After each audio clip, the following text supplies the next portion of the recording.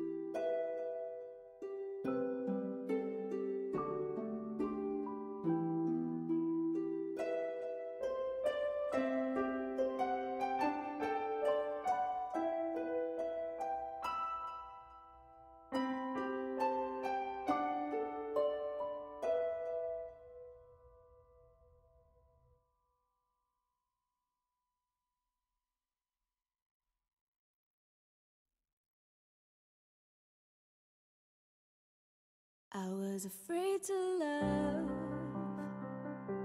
wearing a heart that was paper thin. Thought it'd break with each unhappy ending, so I never let the story begin.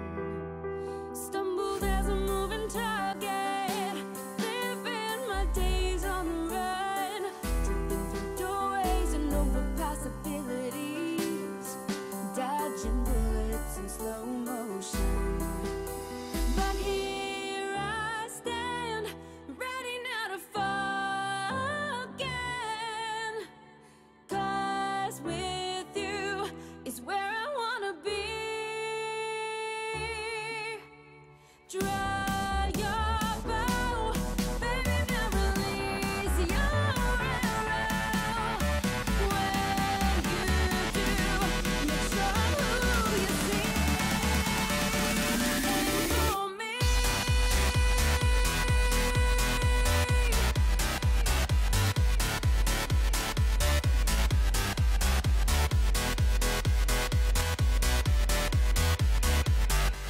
Aim for me.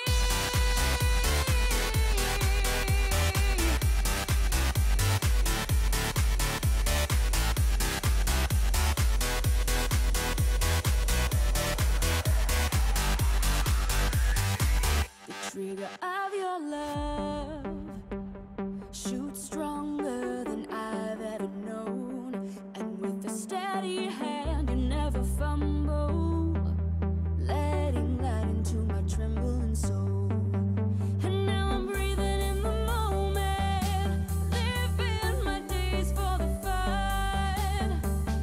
I dropped my guard and lost my armor. I surrendered to your smoking gun. Here I stand, ready now to fall again. 'Cause with you is where I wanna be. Draw your bow, baby, now release your arrow. When you do, make sure I'm who you see. Aim for me.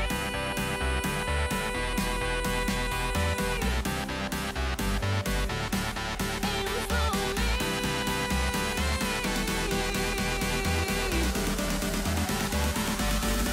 Aim for me.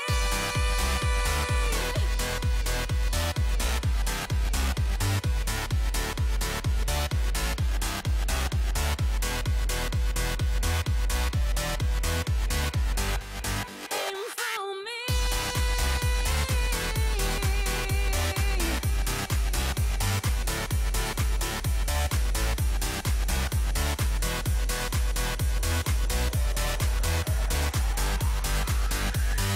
Draw your bow, baby, now release your arrow. When you do, make sure you aim for me.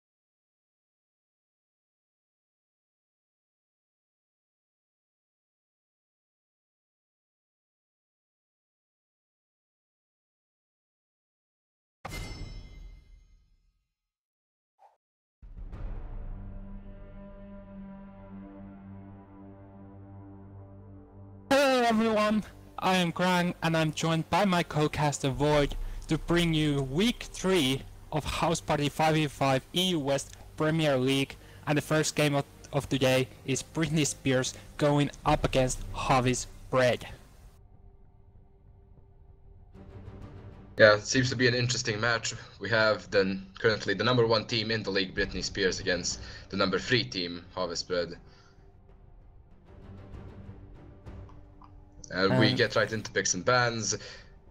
Currently just standard bans, Gangplank, Lulu, Fiora, and an Annie ban actually.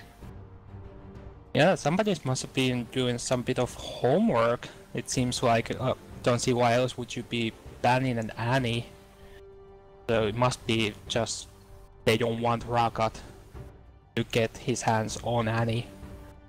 Yeah, Annie is a strong champion, excellent hard engage with that flash ult. If she gets a stun on multiple priority targets, it can be an instantly won team fight. And the last ban for the blue team is Tom Kench, who has been making assertions lately, thanks to having those abilities of protecting your AD carries or your AP carry if you want, but mostly your AD carries. And it's a very nice and annoying ability to have, and a very good ban overall. And yeah, that's what happens when you leave Mordekaiser up. It's going to get first picked. And we see a TF ban at the end. It's a good ban. TF is a strong champion, has that the global can get other lanes rolling. On the other side, we see a cover of Darius. Darius is actually the champ that was most banned currently in this league, with a 60% ban rate and a 0% pick rate. We might actually see Darius finally. And yes, there's the lock-in. Excellent. Going to see some Dunkin' Donuts, maybe, possibly, if we're lucky enough. But, well, you guys, so this is gonna be one of those games where we get to see the glung hitting onto the Harvey's Breads. And then a last pick of Elise for the jungle, most likely. Yeah, Elise is a strong early game jungler. Not much we can say about it. Everybody knows that she is strong right now. On the other side, we see a hover on the Gnar. Definitely a strong champion right now, has a favorable lane against most top laners, can survive easily. Yeah, and some very nice potential, especially on the team fighting as well. And they are still hovering over, just switching over, and there's the lock-in. Also locking in the Braum, so a lot of tanky protection for the carries, so that's gonna be a little bit hard for Harvey's Bread to try engage. Yeah, it looks like they have a lot of slows. It'd be quite hard to get away from that Rylai's Mordekaiser plus the Braum slows, and you have the Gnar with the boomerangs and house throwing and such. It seems to be a sort of run at you comp that doesn't want you to escape at any point. You're just getting perma slowed, and then you get hit by that third auto attack from the Mordekaiser Q, and you're probably dead. Yeah, most likely. And then I think Mordekaiser works pretty well with Braum thanks to the passive, at least if you manage to get it along with the Mordekaiser's Q with those 3 auto attacks. So that's already, well, that's going to be the stun right there if he manages to get all of those stacks on, and plus a huge damage dealt with that last auto attack. Yeah, if he manages to get that stun, even if he doesn't have Q, he has enough time to stack it then and provide that finishing blow. On the other side, we see a lock-in of Victor and Tristana. Tristana, definitely a good pick against that team, has a lot of disengage with the Buster Shot and the Rocket Jump. Victor also good champion, can poke from range with his laser, has that speed up on the Q. Overall, a very strong, one of the strongest champions at the moment on that mid lane. Yeah. However, on the other side, we see the Veigar. Yeah. At any point when you lock in an AP carry that goes like to 1000 AP and further, you're probably going to see that Vigar, because at that point Vigar will just flash ult, and unless you have a Zhonya and excellent reaction time, you're probably going to get one shot. Yeah, not gonna have a good time. Yeah, and we also see the Lee Sin, also an early game jungler, probably wants to match that Elise, trying to get the lanes rolling a bit. Then we have less than 10 seconds to go for the last pick. It's going to be support. And it is going to be Thresh. Just have to make sure it's not going to be last second. Is always a good support pick. Oh yeah. Has probably the most utility out of the entire, out of any champion in the support role. Can engage, can disengage, has that lantern to save anybody from the stacks and stacks of slows that are going to happen. Yeah, especially coming in handy if any of the HouseParty members happen to be in range of Mordecai, so just take a lantern to safety and you'll be okay for at least another 13 seconds, I believe that the cooldown is on the lantern. At least around that. Around. We're not nitpicking on anything, so we have both teams have locked in on the roster. So let's go. Actually, we have time now for the 3-minute delay, so let's go through over the roster. For Britney Spears, it's Stitch, Third, Drive 67 on the top lane, aka Greedy on the jungle, Aparn on the mid lane, and Turk Logo and Raukat off the bottom lane for Britney Spears. And then on the red side, it's HouseParty with Forbidden Tilt on top lane, Dives in the jungle, Whip in the middle, and Sam Haribo and Unbenched on their side of the bottom lane. Just looking at that support name, I'm guessing that's why they banned the Tom Kench. They do not wish for the Tom Kench to get unbenched. So this is gonna be one of those guys. Yeah, it's gonna be one of those. Alright, I'm not against that. I just gotta come up with something nice if I actually have the time. Yeah, over on the side of Britney Spears, actually looking at the summoners, we see that Mordecai has taken Exhaust and Braum has taken Ignite. That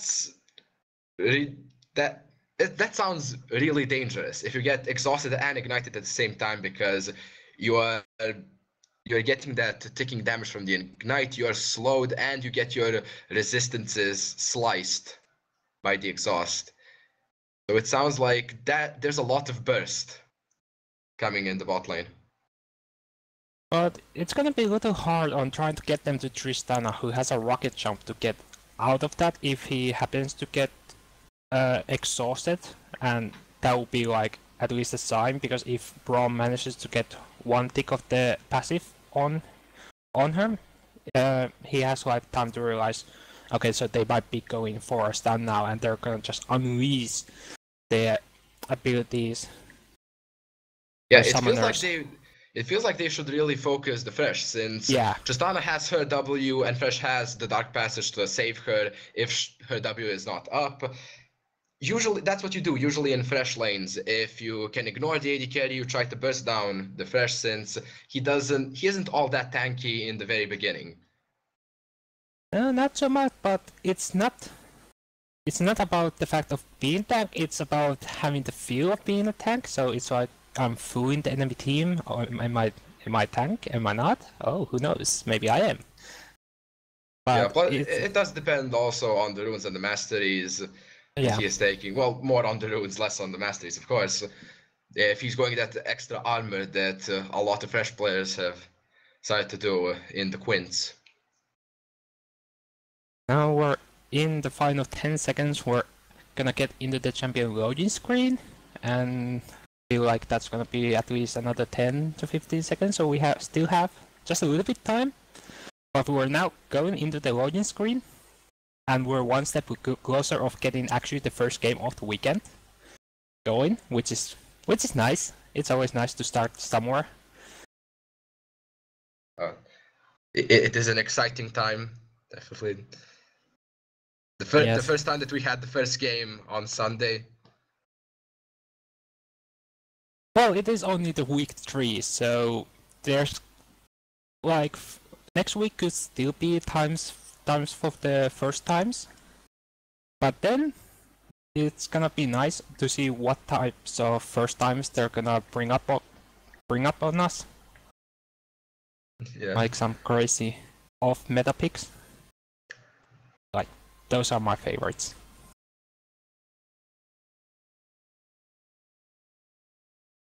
Yeah, on the side of HouseParty, we can see the mastery points. Everybody except Victor with a tier 5 mastery. They've been practicing their champions. Yeah, they must have a pretty good idea what they're gonna do, how they're gonna do at least the level 1s. See if they're gonna invade or are they just gonna expect an invade. But that is actually a good expect. Could HouseParty be expecting an invade from Britney Spears? Both sides actually look like they have a solid invading force. They have a good amount of CC from the Vigar and the Braum. Also on the side of Fresh and Elise, you have the Hook and the Cocoon. So it looks like both teams could try for an invade, though I'm not certain if that's what either of them want. If it's going to be the standard Lee Sin thing, then he probably wouldn't want to invade really on level 1, but wait at Elise's red buff to kill her there and take the buff.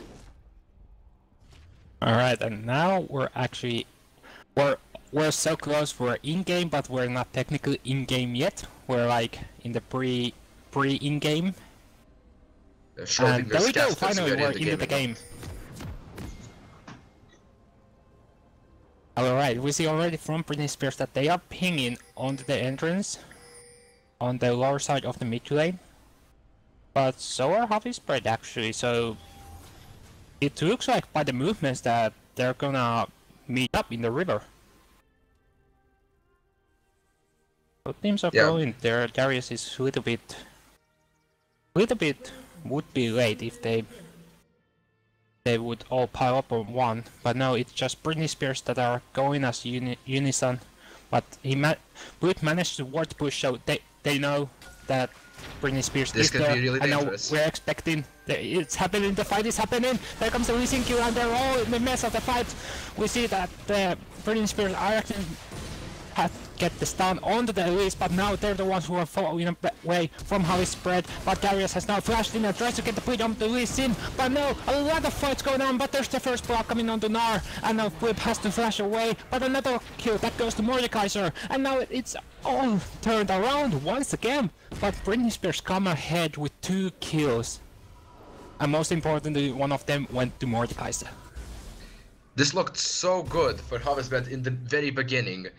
They saw Britney Spears invading, they had the upper hand, then Darius flashed offensively and everything went to hell for them. Now Gnar has first blood so he can get himself a health crystal and some pots, and Mordekaiser got himself a kill for some boots.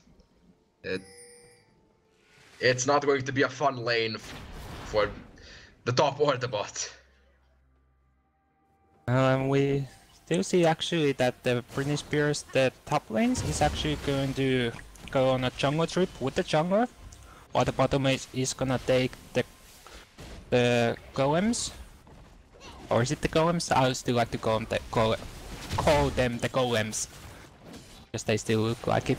But we see that the Darius is also, the HouseParty is also jungling with dives for the time being until both top laners are just gonna use the TP to get on the top lane actually.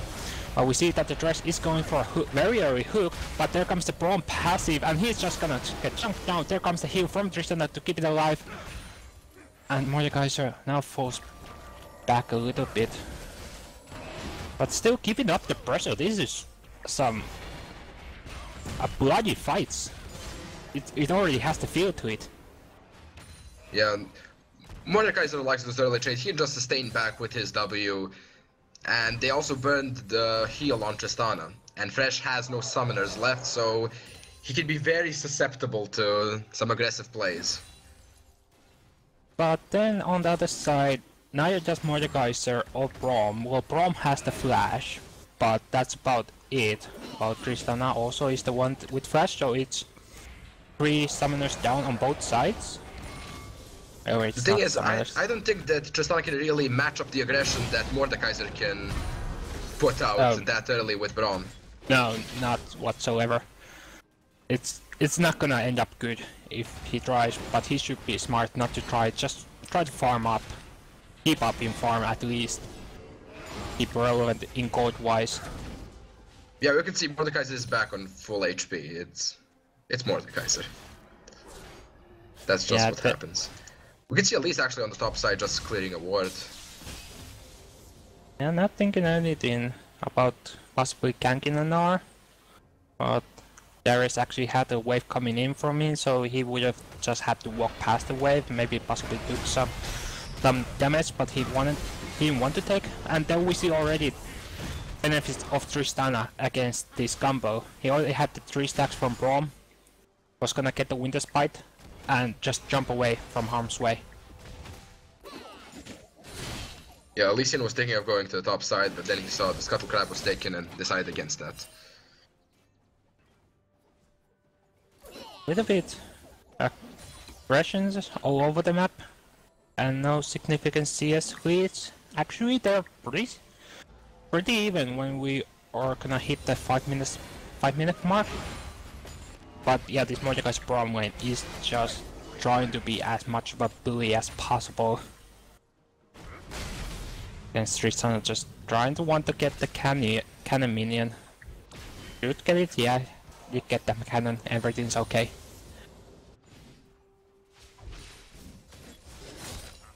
Yeah, we can see that both junglers are back to farming their respective jungles.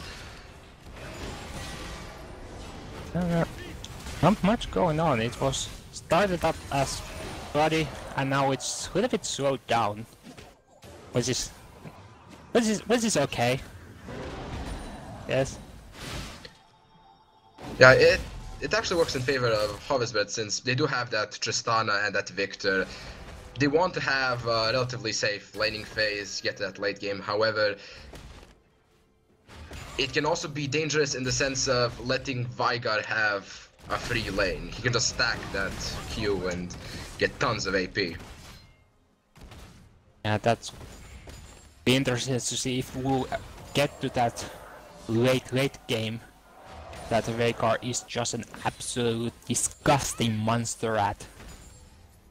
And already Veigar recalling, getting the chalice and then using the TP just to get back to lane.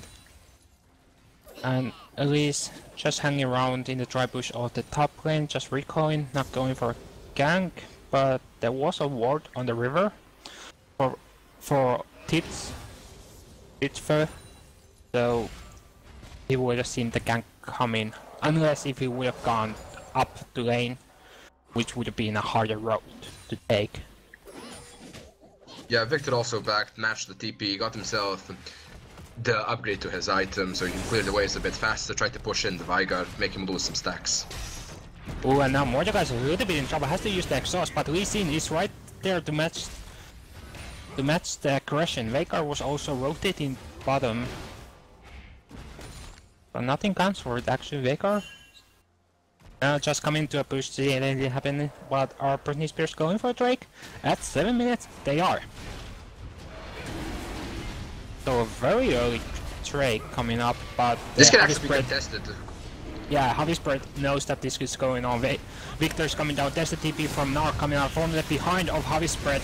So now there's gonna be lots of front lines, but we see that Mordekaiser is actually in the Chaos Storm of Victor and actually goes down to the Bleed, and now Nar is in the front line, actually in the middle of them, but gets taken down by Bleed also. And Tristana almost goes down. The exhaust ignite was actually burning, it was just not enough, and HouseParty just comes out victorious. It's an ace actually. Yeah, that was brutal. And Like, it was a completely brutal fight, and of course they knew that the dragon was going to happen because Mordekaiser just hit 6. When Mordekaiser hit 6, you want to get that early dragon, try to maybe push down the mid lane or the bot lane, and without securing either of the lanes, as in pushing them to the turret or getting some wards or something, I think it was just a bad call. It's what you want to do, but you have to be prepared a bit better for it. And that fight seemed like there was no initial focus, like everybody was just fighting everyone. But yeah, we did see Mordekaiser standing back in the pit, still hitting the dragon, maybe trying to somehow burst the dragon so that they have it for the fight, but unfortunately that's not how that works. Yeah, just got hit by the gravity field and the Chaos Storm. But now the mid lane, Veigar has the Event Horizon onto Elise, but Elise just managed to rebel. Here comes the flash, and the auto attack actually is the one that finishes it off. Elise is getting a little bit too comfortable the mid lane against the Veigar. Yeah, that was even without his ult. Yeah, that was just a Q. And, yeah, that's pretty brutal. Yeah, giving up a kill on the Veigar. Not a good thing, but at least he can find some what you call happiness in the thought that he didn't die to the Q. But now we see that HouseParty is going for a gank on the Veigar. There comes the Event Horizon. Tristan is the one gets stunned, but there's still 3 members. Blip is gonna pick up his 3rd kill of the game. Yeah, looks like they just want to do a trade of turrets right now. Britney Spears are taking the turret on the bot side, HouseParty trying to take the turret in the mid. I don't think they'll actually be able to do so.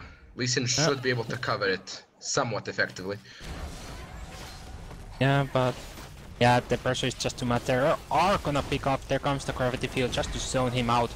And that opens up the map for HouseParty. Yeah, there was a lot of threat from them. If he gets hooked or gravity fielded, it's probably over. Gank from Elise finds the cocoon and the upper hand and the kill for Darius. A very much clean, very well. Oh, Gank. This is looking really bad for Britney Spears at this point. It all went downhill at that dragon. That's what I'm going to say. It all went downhill. Yeah, we'll see if that's the very famous snowball that starts at the top of the hill. And now Dives and Tilt are taking down the top lane turret, but Lee Sin, Veigar and Braum are all making their way. So Lee Sin finds the Q, but it gets cocooned and smited away. That's a lot of damage, but now Ward dashes away and gets the Dragon's Rage on the Elise, and a double knock-up on the Darius. Now Victor has come in with the TP, uses the laser, but Rocket is the one who's gonna get another kill on the Elise actually. I'm very much blinking health bars, but only one goes down for HouseParty, and there's still pressuring on the top lane. Yeah, they're pressuring actually. HouseParty pressuring the bot side. Yeah. Both lanes. Yeah, that's some very nice playing the whole map. Yeah, just want to give props to Dives for dodging that Veigar ult with the repel. That was nicely done.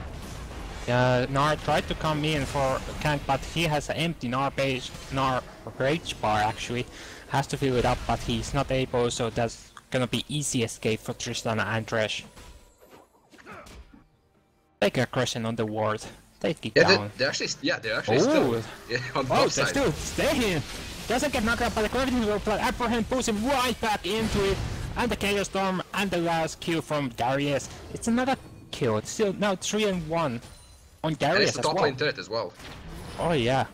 So Global Gold, they have taken all tier 1 turrets from Britney Spears and they have opened it's 12 minutes and they have opened up the map a lot. Now they just have to push the ward line further up and they can start suffocating Britney Spears out of the game. Yeah, currently all the wards are on the front of the Dragon's Pit. Thresh now put it another one, but it's still on the river right south of the mid lane. Just trying to protect the mid-lane turret at least until Blip manages to get his way. But now Elise has come from the fire, he finds a cocoon, but now gets dope, but Rebel keeps it alive, the Dragon's Raid knocks him back, and both teams just disengage, both DPs coming up from Britney Spears. But Darius not choosing to TP, just walking back from top lane, and now Tristana has to be a little careful not getting dope, but there was no risk other than Braum just jumping on him. Dragons coming up in 5 seconds, so both teams are maybe looking to contest that one. Maybe HouseParty trying to get the first minute. And Braum now flashes in, gets the ult in, but the follow-up is not quite there. Thresh manages to find the hook onto Braum, and Braum is there. This flip hook picks up another kill.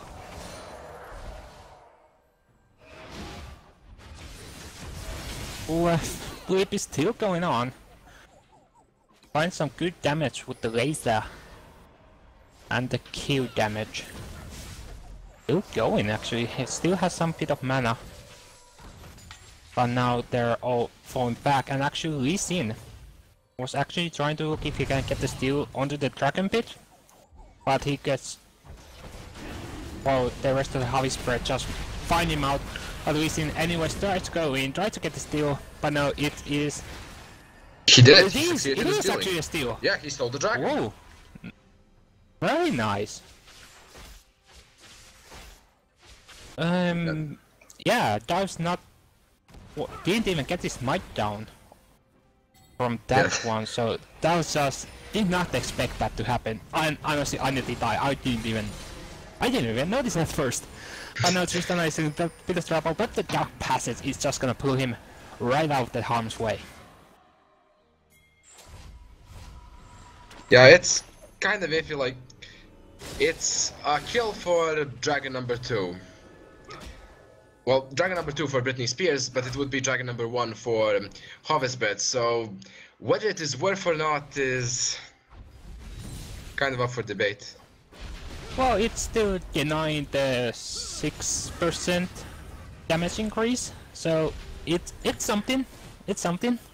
It is something, however, at this point Britney Spears really needs to make good picks with their comp, get some gold back in their favor. Right now it's what is a 5.5k deficit, and that's a lot of gold. Oh yes, especially for 15 minutes. Yeah, 15 minutes is just gigantic. You can see like completed first items on Darius. He has that those Merc Treads and that Black Cleaver. We can see an Abyssal Scepter and the tier 2 Hex Core on the Victor. Actually, speaking of Victor, a little bit got out, but Braum ult comes out, and the Event Horizon is there, but the ulti from Veigar is the one that's gonna finally get the kill. I was gonna say that Victor is a little bit got out. That passage did not go over the wall, so he was kinda screwed at that point. Not able to. Yeah, that is exactly what Britney Spears needs. Get those picks, get some gold back.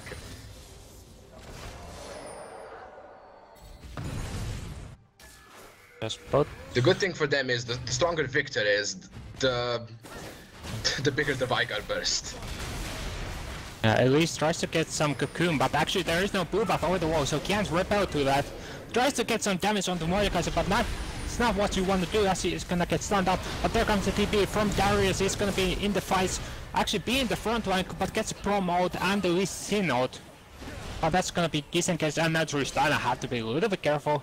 Thank God Lee Sin does not have the ulti up, so he can't really be in harm's way. So, a little bit misplay from Dives. Just trying to get some free damage on the Mordekaiser, but did not realize that Braun would just jump in and just... Yeah, in the end it just finished as a trade of summoners. The good thing for Britney Spears is they will soon have a teleport advantage, which they can use to make some rotation. They have taken the tier 1 turrets in the mid lane and the bot lane. They should probably move their focus over to the top side to get that one as well. As we can see, there is not a lot of not a lot of presence in the top lane from the side of HouseParty. They are mostly moving around that mid and bottom side. The wards reflect that as well. Yeah, 3 wards on the bottom side of jungle well, 2 being on the top side, so covering up that entrance, but not the dry bush one, so yeah, they're just very basic wards so that they don't get flanked. They're not any type of control that part of the map, we will go there wards. As we can see, it's more of a defensive set. There's nothing all the way to the top side. See that the cocoon misses, but the Sonic Wave does not. But he still has found a cure for the Lee syndrome. Not going in would have been a bad choice. But the HouseParty are pressing a little bit on the mid lane inner turret.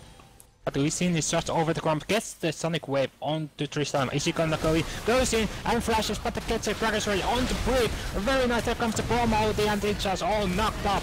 And Tristan has already 3 stacks from the Prom passive, but we see that Veigar has gone his focus on the Elise and he's gonna get the kill thanks to the ulti and the Q. And now Tristan goes down and the next focus is on the Thresh. A double kill for Mordekaiser. For Darius not being there, not having a TP at all, so that's being a 5v4.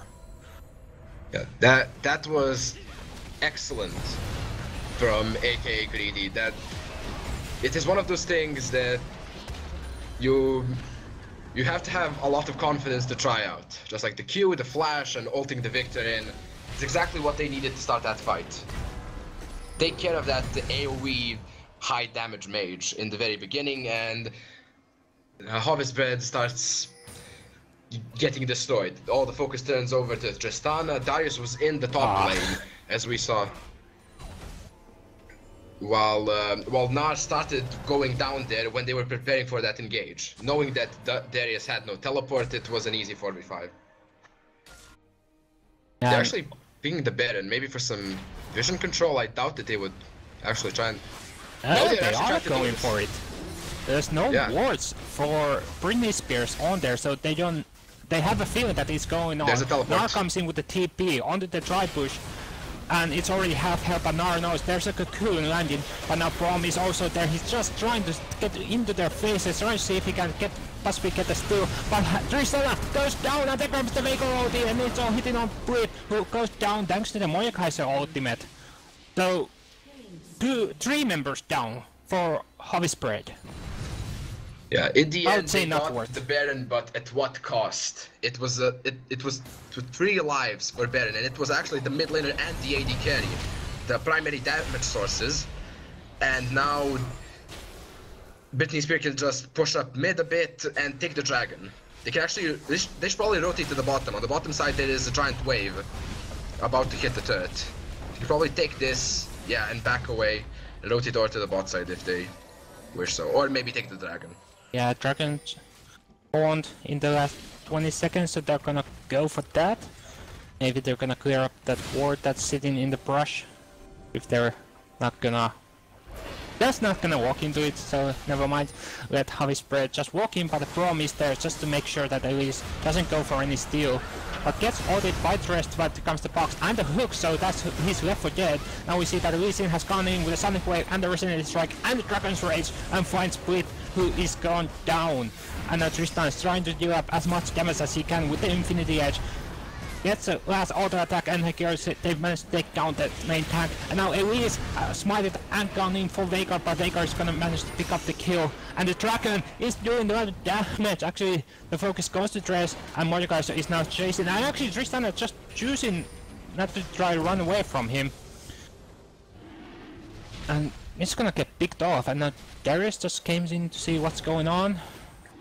Yeah, they have to back off.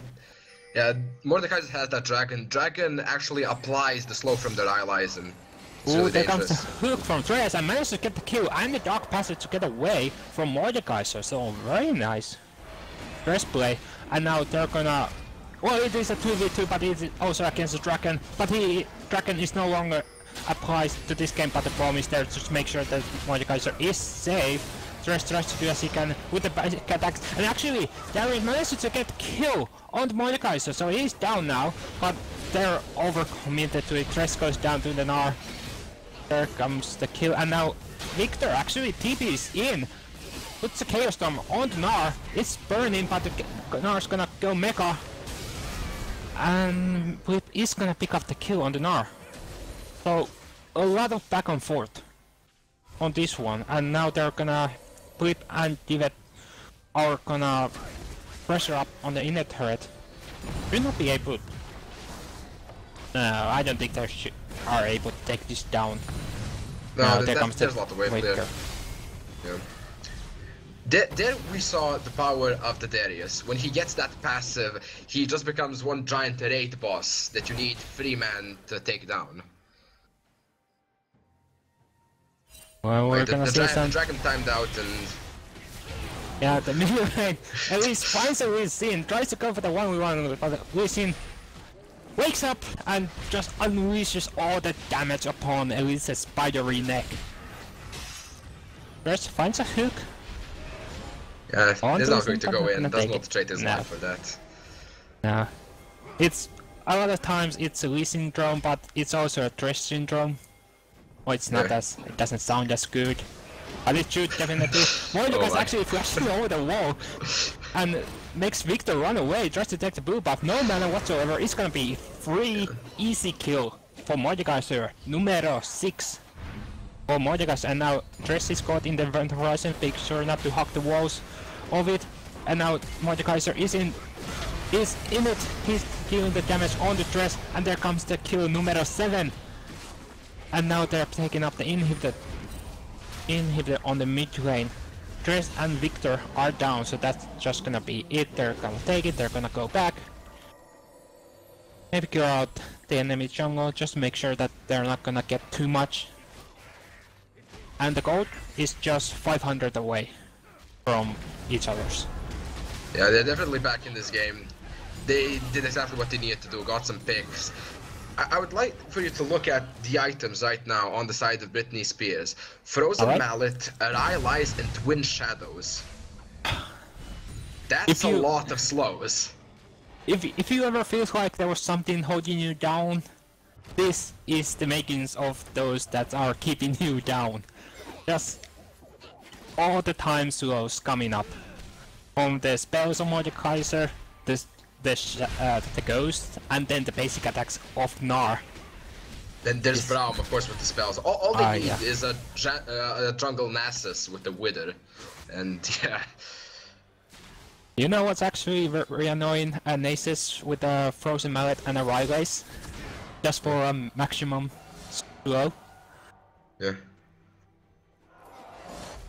But I would imagine that would be efficient in any other way other than just applying the slow. So very close in gold, just 4 kills dividing, 5 turrets for 3. HouseParty still no dragons. But there is one coming up in 1 minute 20 seconds, but the Baron is also coming up in 1:13. So yeah, HouseParty is taking the scuttle crab on the top side, trying to get some vision there. We prepared for that Baron. Yeah, Darius just dealing damage onto the front line, that's his Braum. Almost gets knocked up by the gravity field, but manages to jump from harm's way. But there comes the flash, and the old Dress is the one who gets knocked up, and he's just in it. He's not gonna get away from that. It's Faker who's gonna pick up that kill, and a very nice Gnar against where the turret used to be. A double kill for Faker, and now they're chasing onto the Tristana. Gets the stun onto Tristana, and it's the Mordecai who's gonna pick up the kill. Would have been the Veigar ult, but it was not to be, it was the Mordekaiser. That's picking up the kill, and now they want to try to end right now. Yeah, might go They probably can, actually. Yeah, it's 5 against 2, it's only dives and forbidden tilt. And the first turret goes down, only one more standing. There comes the Cocoon, it's on the Lee Sin, and now they're gone in, but the Dragon's Rage just keeping Darius away. Elise just tries to do as much as he can, gets the 1 kill on the Raka, but it is the support, that's not enough damage. Now the rest of the teams are respawning, Dress is up, but they're still going on to the Nexus. It is going down, there's not enough damage to keep it down.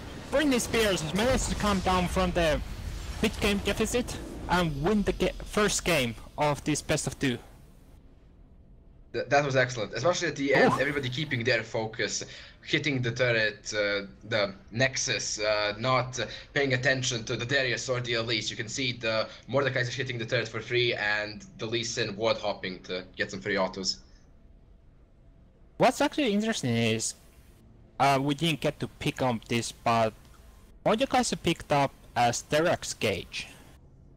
Yeah, Sterak's Gauge, a really strong item for Mordekaiser. It has a lot of base AD, and the shield makes him almost invincible. Yeah, not actually throwing enough flow on that to make it useful on that to keep the shield up, but nevertheless, that is game 1. We're just gonna keep a small break and we're gonna come back on to game 2.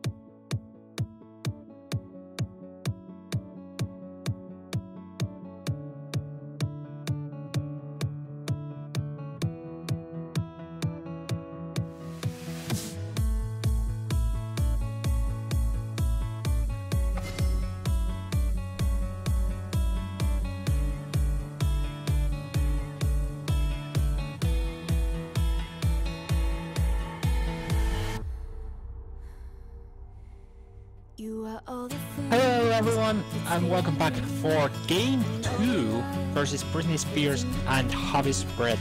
This time Team HouseParty is on the blue side and Britney Spears is on the red side.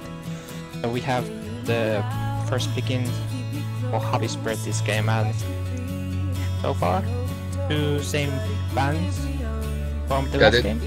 Yeah, they were lightning quick bans. They know exactly what they want back in the first round. Lulu, Fiora,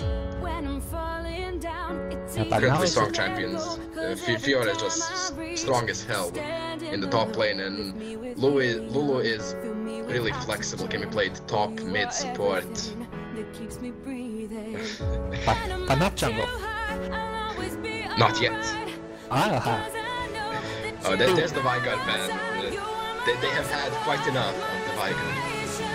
yeah, I was gonna think of we see these 2 first bans and then thinking, now are they gonna flex their bans in some sort that the last game will not happen, and it is already 2 of the bans for HouseParty is Faker and Mordekaiser.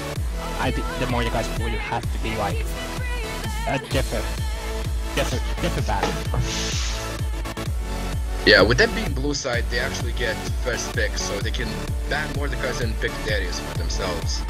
Since both of the champions are really strong. Braum ban actually.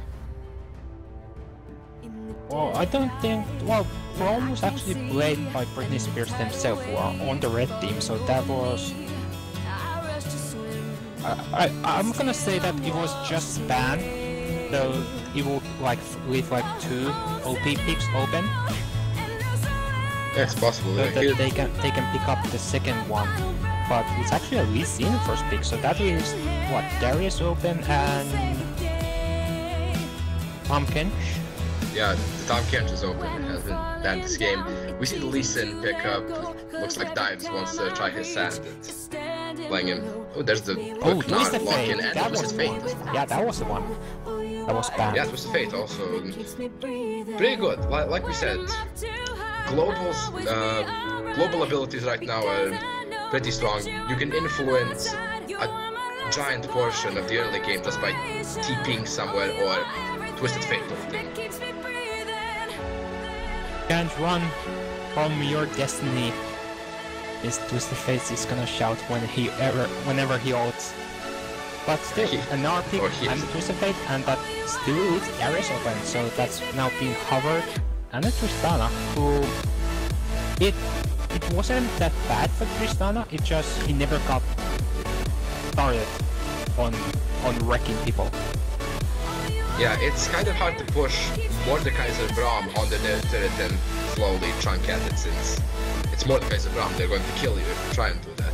And we actually see a Renekton lock in for the top lane. Haven't seen Renekton actually for some time. Still a strong champion. A lot of lane dominance. Not too sure though how he's going to fare up against the Gnar. I think the Gnar can play pretty safe against him. So, no Darius picks for this game. Unless if Gnar is some crazy pick who goes like jungle or something. I don't think that we're gonna see Darius this game. Which is okay. Too much Darius can be too much. It might be a last pick Darius, you never know. It might be a Gnar mid, the patented TF jungle with that Devourer, since it is re-enabled now. You know, I'm not even going to try think about how many flex picks there could be until I see the final pick. Yeah, because that's just, it's gonna go into that crazy world where Vayne goes top and Shen stay the carry. Yeah, like, oh man, there's so many possibilities if you wanna go just throw off the book and just go wherever you want. But we'll see what the last pick is gonna be for Britney Spears. Me and Ari hover over. Ari, we haven't seen much Ari lately, but should be making a comeback thanks to the Assassins making a resurgence as well. Yeah, and there's the Fresh again.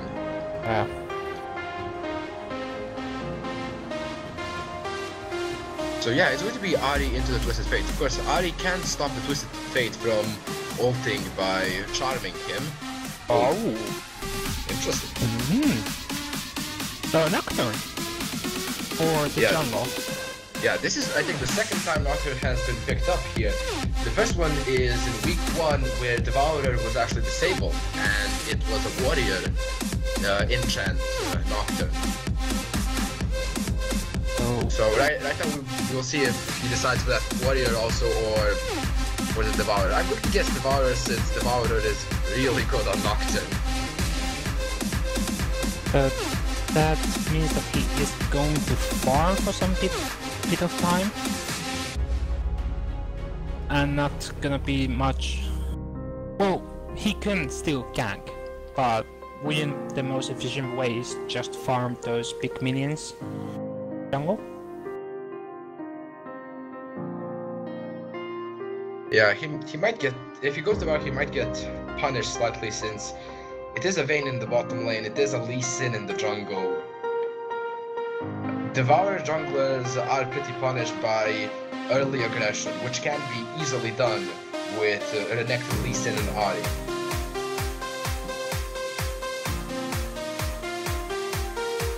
But a lot of like global map pressure, like Nocturne, Crucifate, Shen, like everybody has their ways of getting somewhere over the map, other than walking.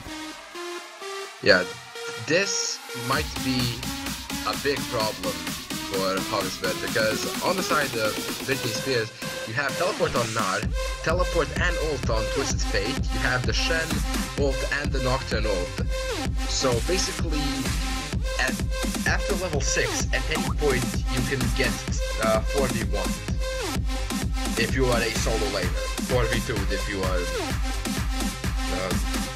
actually 5v2 if you are the bot lane. The thing with that is, when they have a global on their team, you usually focus the lane with the global. Like if it's TF on mid, you're going to focus the TF so that he can't ult top or bottom and get that lane snowballing, because if he does that, he'll just die because he is weak. He got camped, especially by Lee Sin, who is extremely good at early ganks. However, at that point you're like, well, okay, you're going to focus the TF, and then Shen is going to ult up top, or mid to help him, then you have the Gnar teleport. We have actually seen this being played in the LCS quite a few months ago. It hasn't been touched on. I think the last team that played it was Team Impulse in the last few weeks. It's something that I haven't seen in some time. Not for 3 months, yeah, for sure.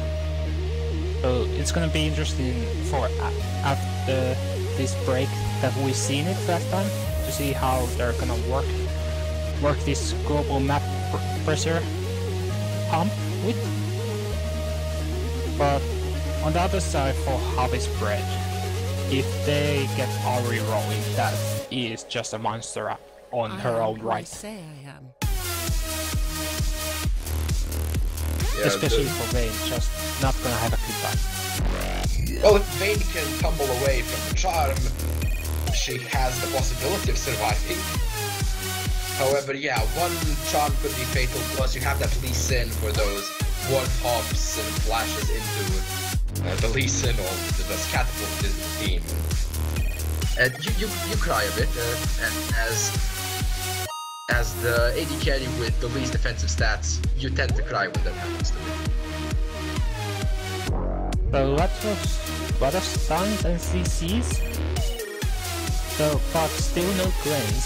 So running on that risk of just I'm well protected. If I get stunned, I'll just get saved by my team. But how is it gonna?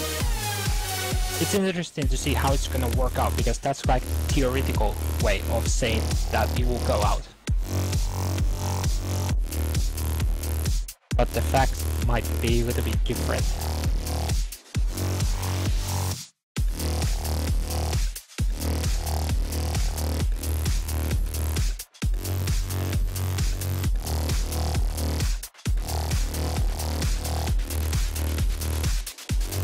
Yeah, we're just waiting for them to load in.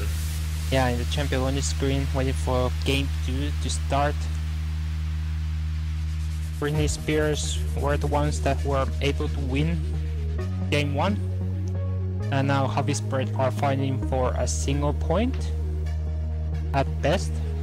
Just try to take those 2 points away from Britney Spears. Who were the number 1 team coming into this team game. So might still be after this game. Yeah, they're just gonna rocket their lead even further away from the number 2 team. Yeah, we've just loaded into the rift, and the base gate is going down. Game 2 is starting.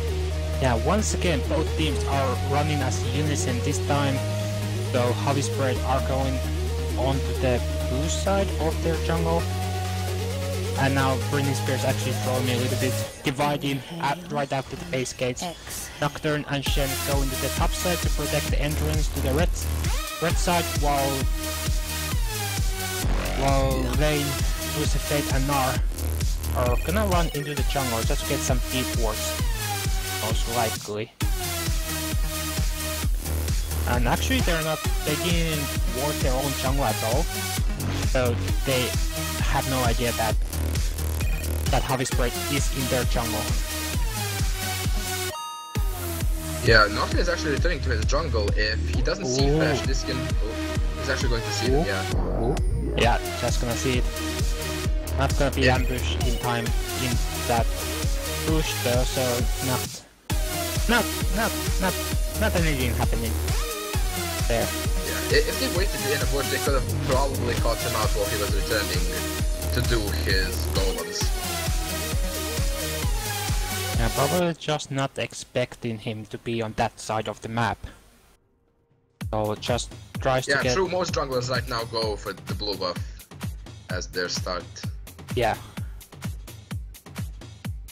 So, actually, the HouseParty are lane swapping onto the top side. Oh, it's Britney Spears that are going onto the top side actually. Yeah. Getting fooled by the colors. Yeah. And once again, the both top laners are starting up their journey on this map with the jungler, just helping them clear out the map, take some little minions, jungle. Yeah, you can see the difference that HouseParty expected a 2v2 lane. That's why they did Krugs level 1, while Britney Spears just went up there, and you can see that Shen actually started a slow push towards their tower by running in front of the minion wave, grabbing aggro so that they group up. It starts a slow push towards you, so really well done. Yeah, very early gank, actually Sonic Wave coming just an inch from your hairs with the Fate, but just managed to get sidestep actually Sonic Wave, but the TP comes down from Tisfer and they're just gonna fall back, make HouseParty fall back, but the top laner and the jungle are in the tri-bush. Pink Ward goes in and the Pink Ward goes down. Yeah, and here you can see the difference between the strategies.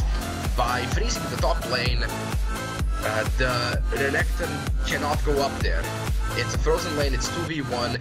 He can just stand there within like XP range, but it's fairly difficult for him to get any gold. While on the other side, they were fast pushing the turret, and Gnar is just going to stand there, get some gold. Quite easy for him. The charm from Ahri misses, but the guard is in range of the turret, and now Ahri actually flashes in for the turret, and it is enough. First buff for Twisted Fate, who actually goes very low from that gank of Lee Sin. If the charm would have landed, that would have been the first blood, but it was not to be. Both mid laners just exchanging flash. But it's Ahri who goes down. Sick bait. Yeah, 7 out of 10. Yeah, still you can see the top laner, the jungler, double jungling because Renekton can't do anything. He can't come up there. This is very well done. by Yeah, Britney Spears. Yeah, Shen actually now moving away from the lane. It is frozen right in front of the Britney Spears turret, so he's gonna have some time to roam. And now they're gonna ping that Lee Sin is going to the top side. Shen and Nocturne actually gonna hurry back. Sonic Wave lands, but a nice flash and Condemn against the wall. Lee Sin almost goes down, but the Renekton's done, just keeping Vayne at bay. But the Silverports are going. There's the flash dawn on the Lee Sin. He finds it, but the safeguard is keeping him alive. There comes the paranoia. It is on the Renekton. The gold guard hits, but it is on the turret. Has to be very careful. It's Vayne who goes in, but it's Lee Sin who managed to get the kill on Vayne. So dive gone very wrong. Two kills in this game, both from poorly executed dives. It looked good until they got to the turret, and everything from that was just horribly wrong. And actually, nice hook between the minion waves hitting onto the Mechanar. Yeah, they're actually pressuring him quite well, since even while he's under turret and getting some CS and some gold in his pocket, it's Tristana. She does technically double her damage in turrets because of that explosive charge.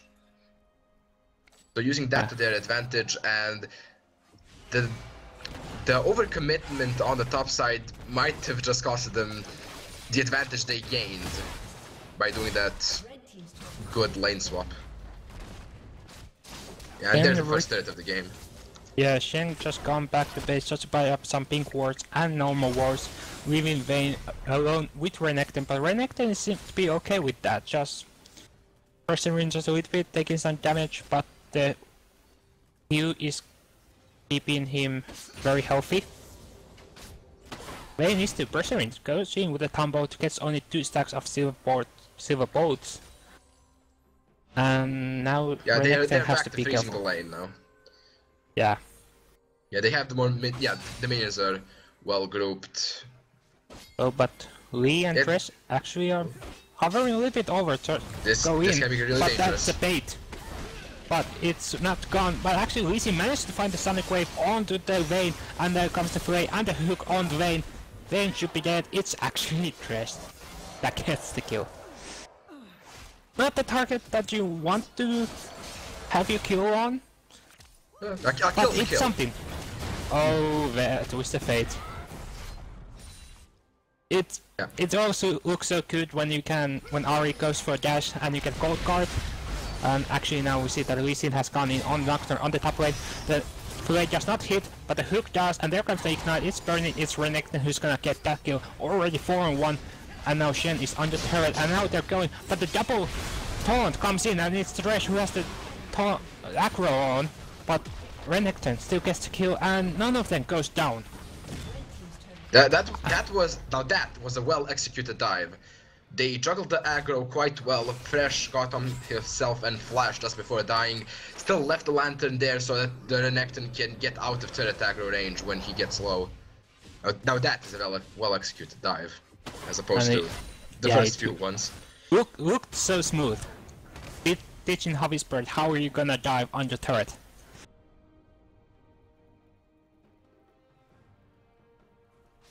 But still no significant CS lead, or none, except, well, most significant being on the top lane, 9 CS, but it's only 9, so it's not much of a CS lead, but it's something, I guess. Yeah, but 3,000 gold lead. Yeah, there is, I would say a medium-large difference in CS between the top laners, 26 against 45 in the Renekton versus Gnar matchup. However, the Renekton has 2 kills and 2 assists right now. I think he has probably more gold. Yeah, he has almost 1,000 more gold than Gnar. So all of that freezing hasn't paid out when they have just been, well, handing the kills. Yeah, they've been handing the kills over. A nice late swap mechanics are good, but you can't let yourself die. And that's an easy drive. Yeah. It's uncontestable. It's uncontestable. The bot lane is on the top side. The jungler is also on the top side. TF is just pushing the wave in since he can't really do anything about that. Yeah, overall an easy dragon for HouseParty.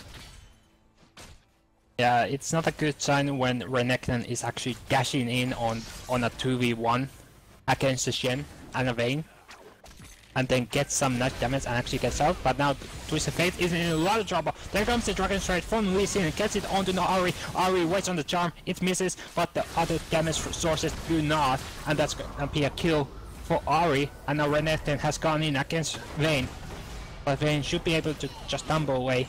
No stand united for Shen at this time, but now the kills are going on in the bottom lane, but Tristana manages to get the kill on the Gnar, but Nocturne has gone in to get a return kill on the Tristana. But there's still pressuring on that inner turret. Twisted Fate has to use a home card just to run away into the bottom lane. There comes the Destiny, and actually it's in the middle of there, and the focus was on support, not the guest has to flash away. Yeah, it was a good attempt by Ahri. I think she tried to predict a flash with that charm. Didn't quite work out. Nocturne didn't want to flash. He trusted his ability to dodge the charm. Ooh, and taunt from Shen actually missing, but it would have been under Renekton's turret, so the aggro would have actually not been on Renekton, but rather on Shen. Yeah, now we can say that Britney Spears is in a bad position. However, they were in a bad position at the beginning of the game, last game as well. Yeah, they managed to get back in. So yeah, not counting them out, in unfavorable position right now. But okay, if they've won one game from a similar position, I'm sure they can get two as well. Yeah, just gonna wait for some bit of power spikes on Vayne. If he can get the Blade of the Ruined King, he is building on very quickly. Tries to have some 1v1 potential. And now Gnar is actually making his way. The hook comes in and he lands onto Shen, but a nice ulti from Tristan is gonna keep Vayne in harm's way. But there comes the TP from Renekton, and he's onto Gnar, and also Twisted Fate. Also, everybody's just TPing in except for the Nocturne and Ahri. At least it is there. Also, he might try to do something. Yeah, just waiting on the rush. It's not worth it, so they don't know if Britney Spears come a little bit too close. They're kinda on it, but they're keeping it smart, not going near the bush, and actually Lee Sin just giving it up. Gonna farm up the river scuttler. Yeah, he might have been waiting for the Mega Gnar to wear off, but decided that it wasn't worth the time. Just gonna take too much time and not much of a return guarantee. Yeah, now here's the Twisted Fate wave clear, and there's a Gnar there. I'm not sure if they can. Actually, Twisted Fate is backing right now. If he backs, they probably get the turret. Well, Shen is making his way also, and Nocturne is right around the corner. They're going aggressive. Renekton goes in, gets a W stun, but the Stand United onto Twisted Fate is keeping it alive, and Nocturne is just doing a lot of AoE damage on the Renekton and Dress. They're both running away. Actually, they believe it's the Dominus of Renekton. Yeah, Dominus keeping him alive. One boomerang, almost. Not enough damage though, but it's a nice hit. There comes the Mega Gnar. But they're still going on the top lane turret. Yeah, I'm not sure if going on the top lane turret is the right idea. Like, yeah, they're going to get the top lane turret in this wave, but they wasted a lot of time. They might have been able to rotate and take the tier 2 on mid. It is true that they do have a lot of globals. However, I don't know. I think they could have like baited the top lane engage and then just took mid lane off of it. Coulda, woulda, shoulda. Yeah. But we're not the ones to judge. Such a hard word to say. But now the TP advantage is on Britney Spears with Gnar still having a TP and the Destiny. on TF. They have TF, Shen, and Nar. They always have a TP advantage. Oh, and the Nocturne as well. Well, it's technically it's not a TP, so it doesn't count for Nocturne. But I don't know. I'm gonna say that there's gonna come a moment where HouseParty has the TP advantage. I'm calling it right now. Possible, since we saw in that top lane fight they blew all of their globals to get into that fight. Well, apart from the Nar TP, since Nar was already there.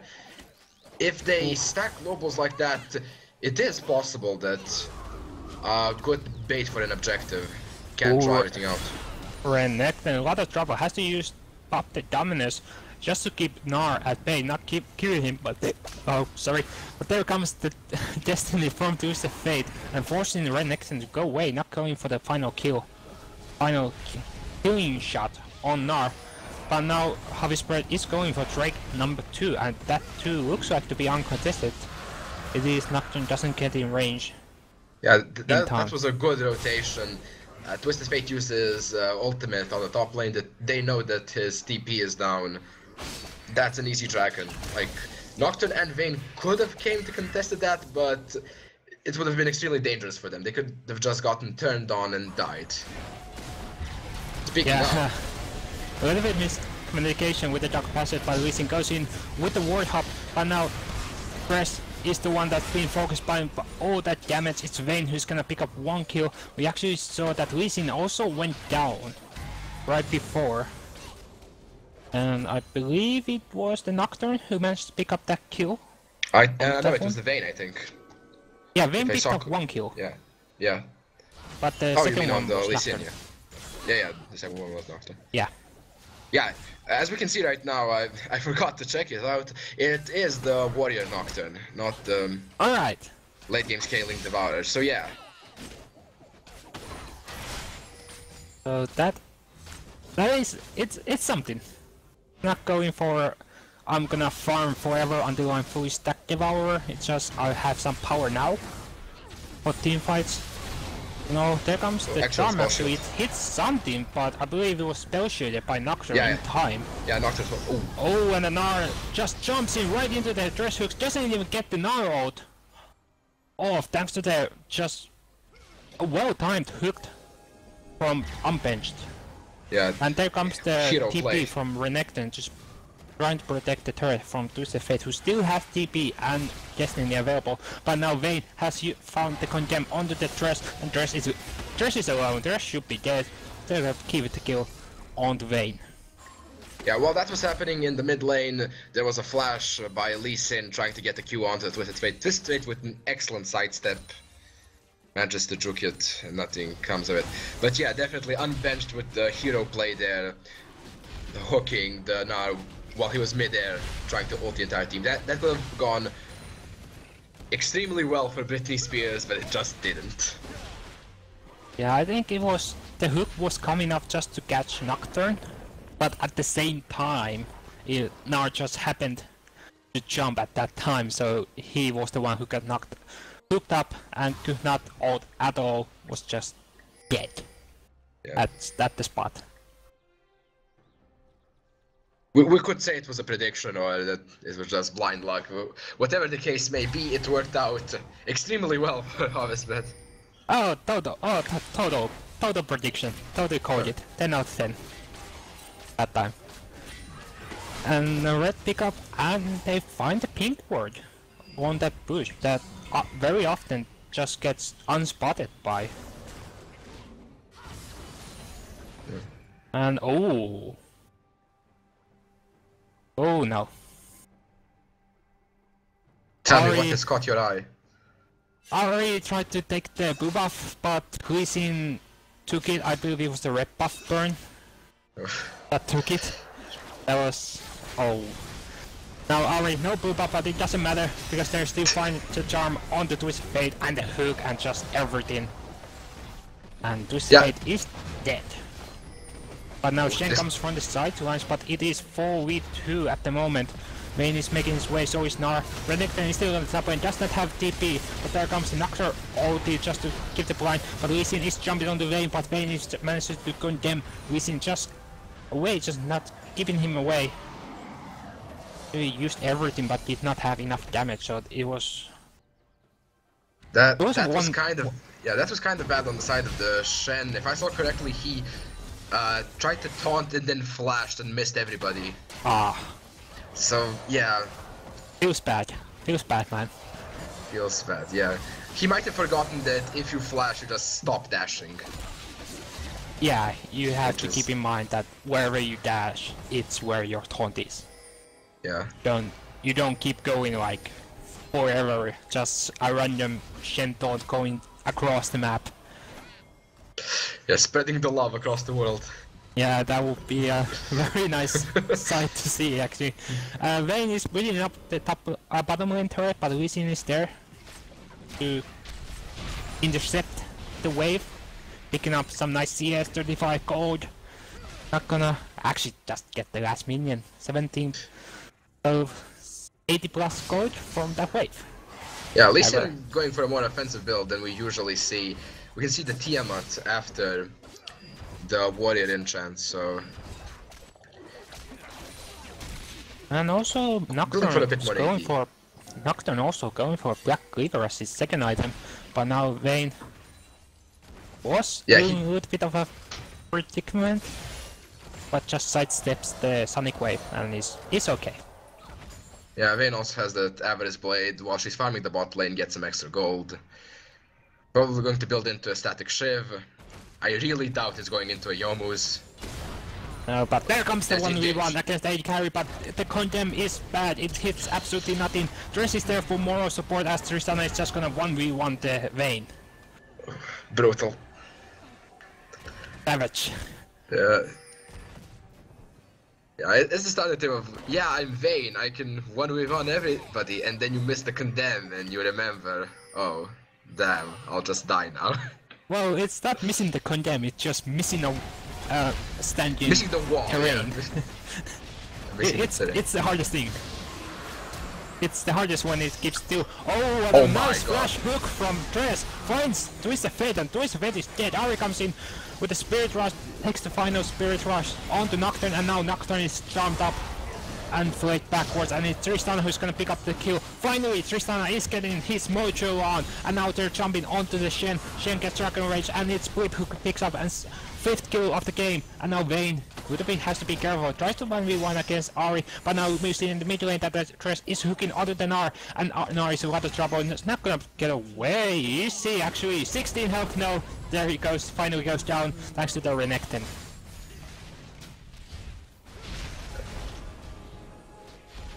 Yeah, yeah, fresh for MVP. Falling mad plays. That it is absolutely all the champions that might be just the most satisfying thing you can do. Actually, Vayne just flashes in, uses the ulti to right 1v1 against Lee Sin. Lee Sin tries to do his best 1v1 imitation of Vayne he can, but it is not to be.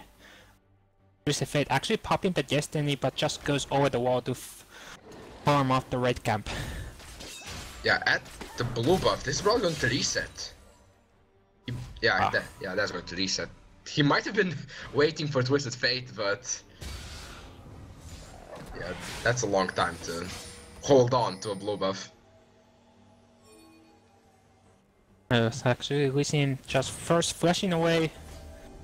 He was trying to keep his distance from Vayne using the Sonic Wave, but I don't believe he had the Dragon's Rage up at the time, so he couldn't just finish her at that time.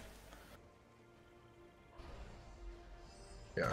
Now, on the Lee Sin, we can see him actually building for Randu and Zoman as well. He might actually turn that Tiamat into Titanic Hydra.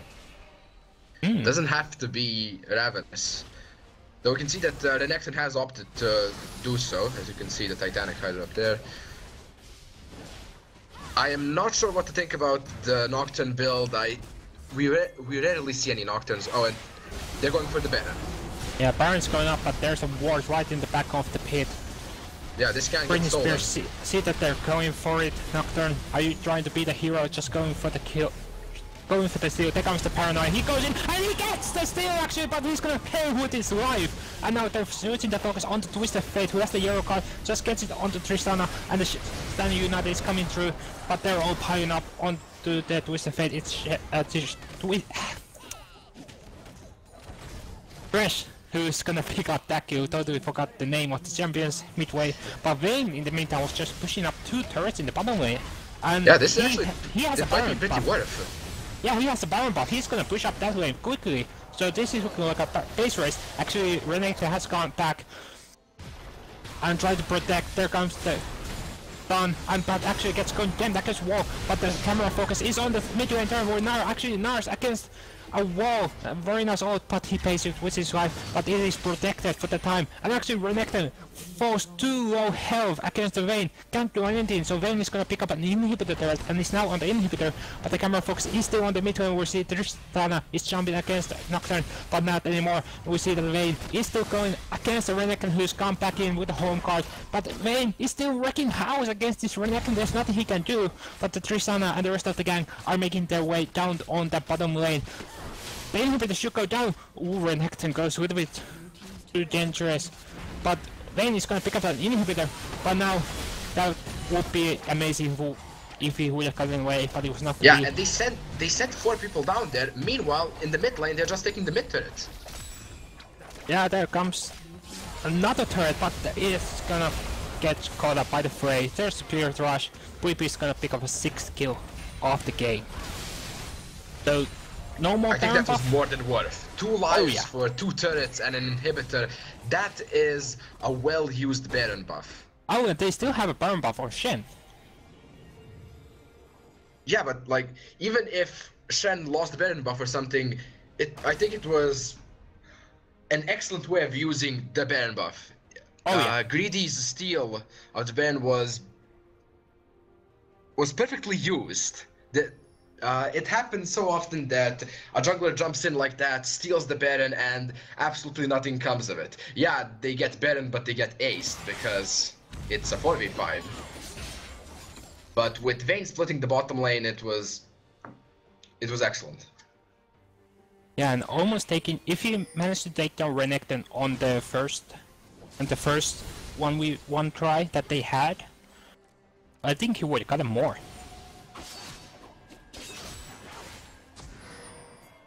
But now, Dragon's coming up in 40 seconds. Lee Sin is around the Dragon Pit, but the Destiny comes through, and the Cold Card, he gets locked up by the CC. There comes the Paranoia from Nocturne, and it's just locked up by Twisted Fate. And now, the 1v1 that we expected to see, but Tristan jumps over the wall, but so does Vayne with the flash, and now Vayne is a little bit too hammy. He's gonna get killed off by Dress. Actually, he's gonna pick up the kill.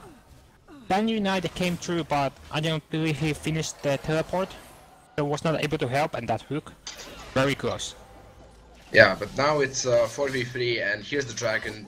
Plus, Britney Spears has Smite on, because the Nocturne is still alive. Yeah, that it would only be suitable for HouseParty to steal the Drake from under their nose, like what Greedy did with the Baron. But now we see that Shen has gone in with the Horn, but actually it's too... there comes the follow-up. Finally, the Gold Card hits on the blip, and now Renekton is just farming house. Farming house is wrecking houses, everyone. And now we see actually that the Twisted Fate is actually gonna turn it around thanks to the help of Gnar. Tristana and Lee Sin not being there, but now Lee Sin is there, but Gnar has been left alone. Lee Sin managed to jump away, the hook comes through, but it's not to hit. Sonic Wave does not hit, but there's Vayne, and now they're turning, but the Dark Passage pulls Lee Sin from harm's way. Vayne is actually still going, there comes, hits the Sonic Wave, and the hook lands, and no follow-up. And Vayne is now content about just taking a Drake. But Lee Sin is just around the corner, has Smite up, but very this smart, he pulls it away. But goes in, that's going them against the wall, they have to kill it! Oh, Smite is too soon! Ooh! The Smite was, he smited it and the Drake was, what, 20 health? Left? Yeah, Was so close. Yeah, at level 13, your smite does 760 true damage. You really don't need to rush it. Vayne can't burst that. He might have gotten scared that he will die before throwing out the smite and just went for that. Plus, the smite gave him back some HP. But either way, even if you get HP back, you're going to die. Better... I think it's better to wait, like, sometime. But it's easier for us to say this up here. Yeah. From the from the caster booth. It's a totally different story when we're actually playing the game. Is so the gold lead is 5,000. It's shrunk from that Baron steal that Greedy managed to pull off, and now it's Britney Spears once again this game falling behind, but then manages to claw their way out, and now Vayne is 1v1 against Renekton, but surprise, it's not a 1v1, it's 2v2, because Nocturne has now jumped in, Shen comes in with the Standard United, and Vayne survives with the getting a double kill. Yeah, that is exactly what you want to do with the global comp, just split push. Because it is never going to be a one-on-one. Even it's not going to even be a two-on-one, apparently. Yeah, 4 members of Britney Spears pushing the top lane while Twisted Fate is in the middle lane. Hook comes through, but it's not gonna hit anything at all. Yeah, and TF still has Destiny and Teleport. And on the bottom side, super minions are still there, pounding away Inhibitor. Oh, there comes the hook. Lands onto the Shen though, not the target that you want. Gnarl actually came through, but it was just for disengage. Shen actually went a little bit too low on health. Higgin actually used the Face of the Mountain active, so was certain that he was gonna survive, but now Gnar is certain that he is not gonna survive this fight. Actually, the TP from Renekton came through. And this might be really bad for Britney Spears because Baron is live now. Yeah, and it could Gnar be a 4v5. is down for 25 more seconds. No TP on Gnar, so if they manage to postpone this fight, I don't think it's gonna be. So does TF. Yeah, Destiny comes through, and now they're waiting. Nocturne is waiting for round 2. Waits for the ulti, there he comes, he goes in, and it is too late this time, but the health bars of HouseParty are still melting. Lee Sin is the first target to go down, and now Renekton is trying to run away from the Vayne. It's actually Nocturne who pick up that kill, and now Wakao is gonna pick up the 4th kill of that fight, and now there comes the TP from Twisted Face. He's gonna TP onto the bottom lane, while Nocturne is still chasing onto the trash. Actually just condemned about pushing the minion wave, but now Twisted Fate is on the inhibitor, and he's gonna take it. Yeah, they didn't get the Baron, but they get the consolation prize of the base. And possibly the game from it. Since only Fresh has the Baron buff and he can't really use it when 3 inhibitors are going to go down. Probably. Yeah, actually a hook lands on to Vayne, but Vayne is okay, not even gonna use the QSS, but now it's gonna flash over the wall, the cut hook, and now the Ignite and the Stand United, but that's too much of a damage. Renekton is gonna pick up 1 kill, Blip is gonna pick up the 2nd kill on the Nocturne thanks to the Ignite. So only 2 inhibitors went down, and I say only 2. Yeah. Yeah, because of the situation, we're saying only 2 inhibitors. Yeah, Vayne was pushing up the last inhibitor, but he was just intercepted by the fresh homing missile hook. They managed to find his way onto Vayne. Vayne choosing not to QSS it, but I think it was a 2nd hook that came onto Vayne. That was the one. The 2nd hook is what sealed Vayne's fate. Yeah, and not choosing to QSS that either, so... I know, I didn't see... The QSS might have been down, but... I don't know. It probably was, actually, because I'm guessing the QSS was used during the Baron fight, since there is a large amount of CC from the side of Moment Spread. No, I looked at it. He was taking the inhibitor and he had the QSS available at that time. Just then I don't know. Might have gotten a bit too relaxed. Yeah, and yeah, just get a little bit too comfortable with getting chained. Not gonna judge. Everybody likes what they like, but it's not best for the team for your carry to get hooked. Yeah. Dragon's coming up in 10 seconds. So far, this could be Dragon number 4. Yeah, if HouseParty manages to steal it. Yeah. Yeah, this could put him on a path to actually winning the game. Like, the top lane inhibitor was not taken, and their top wave is actually pushing towards the base of Britney Spears. Actually, yeah, we can see them pinging the top lane. Yeah, Britney Spears are only now going for the dragon.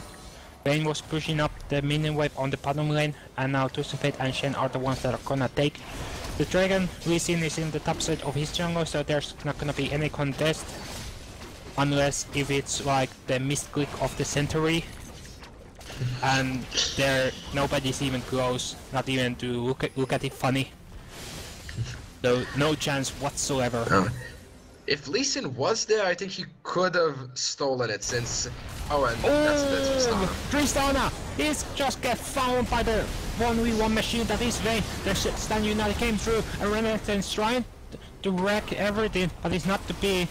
Vayne is the one that does the wrecking here. Dark Passage actually saves Renekton life for the time being, but Tristana is down for 35 seconds, and they might push for a win.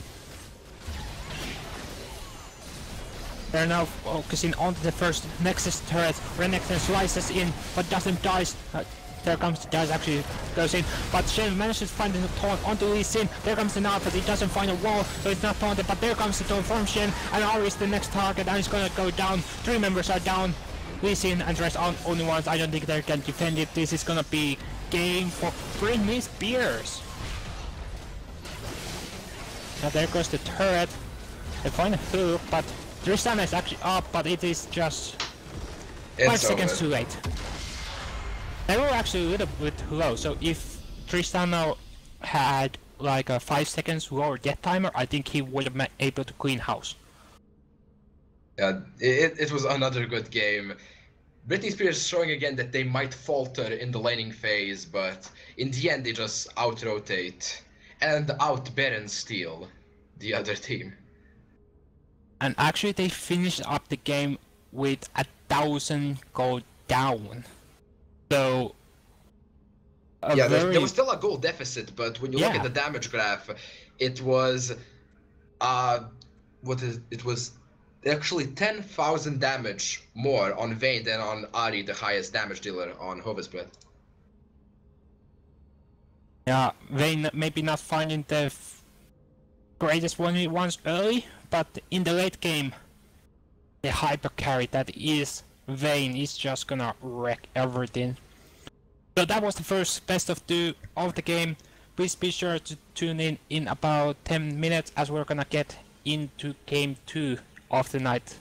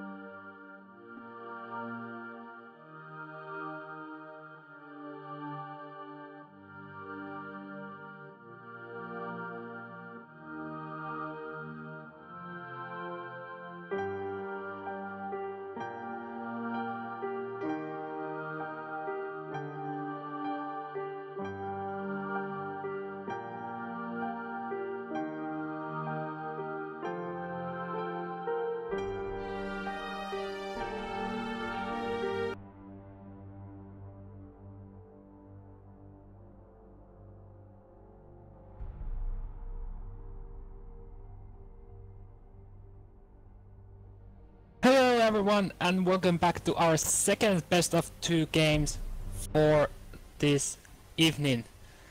Right now it is Manatee Gaming on the blue side going up against Good Game Squad Unicorns, my boys! On the roster, on the blue side, it is Iron Rider Max on the top lane, Iron in the mid lane, Seek LFT in the mid lane, and Imp and Chaos NCS on the bottom lane.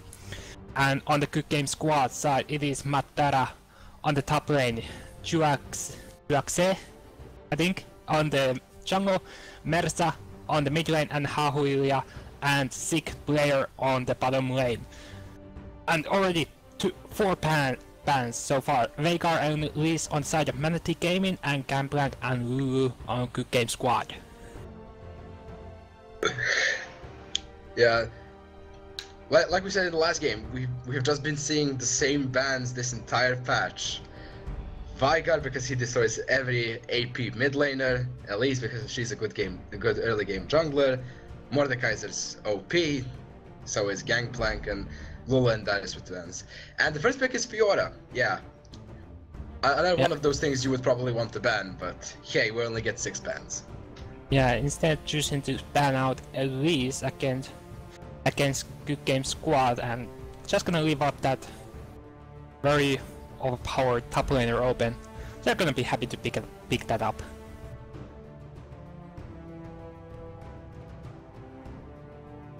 Yeah, you can blind pick Fiora into almost anything.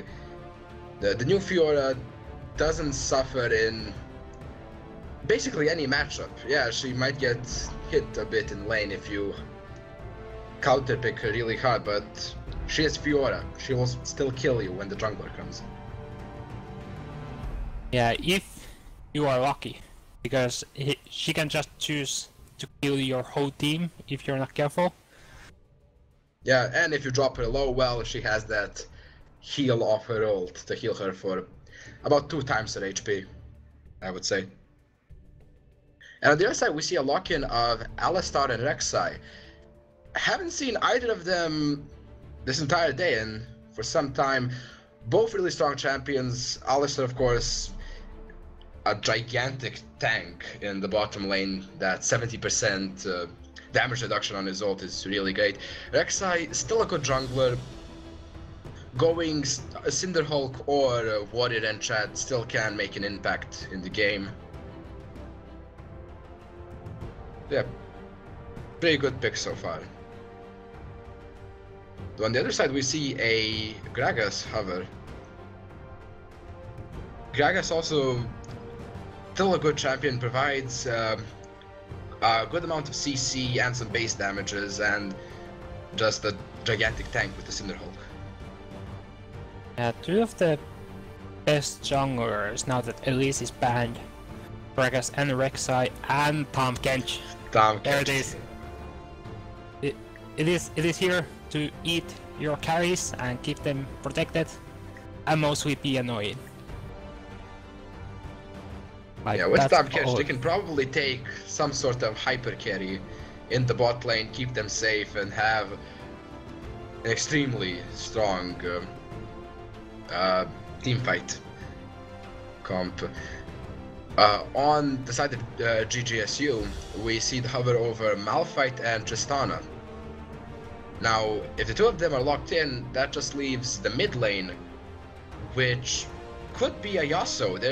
There's a decent amount of knockups here, plus the magic damage that Malphite brings out. Wouldn't be the worst idea. In fact, we've seen excellent performances from Yasuo knockup comps. Yeah, I was thinking the exact same thing with picking up a Yasuo for the mid lane. If you wanna go far on this, you might think that it's an AP Malphite with a Yasuo top. If you wanna go that far on thinking about possible flex picks, but it's most likely it's gonna be Malphite on the top lane. And yeah, top lane Malphite just goes a lot better than Yasuo into a Fiora. Since Yasuo wants to get some early pressure done, and yeah, Fiora is just going to kill him because of it. There's the Draven hover. Draven Tahm Kench could be pretty brutal on the side of Manatee, since Yeah, if you get Draven rolling, he's just going to one-shot people with axes. And it is not the Actually, beat the because Jinx. it is Jinx. Yeah, the Jinx and the Azir lock-in.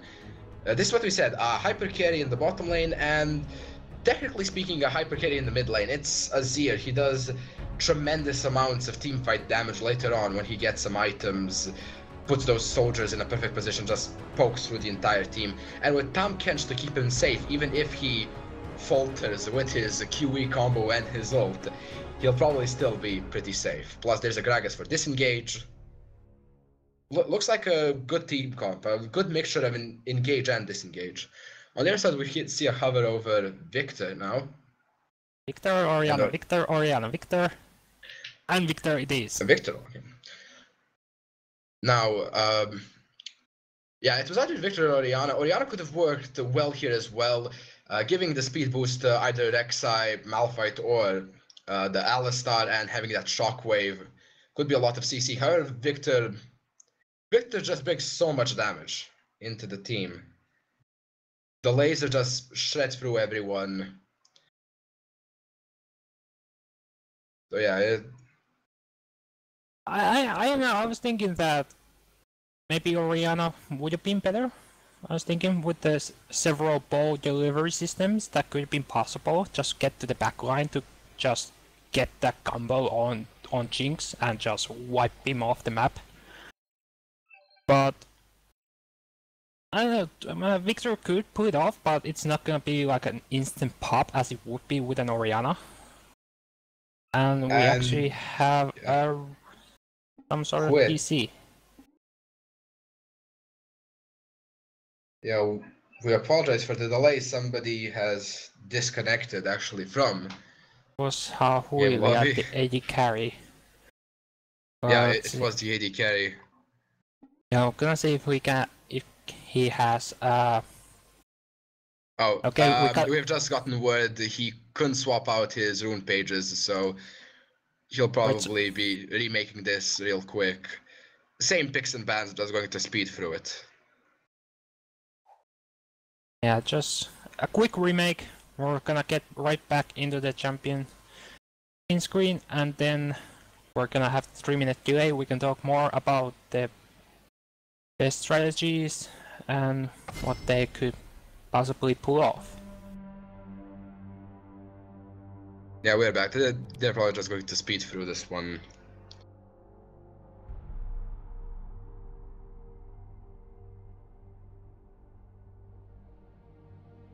Yeah, it looks like they're trying to remember what the bans were. Yeah, well, they could have just banned random things like ban away the. Oh. And another PC. Now it's. Matara. Now it's the support. Top lane.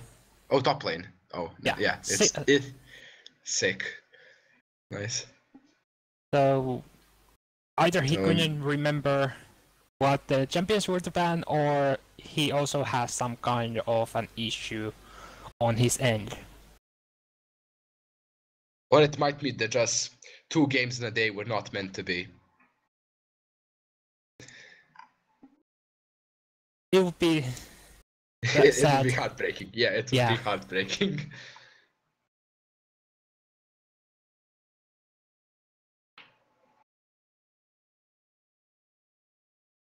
Gonna see if we can get some kind of word on what was the issue this time.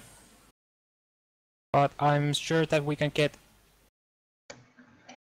into it, back into the champion selection screen. We're gonna repick the same champions and we're gonna get into game. Sorry for the delay once again. But Matara has now rejoined. And it was a client crash on Matara's side. Yeah, thanks Rito. And yeah, now, so they're just swapping back in. Yeah, just trying to get the right order. They have to, sick player has to go and now go back, and that's in order now. Yeah, again, we're just going to probably speed through the picks and the bans real quick. If another disaster doesn't happen. That's now this is interesting to see if there will be a third DC of some kind. We're not hoping that there will be. Yeah. But it's always interesting to see. Yeah, there's a good pick balance. While we wait for this, we could still talk about the team comp that they have picked. I still feel like Yasuo could have done a lot in that team. There are a lot of knockups, and if they get the Yasuo going early, it could have been amazing. Of course, there is the threat of the Fiora just returning the knockup to Yasuo, him being unable to ult then. Yeah, but that would have meant that the Good Game squad was all AD based damage. Well, not entirely. You do have Malphite. the Malphite on top who does a decent amount of magic damage. Plus, being full AD doesn't matter all that much if you end the game rather quickly, since it only becomes a problem when you get to a sort of late game situation where everybody just gets Thorn Mail, and you're like, well, what am I supposed to do against this? It's 400 armor everywhere. But Manatee is running an hyper carry and an Azir, so it could very possibly go very late on the game, but that's all if it would have been Yasuo, but it is not Yasuo, it is a Victor, so there's a decent magic damage and physical damage distribution on Good Game squad. Yeah, we can see on the side of the mid laners, both of them going a bit more defensive, Victor with the heal, Azir with the barrier. They don't look to be going all in without their the junglers, probably. On the bottom lane we see Exhaust and Ignite. I don't like, yeah, Exhaust and Tahm Kench, like, adding more CC. The Tristana is going to feel useless, especially because of her walking animation. I'm not sure how many people know this, but when you get slowed with Tristana, she starts walking, not just walking slowly, but dragging her cannon on the ground, and you feel useless. It's a mental game. How about providing 100% experience on all fronts, not just gameplay, but also how the champions appear. Yeah. Yeah. So Tahm Kench is a very good pick. As yeah, a Tahm Kench right lately. now is extremely strong. Keeping the hyper carry safe, good engage, not good engage, but like good flanking potential with the ult, can just like take the Fiora into the heart of their team. And it's Fiora. If you use all your CC at once, she's just going to W all of it, return it into your face, now you're stunned. And then Fiora happens, it just kills everybody. Plus, if that isn't enough, you have the Jinx rockets, the Jinx ult, the Azir. There's a lot of AoE damage here on the side of the carries of Manatee Gaming. Yeah, triple threat comp versus a double threat comp, really. Would expect Malphite to just go, well, almost pure tank. Would assume that he will pick a Pistol Scepter. Yeah, Pistol Scepter always good as that one off-tank item. It gives you a decent amount of resists, plus it also helps the Victor. In a sense of, you're Malphite, you're going to ult into the entire team. Victor doesn't have to get in range if he had an Abyssal. He wouldn't have to get in range for that passive to apply onto the enemies, just lasers and Chaos Storms. All of them, and it's an easy team fight. Presuming everything goes according to plan and Tahm Kench just doesn't devour Jinx and run away. Yeah, I would expect that Malphite comes in with an unstoppable force and Tahm Kench like, no, yeah, and just walks away like a boss. Walking with swag. If all any champion does, it is Tahm Kench. And the delay is now over. We're gonna get into the champion loading screen. About time. And then it is another 15 seconds until we're gonna actually get into game. And we're gonna start the second best of 2 of the night.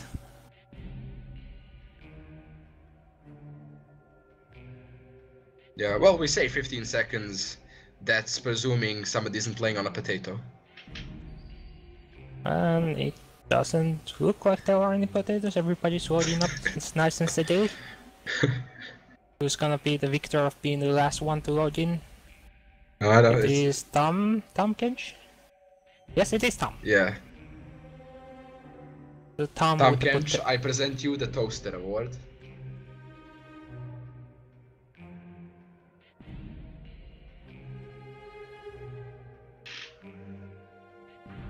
Just loading up, waiting for the game.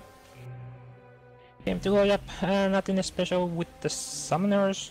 Just normal, Alistar running up and Ignite where Tom is exhaust. Both top laners with a teleport. Actually, speaking of, the summoners, Fiora going with TP Flash. I have seen a decent amount of Fioras going TP Ignite. Since the mobility on the Q, Flash is rarely needed. Because Q is on a 3-second cooldown. You can just spam it whenever you want.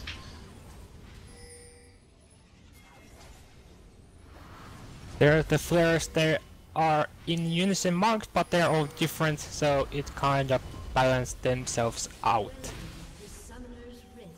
Being a teammate, good game squad, all piling up on the red buff side of their jungle, while Malphite's just gonna go ward up the south of the mid lane. Push the entrance to their jungle. They're going for an invade. Yeah, they're walking up a ward. Yeah, they're gonna get GGSU spotted. knows that they are here. They could get destroyed. Yeah, there comes the bait. There comes the pulverized 2-man. Gets knocked up. Tomcast was in the front line. Takes all the damage, but manages to get out to the back line. And just damage just thrown around. There comes the exhaust on the Victor. And now flashes out. Rek'Sai comes in, but the Gragas goes in, and now Malphite is left on the front line, but too low, and Alistar is actually the one who's gonna pick up the first kill. Fiora goes low, and Jinx is out of mana, can't really spam those rockets, so he can like 2 more autos on Alistar, and that would have been a kill. Oh, very close invade actually. Well, that was an explosive level 1, to say the least. The kill going on to the Alistar, not the best thing ever, but first blood is first blood. You would rather have it on Alistar than on the enemy team. Yeah, it's gonna be something. He's gonna have the Ruby Crystal already making of the side zone here, so he's gonna finish up, well, technically quicker if he's gonna recall once he hits 400. So he's gonna have more watts to dispose of. Yeah, we can actually see like a lot of summoners burned there. The jungler has no jungler has no flash. The both junglers have no flash. The Malphite doesn't have flash. Victor doesn't have any of his summoners, so Azir could maybe go a bit aggressive onto him. And actually, Jinx chooses not to use the heal in that fight. So if he would have, would it been enough? I don't think so. Gragas? I don't think so. Gragas already used flash, and Ignite was on him. So I'm not sure if that would have been enough, quite frankly. Alright, so in that case, playing smart, saving up the summoner for the laning phase. No exhaust or flash on Tahm Kench, and no ignite or heal on Kuken Squad's bottom laners. And actually Malphite has a blue buff. And actually, yeah, because Rek'Sai doesn't really need that, or he doesn't need that mana, but doesn't either need the cooldown reduction early on his jungle route, so better to give it out to a laner and to a Malphite, so he can just spam out that Q against Fiora and just try to do as much damage as possible, making Fiora run out of those potions. Yeah, a Malphite with blue buff is quite impressive in lane. He's just going to spam that Q, and it's going to be annoying. going to do some decent damage, and if he never runs out of mana, you're going to run out of health pots eventually. Fiora already down to 2, but now we see that the Azir has shoved his way into the backline of Victor, and Gragas has come in for gank. That should be a kill. Azir is the one who's gonna pick up the kill on the Mersa, and now they're focusing on to Truax, and they're gonna pick up a double kill for Azir. A nice counter that was excellent by Azir. The QE around the mid lane bot side push was great. Getting around, closing the Victor in. And yeah, some aggression onto the Jinx, and there's just Tom Kench nomming her. Showing why Tom Kent is a true superhero of his era. Gragas on the top side though. Yeah, Gragas is ganking onto the Malphite, who buff is now run out. So can't really spam out. Gets the movement speed, doesn't have flash, so he can't get out. But will he turn straight the kill? But there comes Rek'Sai. He manages to get the kill, and the Barrow is the one that's gonna kill up Matara on the top lane. And now Truax is going on to AN, but it's nothing, just exchanging some words and nothing else. Really, just a kill for Gragas. And now Azir once again goes in, dodges out the gravity field, doesn't get stunned up in it. Yeah, that was good for the Malphite. It was a 1-for-1 in the top lane while he was getting ganked. You'll take that any day of the week. Yeah, and the kill not going to Fiora is even better. that is excellent for the entire team.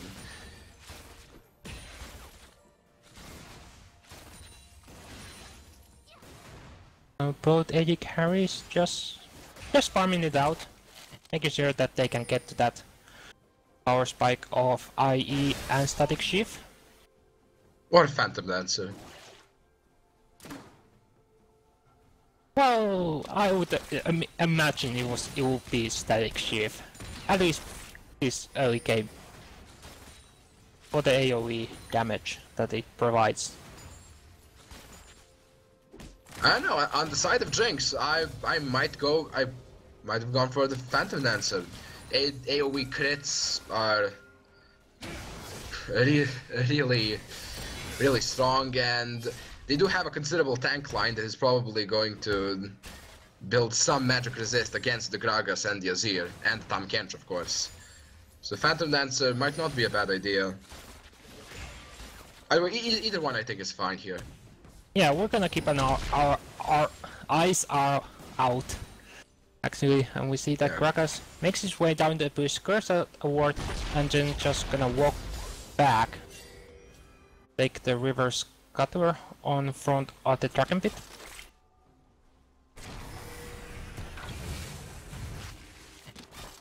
And Rek'Sai just the same, just curing out the ward on his blue buff. And Gragas is actually in the jungle of the Rek'Sai. And yeah, Azir making his way also there. Oh, they're looking to attack the Rek'Sai. Yeah, aggressive looking for his Rek'Sai is at the ground. Gragas sees it, but now Azir focuses up on the Victor. Actually, shovels behind Victor, gets the Ember's Divide, but he's just it was gonna just a flash trade out. of flashes plus the Azir ult. Yeah, just trading flashes, but now Gragas. Gragas is there, does have 6, knocks him out of his turret rate, but there comes the Chaos Storm, but it's not to be much of anything, as it's another kill for Azir. Yeah, he knows that Victor's flash is down. Azir popped it when he used his ult. Yeah, now on the bottom lane, they engage on the Tahm Kench. Ignite was also burning, but it's not enough, doesn't even pop the grey health. Very ballsy. Yeah, a fair bit of discipline, not blowing the shield. Yeah, Alistar just tries to go in, maybe try to see if he can get another combo off. But no, Tom, he's not looking at the shop while recalling. Just gonna recall behind the turret. Be careful not to walk under the explosion range, and that's it. There comes the TP actually from Fiora. This might. There comes the grand challenge on the Fiora, and there comes the heal. It's gonna be a kill for Fiora, and now Malphite has also TP'd his way into the bottom lane, and now Fiora is just making his way with Alistar, and Malphite is just gets devoured, gets chewed up, and now he has to fall back. Still has the unstoppable 4, hasn't used it at all. He didn't have enough mana. It cost 100 mana, he was at 80 mana. Well, there we go. That one seismic shard, just a little bit too much. Yeah. That was a bit unlucky. Tristana probably should have flashed immediately not to get snared by the Trompers. Instead held on to it, and yeah, when you see the TP, blowing flash might not be so bad. Like, if it means that your top laner can stay in top lane and push that out, yeah, give away the flash. Their top laner gets nothing, you get pressure on the top side.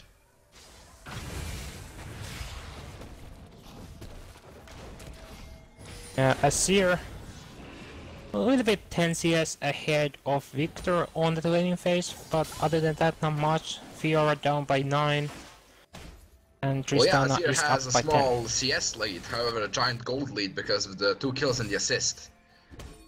He's actually almost exactly 1,000 gold ahead of the Victor. A considerable advantage in the mid lane. He has that Stinger for the attack speed and the Fiendish Codex for some CDR. Gragas looking on the bot side, this is a bad situation. Yeah, Alistar actually walks into the Dragon Pit to ward up behind it, but instead just gets his root closed off by Gragas. But now it's just gonna walk behind it, doesn't have flash though, so he's just not gonna get out, doesn't even use the ult at all. Just gonna accept his fate. Who's gonna be the one? They're gonna give it out to Azir. Azir is the one who's gonna pick it up. Rek'Sai and Victor not able to move in fast enough, but in the meantime Tristan has jumped in against Jinx. But now Rek'Sai comes over the wall, and it is Tristan who's gonna pick up the kill onto the Jinx. And this can be bad for Rek'Sai flashes in, waits for the knockup for Azir to come out, and Tahm Kench goes down thanks to the Chaos Storm of Victor. And nothing else comes from that, really. Just 2 kills. Yeah, top laners were still top because both of their TPs are down. A bit of a greedy ward by Alistar, however, it paid off in the end. His team got his back, picked up the kills. Yeah, interesting that he didn't choose to use the ultimate.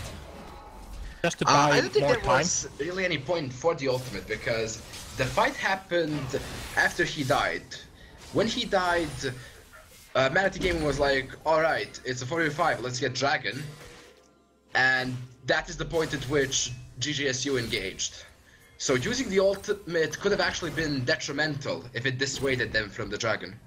Yeah, Gragas goes in for gank, but doesn't have the ultimate up, so he can't really knock Mercer back into the hands of Azir. Well, no, I feel like if Alistar would have ulted, it would have bought more time for Rek'Sai and Victor to make their way in. So it's right there. It maybe it could have, maybe it couldn't. But you have to like question about not using an ultimate at that point rather than saving it up. Well, all we know is that it ended well for GGSU, so... Yeah, 2 kills, 1 for Tristana, who's already got 20 CS? No, 90. Oh yeah, 90. 16. I can't even count today. 16 CS lead for okay. Tristana already. Yeah, she has the CS lead, the kill lead as well. Azir becoming quite strong right now, picking up another kill in that fight, has that Nashor Stoof. He's going to start hurting. A lot. Yeah, now Manatee Gaming are starting up the Drake. Azir also making his way from mid lane. Victor though is in the base, so it shouldn't be It's contested uncontestable. whatsoever. Yeah, I don't think you even need to smite that. Rek'Sai was somewhere on the top side, had the base, there was no threat of a steal. Well, I think that it's always good to smite because just in case of something weird happening. But speaking of weird, Tahm Kench has swallowed a big fat guy. And now Malphite has gone in with the unstoppable force. They get the explosive charge onto the Jinx, and Jinx is down. Tristana is the one who's gonna pick up that kill. And now mid laners are dueling, but Azir misses out the Emperor's Divide, and the Chaos Storm and the Gravity will go down, but it's only Chaos Storm that hits. And now both flashes, and Azir, Victor actually gets away with just a silver of health. And now Rek'Sai is gonna try to finish up the kill onto Azir, but Azir just manages to get over the wall thanks to the shifting stance.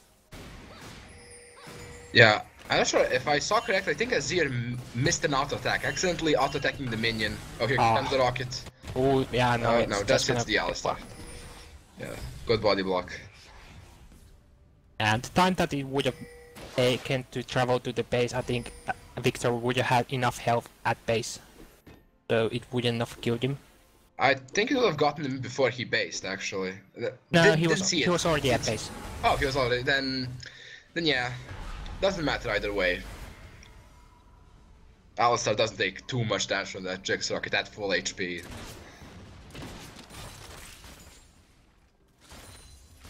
And Tristana actually picking up an Avarice Blade.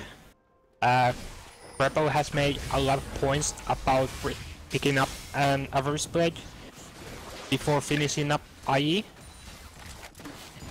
That it slows down your item finish on IE, and it slows you down actually.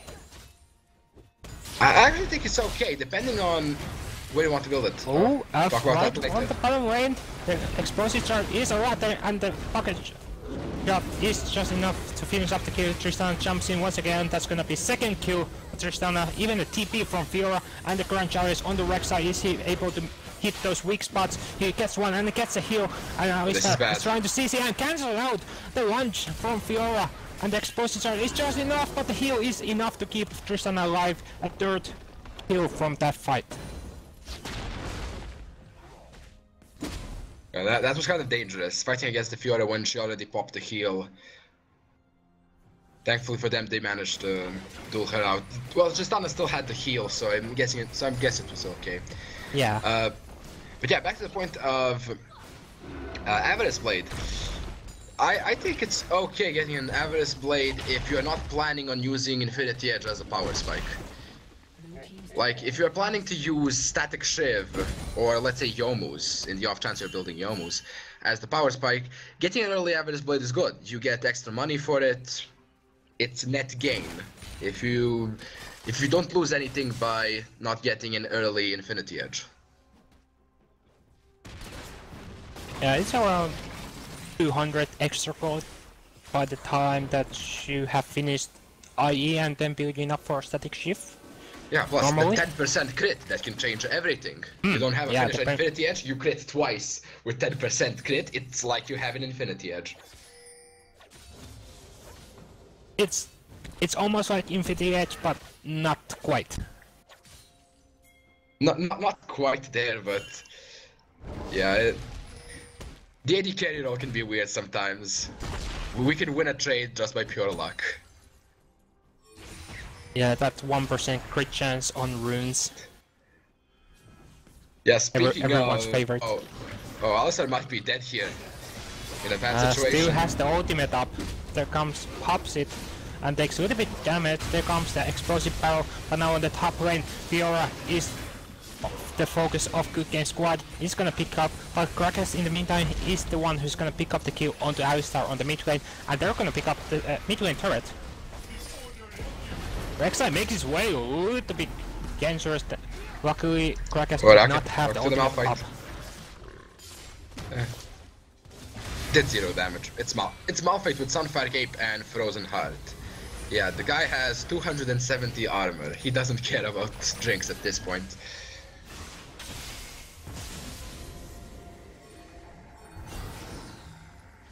Tom Kench actually can do it a bit still, maybe looking for an ambush, but it is on We're red actually side. going for early merch treads instead of the usual roaming Moby boots.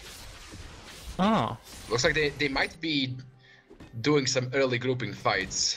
Well, planning for some early grouping fights, if that is the case.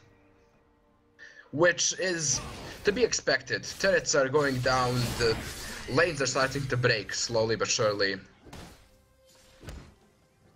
yeah, Malphite already with a 20 CS lead over Fiora after the laning phase. But Azir makes it up with 25 CS lead. And then another 25 on Tristana. Pumpkins gets a little bit knocked up and the explosive charge does a lot of damage, but it is not enough, doesn't even pop the grey health. Pops the biscuits though. Oh, the biscuit. If the biscuit is not enough, the biscuit is enough. Yeah. And Malphite level ahead of Fioris, safe to do. But now Tristana is the one that's gonna get caught up by all the CC from Manatee Gaming. And now we see that the TP is coming up from Malphite, but he gets knocked up as soon as he arrives, so no unstoppable force used yet. But meanwhile, every other ultimate on Good Game Squad side was used. Yeah, on the top side we could see Fiora pushing it in. That was a really offensive rocket jump on the side of the Tristana. I'm really against that. You are playing a hyper carry, you shouldn't use your mobility so easily. Oh. Yeah, just to walk in. And now see a lot of bladder of fighting going on. We see that Alistar is actually gonna pick up 1 kill onto the Tom Kench, and now the flash from Malphite is gonna bring up a shutdown kill from Krakas, and meanwhile Fiora is still pushing. His TP is gonna come up, but Tristana is gonna walk up to defend the top lane turret. And now the Good Game Squad are the ones that are gonna take a dragon. Yeah, they just got destroyed by the Malphite AoE.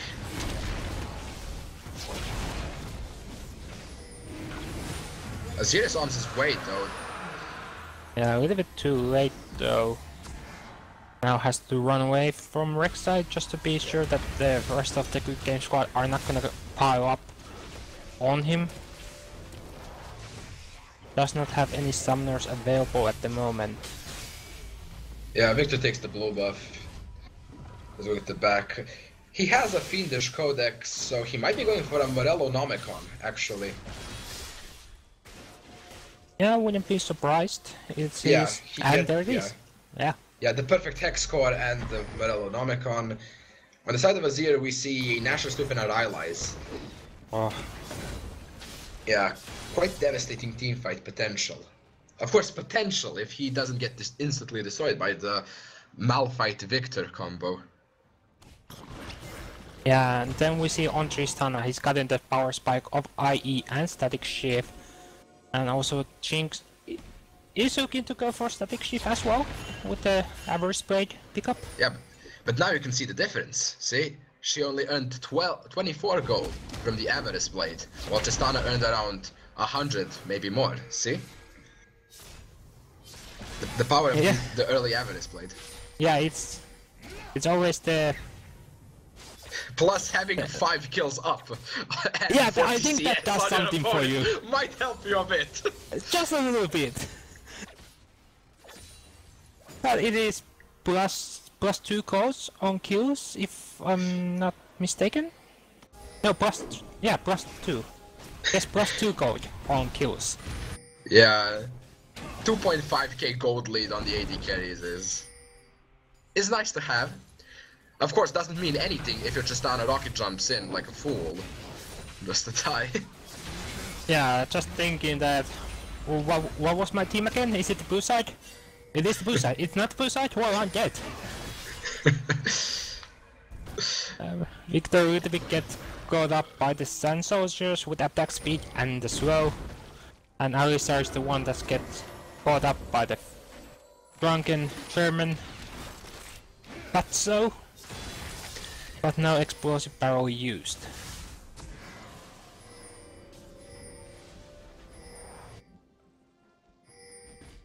Iron is just gonna clear up a pink ward.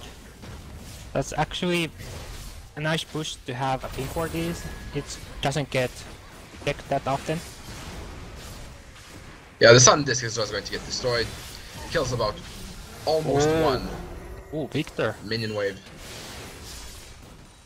Has to go back, so if Manatee Gaming is looking to fight, this would be like their chance. It's just like a... No, they're just looking for the bot side turret. They want to open up the map more, get some global gold. So now that brings up tied in turrets and only 1,000 gold difference for Good Game Squad. Yeah, Mafia going to clear the top wave.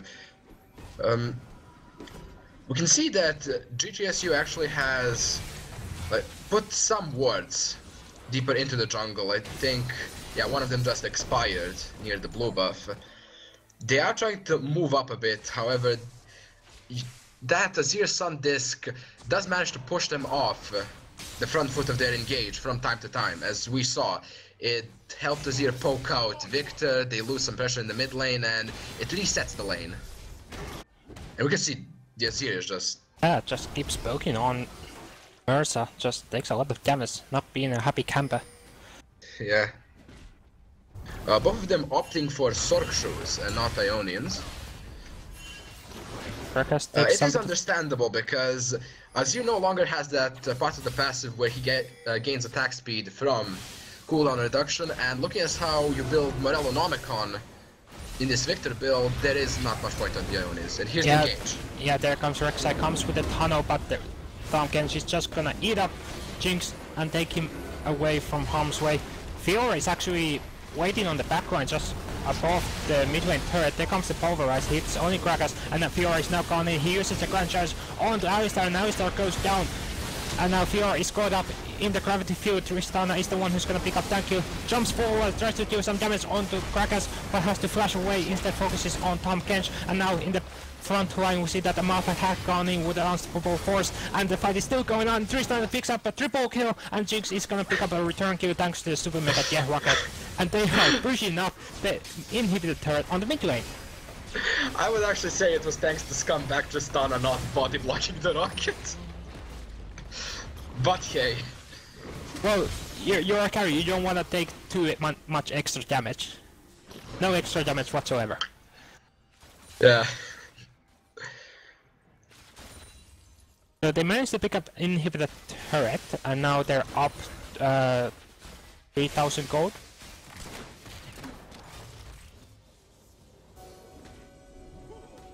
Vargas is not gonna go any further to find Tristana. Recoiling alone in the bush. Dragon's yeah, now up that in 15 seconds. Bloodthirster is finished off on the Tristana. That is... Now she can't tank the rockets because she just heals it up in one auto attack. No more excuses. Well, now he only needs a minion wave. Yeah. And Manatee Gaming are going up on the top side of the map, maybe possibly trying to work a vision around Baron. The Game Squad has almost none vision around that area. But they have to go check it, just quick ward into the Baron bit.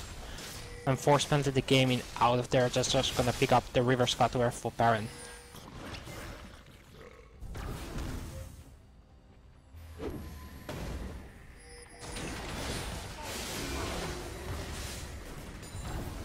Now there are... Oh, I was gonna say that they're maybe planning to siege the inhibitor, but it's not to be. They're just gonna go away, go pick up the dragon. Take dragon. Yeah, take an easy dragon.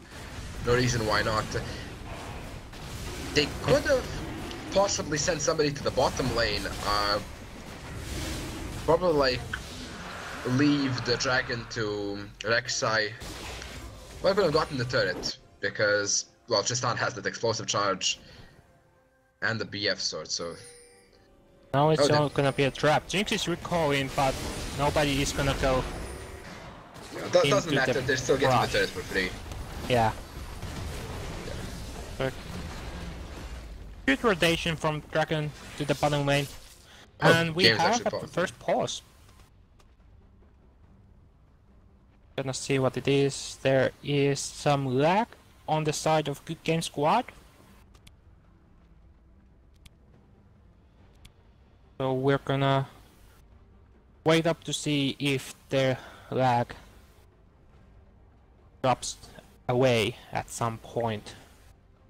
But for now, there's a pause. Yeah, meanwhile, we can talk about the current state of the map. Fiora is pushing out the top lane, backing now to help defend. Mid lane is somewhat neutral. It looks like it might start pushing into the base of Manatee Gaming, but it's going to be a while. Okay, it was Big Player was the one who was DC, but now he's ready. We're gonna get right back into game. As unpaused, 3, 2, 1, we're gonna get right back into action. And some nice action it was. Sensors killing up minions. Good Game Squad just gonna fall back into this jungle. They're gonna pick up a red buff for Tristana, most probably. It's gonna be the one that gets it. Yeah, they are looking towards the mid lane, trying to push that out.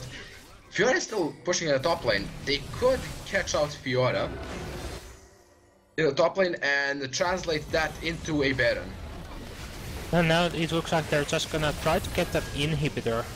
Or they can siege as well. Yeah, but Fiora is pushing, but now has chosen to recall to get back into the fight. There comes the Unstoppable Force, but a flash from Siege just gonna get right out of range. There comes the Alistar ulti, just keeping him alive, but a lot of CC. Now the Grand Challenge has gone onto the Victor, but the weak spots are hit. There comes the heal, but he's gonna go down in the end.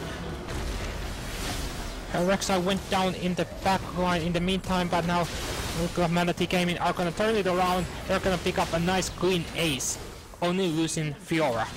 It was a triple kill for Jinx. And that could be a that is a Baron. Actually. Yeah. Yeah, the start of that fight looked really good for GGSU. Alistar flashed in and knocked up 3 people. However, Fiora managed to get the Grand Challenge onto the Victor and like pop him. Tristana had to take away some time from focusing the rest of their team to kill the Fiora, and then everything just collapsed. So overall, might have been maybe too aggressive to continue pushing in the mid lane. Maybe they should have taken care of the Fiora on the top lane, or maybe done that Baron, or get some sort of control. However, either way, that's a big win for Manatee Gaming. They get the Baron buff, they get a lot of gold, and they get the gold lead swinging back in their favor. A small gold lead, but money is money. Yeah, it's something, but it makes Good Game Squad being the ones that are gonna defend their lanes now from getting too pushed in, trying to save those turrets.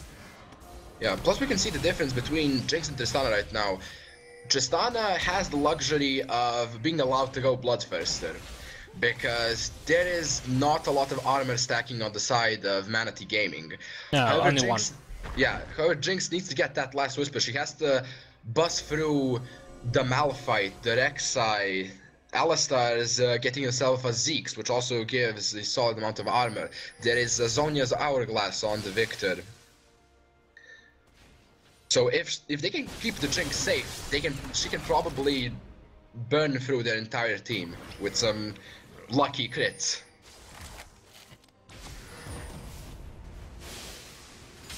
And we see that they are now sieging onto the inner turret on the mid lane. Gragas was on the top side, maybe looking for a flank, possibly with explosive power. Or Rek'Sai was thinking the same thing, just being on the other side of the lane. Just waiting to defend from these Baron buff minions. But Azir is just gonna keep poking under the turret. That's the Sun Soldiers, and that turret is gonna go down, loses about 3/4 of its health. Yeah, but while they're doing that, the bot lane is slowly starting to go in the favor of GGSU. So if they can keep them occupied, they might be able to sneak that turret.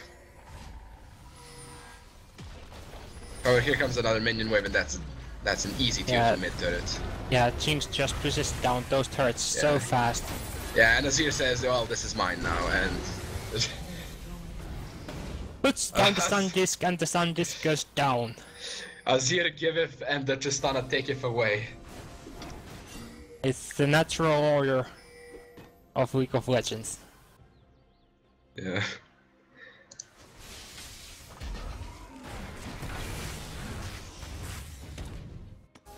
Yeah, we can see GGSU rotating to the top side, probably trying to get a push to...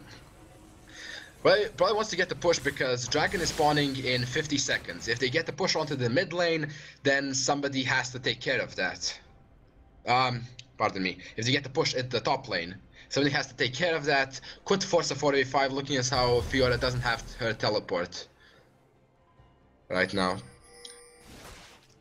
Yeah, Dragon coming up in 30 seconds, just gonna clear up the vision. Yeah, meanwhile Manatee clearing the vision, putting down some wards, sweeping. They might be able to catch out Victor. Oh, Victor gets his blue buff. Yeah, manages to take the blue buff just in the nick of time, right before Manatee arrives in the jungle. Atora was looking like he was looking for a nice opening with the unstoppable force. But I didn't think it would be best Jinx not being there. I think you need to like save your ult for the AD carry. It's doing a lot of damage for the team. I feel like they can win a team fight easily if they can keep the Fiora and the Azir off the carries. Well, it does sound like a lot of things to do.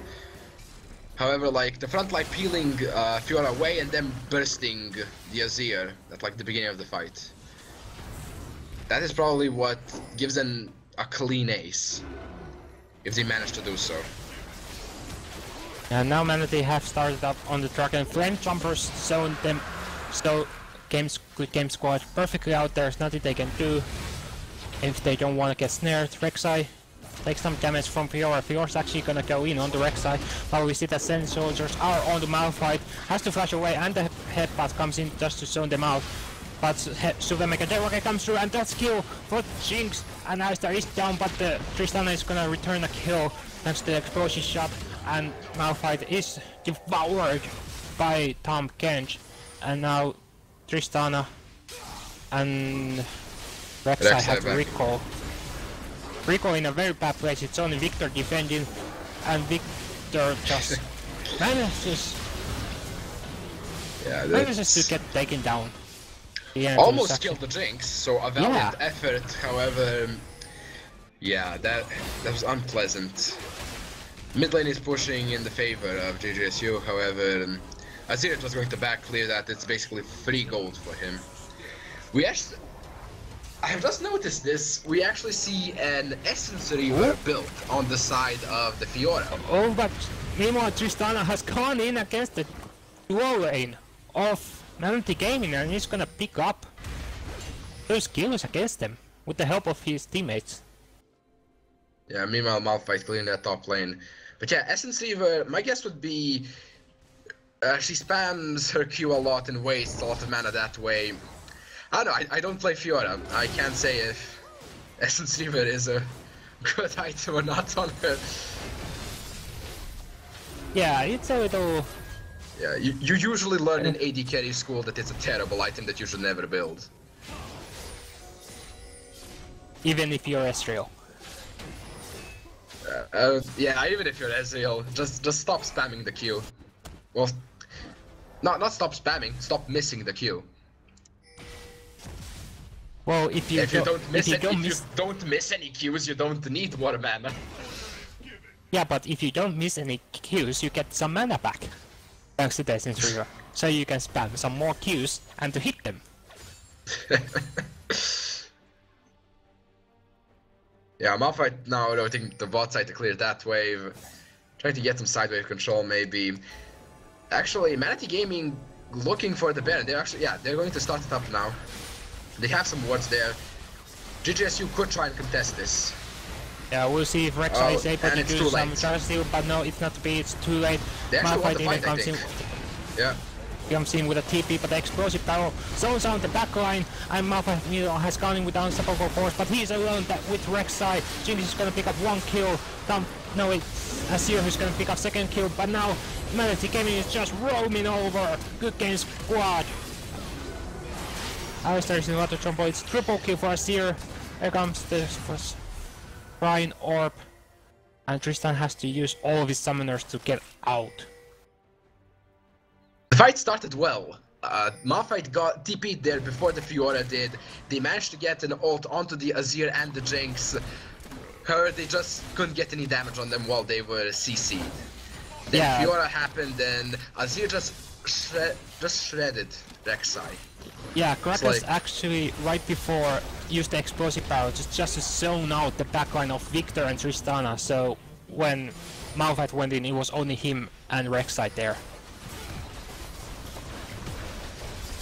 And now they're gonna pick up a turret and an inhibitor times 2. And then the Embers divide just to show off. Yeah, yeah, he can spam it like that. It's on a 65-second cooldown. It doesn't matter all that much. He'll back, get some more mana, and he'll probably have it back up. Oh, yeah, but it's already Alistar using that. Yeah, Alistar uses the Talisman of Sensing, but it's not enough movement speed. Oh, Rek'Sai W actually almost hitting up on the Krakus, but Krakus is just gonna move aside and recall other way. Super Mega Rocket comes in, but Alistar has ulti on, so just almost no damage whatsoever.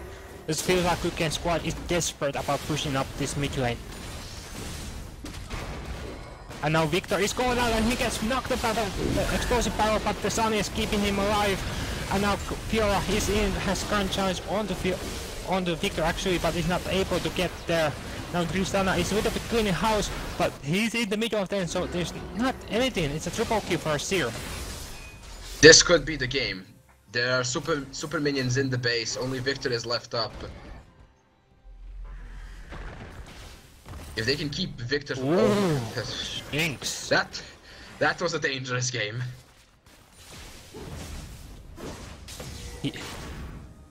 Nice. But Victor is running away from Krakus, just tries to give him away just to himself it. Yeah, and that's it. And Azir come from other side, just cancel out. But Alistar is the hero that the Good Game Squad needs. It's gonna push up the inhibitor, maybe possibly win the game. No, that's not gonna happen. Super Mega Death Rocket comes through.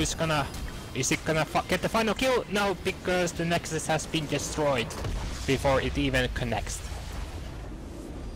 Yeah. So excellent team fighting for Manatee Gaming. Yeah.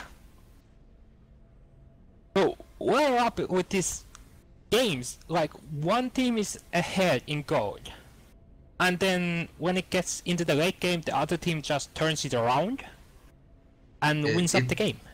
It's EU froze.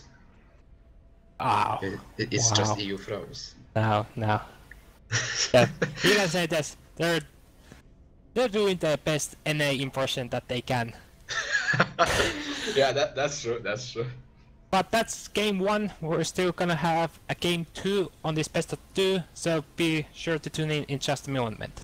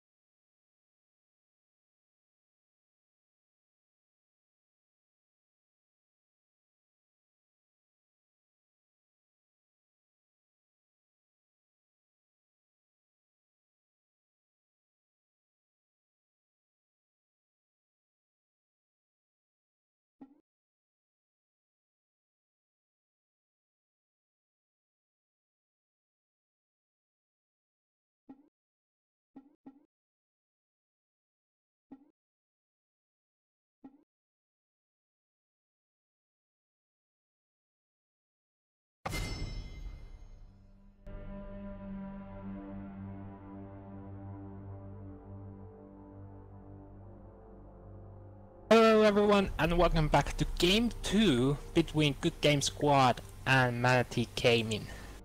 So this time, Good Game Squad is on the blue side and Manatee Gaming is on the red side. And the ban was already adjusted accordingly as you're banned out. Yeah, they do not want the same thing happening again this game, as you were just a monster. Destroyed their front line, destroyed their back line, destroyed everything, their hopes and dreams. Yeah, and if there's gonna be that guy, he's gonna get banned out. You don't want him. He's just gonna do the things that were listed before. Yeah, apart from that, standard bans, Vigard, Darius, Lulu, and Gangplank. Nothing new. It feels like they're expected bans at this point. I would expect a Tom Kench right now. Oh! Or a Fiora, yeah, or a Fiora. So, And Victor first pick, actually. okay. So they have Fate. Yeah, it Versus didn't Victor. quite work. Yeah, it didn't quite work out for them last game. However, yeah, they have faith. I don't know. Victor was kind of punished early for blowing his flash against the Azir. Other than that, he seemed solid. Mirza seemed solid on the Victor. On the other side, we see a lock-in of the Braum and the Tristana. A powerful bot lane, definitely. The attack speed steroid on the Tristana Q plus the passive on Braum. Tends for a pretty strong bot lane combo. Yeah, most definitely. And over of several champions. But still 30 seconds to go. Yeah, They're come on. actually gonna pick up. You're not frogging. Get that Anivia out of here. Yeah, it's already Victor. So what's Anivia doing there? Is that a AD jungle Anivia? Support Anivia. Ah, support Anivia. That's. Will it actually? No. no, it's not. It's not. It's probably at least in the jungle and fresh at support. Extremely strong jungler, extremely strong support. Nothing. Oh, actually, a Morgana swap at last second. Get juked. Pretty good pick against the Braum. Manages to, of course, deny the stun if timed properly. Denies the stun. Dark Binding is an excellent spell for some sort of pick comp. They have the Elise for the Cocoon as well. Yeah, the Victor Gravity Field can be thrown in there even, so that is a decent amount of CC that can be placed on a priority target like Tristana, who is a backline hyper carry, if they manage to get to her. We see the Draven hover, probably a joke. Doubt that they would actually lock in a solo lane Draven or a solo lane Tristana. Diana being hovered over, however, that could... Okay, never mind. I'm just going to wait for them to pick. There's no point. There's no point in just changing the subject over and over again.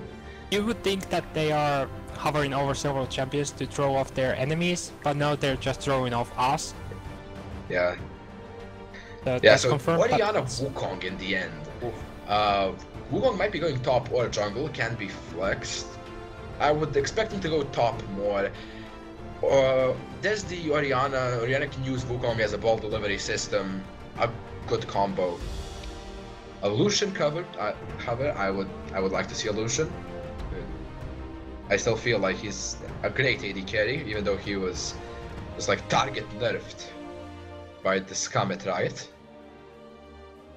Yeah, Lucian's good. He just loses a lot of times. Yeah, he's unlucky. He's just unlucky. Yeah, he has 2 auto attacks and when none of those crit, you're like, come on, man. Hovering over Ezreal and Jinx should be Jinx. I would expect it to be. And as soon as I say it, it's Ezreal. It's Ezreal and Nod. Okay, a top lane Nod to be as expected. Nod is a standard top lane pick. However, Ezreal, we haven't seen Ezreal all that much in quite some time. the AD carry brand, of course. Mid lane AP Ezreal with the Runeglaive was somewhat popular. Here we see a Yasuo, yeah, so it'll be a top lane Yasuo and a Wukong in the jungle. That is a mean combo. That's a mean wombo combo. You have the knock-up from the Braum ult, the Ori ult, and the Wukong ult, plus the Tristana Buster shot, and then you have the Yasuo. If Yasuo gets ahead in this game, he can just take over the entire game. Like, completely wreck the entire team, especially Victor, who is not so mobile. Ezreal, yeah, Ezreal has his eat to get out of a nasty situation. I don't know, I'm not too sure about Ezreal. Ezreal is very item dependent, and if it's blue build Ezreal, it's, I don't know. Well, we should I'm not too fond of Ezreal. That's all I should say. I'm not too fond of Ezreal right now, especially in a meta where the hyper carries are getting all the attention right now. Yeah, and we should see by champion loading screen if it's a blue Ezreal or not. He's using the frosted Ezreal or the Bossfire Ezreal. Oh yeah, okay. That's the entire reason he picked Ezreal. There's a new splash art for frosted Ezreal. That's exactly what he wanted. Ah, okay. Yeah, okay. We have uncovered the secret of why GGSU have taken Ezreal. So I'm looking at if Ezreal, we picked up on it the last game, if he's gonna pick up SS Reaver. I don't know, like, I want to be shown that Essence Reaver is good, because if Essence Reaver is shown to be good, then you have another AD carry item, which is, like, unheard of. There are 6 items that AD carries take, and that is all. Unfortunately. Not a lot of diversity in the itemization. Oh yeah, I still don't believe in the Essence Reaver. I'm sorry, there's something in me that just says, no, Essence Reaver is bad.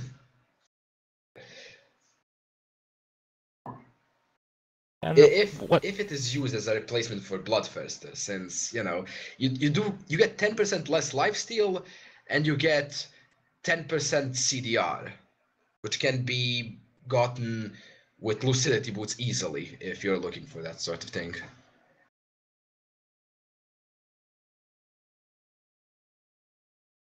We see on the side of Magnetic Gaming that Orianna is running a cleanse against Victor.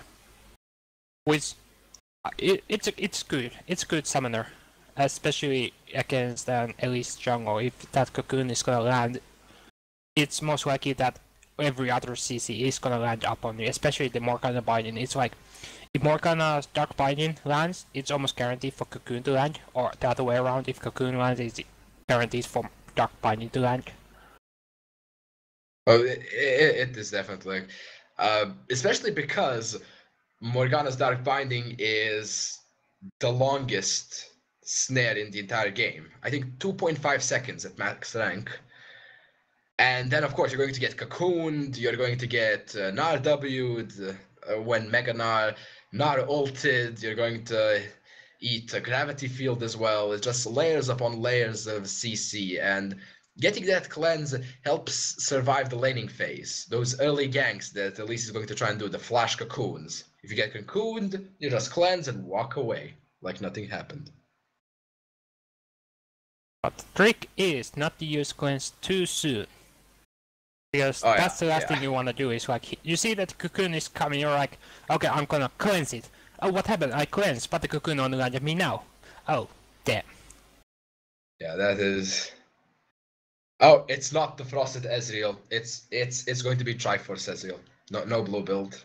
Alright, so it's yellow Ezreal. It's yellow Ezreal, yeah. Going to go for Trinity Force, Infinity Edge, Static Shiv, Zerker Greaves. Quinzos Rageblade. Yes, Ginsu's Rageblade, yes, please. That's such an underrated item. Totally. And as soon as we get in, we have a small pause. Yeah. It looks like Yeah. The top laner for Manatee Gaming might be having some internet issues. Yeah. Good Game Squad just making sure that that is an serious Wukong pick in the jungle. It is serious. But it Yeah, just that's like, happened that the are Iron these guys for Rider... real? Like, hello? Hello, Yeah, it what just- meta is this? It just happened to be that Iron Rider happened to DC at the same time. Yeah, I actually not like, yeah, Wukong Yasuo, yeah, I don't want to go up against this, see ya. Yeah, like can you forfeit like now? So we don't even have to fight you because, you know... Yeah, like, hey guys, can I lane swap? I would rather go 2v1 instead of getting camped, thank you. Yeah. This way at least I have a level advantage.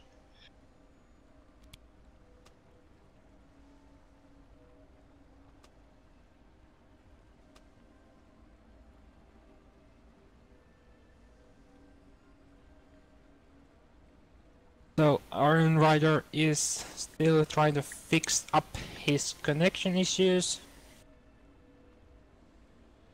And the rest of the chat is speaking in Viking language. That awfully sounds like French. I have no clue, I only know how to speak English as a foreign language. Oh, you're a lucky person. Yeah. Yeah.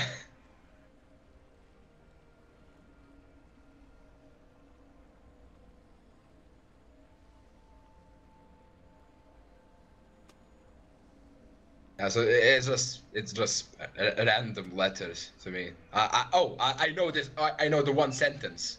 Mordekaiser es numero uno. Ah, you got that one. I am a master of languages, truly. You speak Portuguese. Yeah,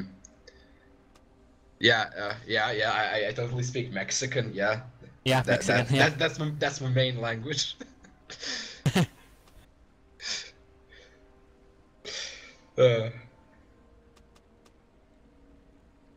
Yeah, so the teams are having some nice conversations in all sorts of languages.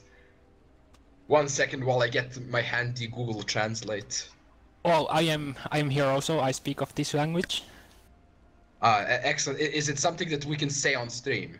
Well, they're just basically bashing each other. They're actually what we didn't pick off. Actually, was Mordekaiser banned? Yeah, he was. Okay then. Okay then. In that case, one of the statements that they stated was totally wrong. So they're just basically having a nice time. Challenging for a 1v1 against a Vayne, but there is no Vayne. Can't really 1v1. We're getting information that the admin is pretty sure that Mordekaiser wasn't banned. So, whatever. Like, I don't know. I don't know. I don't work here. I don't know. It's not like we get paid for doing this. We don't. No, oh wait, we don't? Whoa, that explains a lot. Wait, what? We don't get paid? See ya. Oh, I'm gonna bring this up with my union. Yeah. I just gotta join a union first. We were promised one non-CLG icon per cast. And we were promised 50 IP per cast.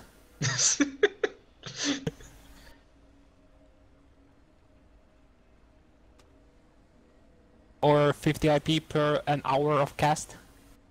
I think that's more better. What are we, hourly? Well, we work like let's say 6 hours a day. Well, I would want to have looks like it's going to verge on 7 if the pauses continue.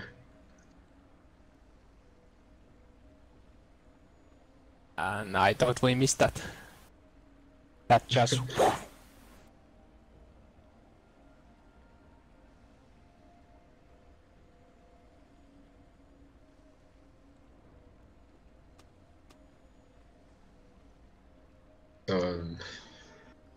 And... Yeah, at least the games are happening.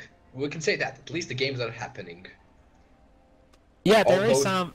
Although delayed and with pauses. Ah! Oh, look at it's that! back. Oh no! We have to cast a game now! No. No, I think we're just happy so to. I'm just happy to cast about what's going on in the chat. Yeah. Oh, this guy says are ready, and I don't know what that means. It must be a cryptic code or some kind. And the game is on the way.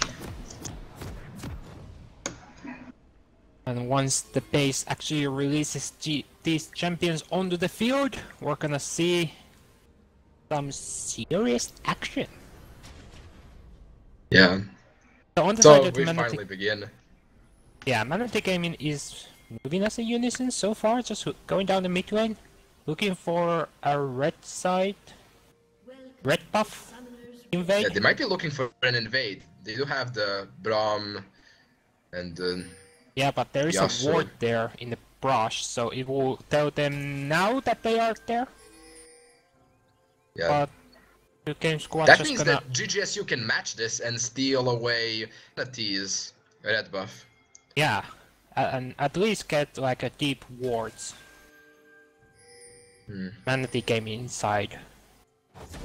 Because now they are blind of where they are. I don't Yeah, know actually, if it's... actually, as well, placing down the deep ward, a lane swap ward. Technically, yeah, they actually have perfect Yeah. wards to see all of the exits. This is some LCS level play.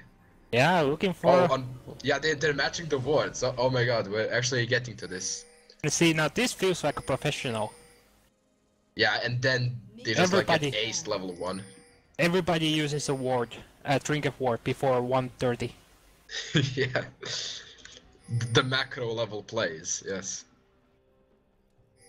And see that the Elise and Nar actually stayed up to stay in the red side jungle, but they are now running away as Iron Rider and Iron have entered their own jungle, and now the minions have entered the lane. The farming fest can begin. Who's the first one to receive a farm? It is Orianna. Yeah, it looks like GGSU actually wants the lane swap. Which is... I don't know, it might be understandable because how it is Tristana and Braum. It might be the fact that they just want to keep the Yasuo down. Since the comp is built around him, if he has a bad time in his lane, it is going to swing heavily in their favor. And yeah, Yasuo saw them on the top side, he's just going to continue double jungling with the Wukong. Yeah, actually uses his potion already, so they didn't divide the aggro very well with each others. So Iron Rider has to burn that health pot already in the jungle. GGSU invading the red side. Oh, they're actually going Yeah, for they're an going early for gank gank. onto the Orianna. Yeah, This might trying burn to- a cleanse and a flash. Yeah, that was the best they can do is get all the summoners and get a kill. But let's see, 4 men are on the Orianna, Oh. take us 1 summoner, and they get the kill. It's Elise who gets it, but Orianna still has that flash up. 70% efficient gank. That was... It might have been a bit greedy from the Orianna. I think it would have been better if she just flashed over the wall and cleansed if she got hit by the binding. This way she Yes. cleanses, gets almost insta-bind again, and yeah. It's first blood over to Elise. Well, it And- saves up the flash for a second time, so if he happens to be in a very similar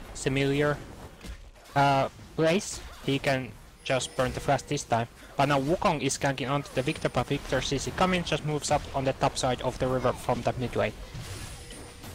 And both Oh, teams yeah. just fast pushing up the turrets. Oh, Yasuo, these are gets- some LCS level plays. yeah, Yasuo The gets wave the- bouncing, the early grouping for the third, plus the wave bouncing to the top laner. Let's see if GGSU matches that. Looks like they want to match that. Yeah, letting the top laners get the full code from the turret, and meanwhile, Manatee Gaming is the one that are gonna pick up a 4-minute dragon.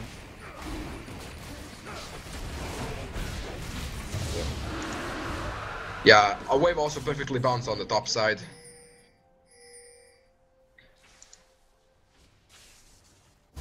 And it looks like Yasuo is actually going to the bottom lane.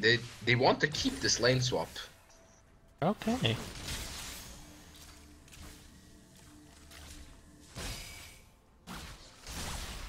Could it be that he was expecting Good Game Squad to swap out Gnar into the bottom lane, so they just wanted to have Yasuo versus Gnar? I'm not too sure about that, to be honest, because when you bounce the wave on the turret, you expect to send the top laner there. That is why you bounce the wave. I don't know. It might be some serious mind games. Or it might be just like... It might be that both teams are outthinking themselves. Oh, we don't have the 100% answer guarantee, but with what we do know Wukong might be is... in trouble here. Yes, just oversight of the Wolf camp, but doesn't... Elise actually doesn't seem... This could be dangerous for Elise, actually, if Orianna starts moving. Yeah, or Braum is making Braum his way into the jungle. Goes in on Elise, but the cocoon is nice and it delays some damage, but the Wukong uses the shadow just to get in range. Gets the second hit of the passive, there's the third, but doesn't get the last stun up. And Elise walks away, doesn't even burn any summoners though.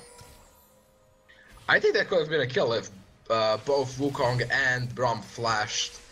However, that would be expending a lot for that Elise.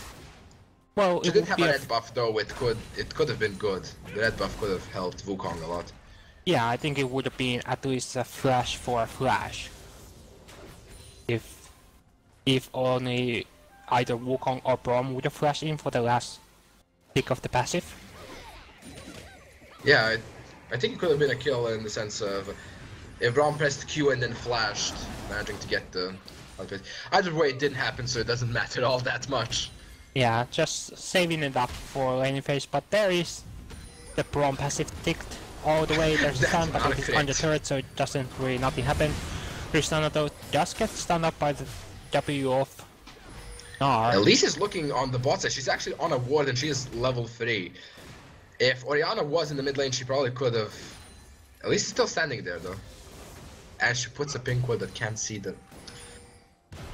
Yeah, but Yasuo's perfect timing just goes to farm out the wolf camp, so Elise can gank Yasuo, because Yasuo's not there. Yeah. Yeah, they're pushing the bot lane turret. And with so ease. is Tristana on the top lane, already 3/4 down on hit points, but Elise is now returning. It takes longer time for Tristana to pick it up since she is getting pressured, somewhat pressured, from the Gnar. Because, while on the other side that isn't happening because Elise was there, which frees up Wukong to get a farm lead and an XP lead.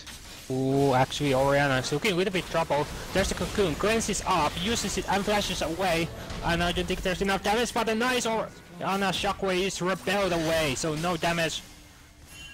And no kills come from that. Good repel, definitely would have been dead if that shockwave hit. But then again, still has flash though, so if it would have landed, he could just flash out. I don't think the last turret shot would have been enough. I think it would have, if you account for the shockwave damage, plus the time you are knocked up, you take another turret shot. Yeah, well, we see actually that the Fnatic Gaming have piled up onto the Gnar, who's gone Mega just in the right time. Gnar them against the wall and picks up a 1 kill onto the Wukong. And turned that right around. Yeah, at the end you see the Tristana burning flash a heal trying to save the Wukong, however he was not in range for it, unfortunately. But a good attempt, a team play definitely. That mid, would have been however, a nice bait. Yeah. If only the push wasn't worth it. Yeah. Mid lane looks volatile though. Orianna with no summoners against Victor's, both summoners still up. But he's running TP though. So only has a map burster instead of flame burster.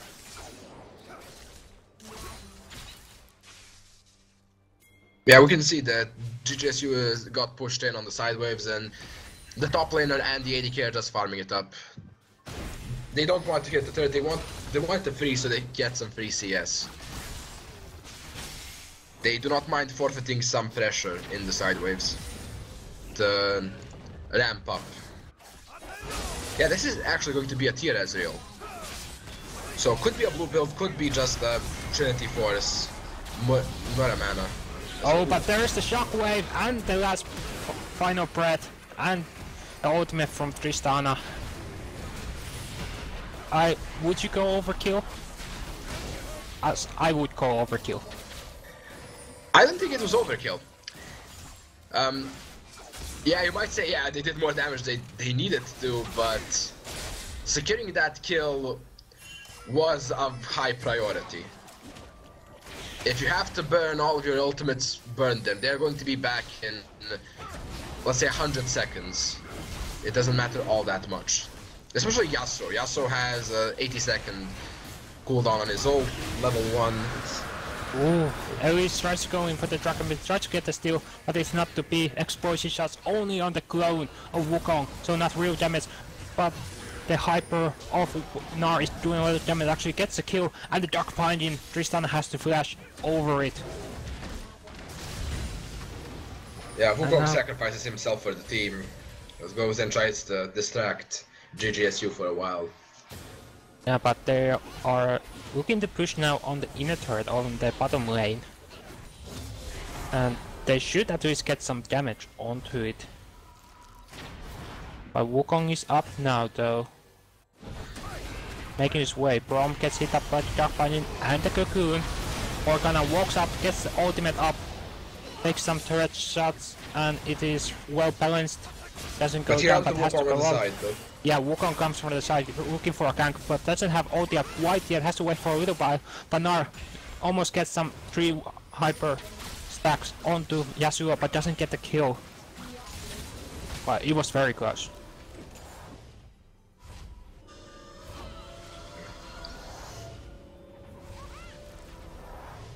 Yeah, there is actually a giant wave building up on the top side that's going to push in towards the tier 2 turret of Manatee Gaming. We can see Yasuo going up there to pick up the farm.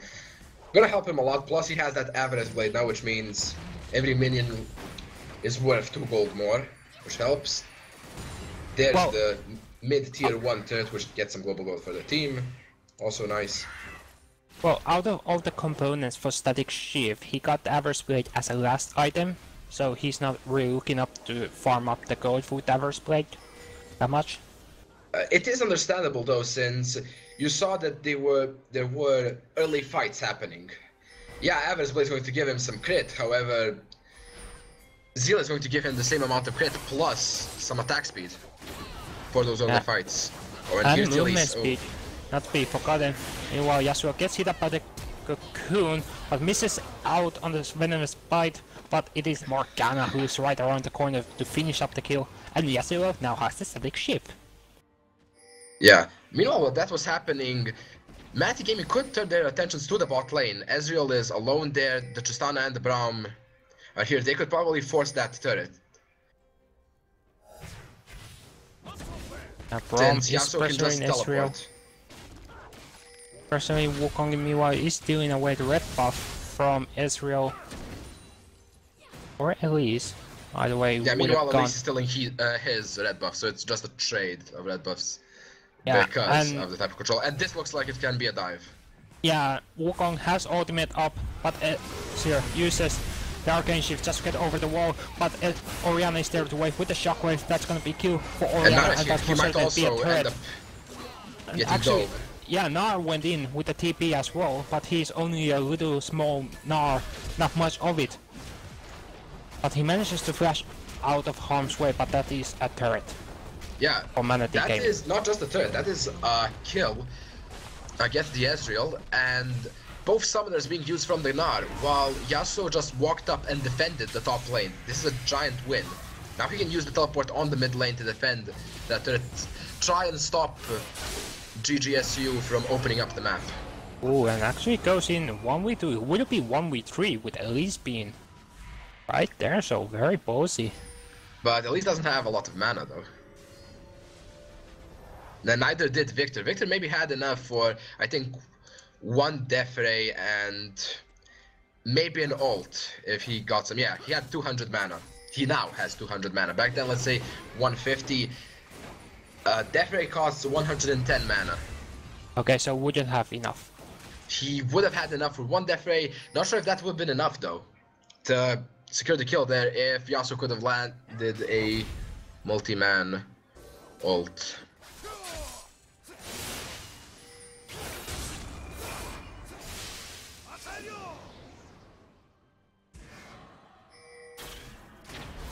Yeah, we can see at least clearing out the pink port, getting some vision control. Ooh, and a small ambush for Wukong.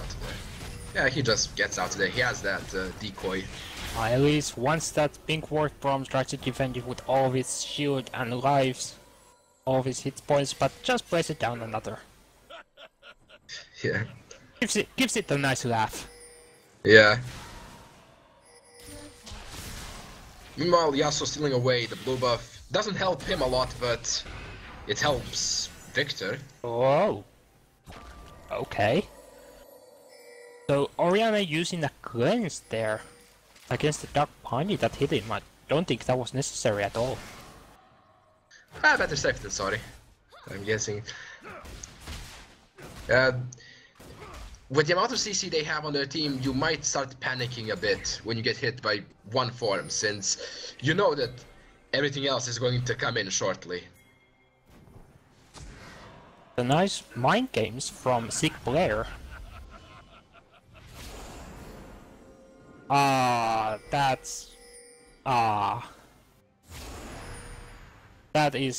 feels bad. Feels bad, man.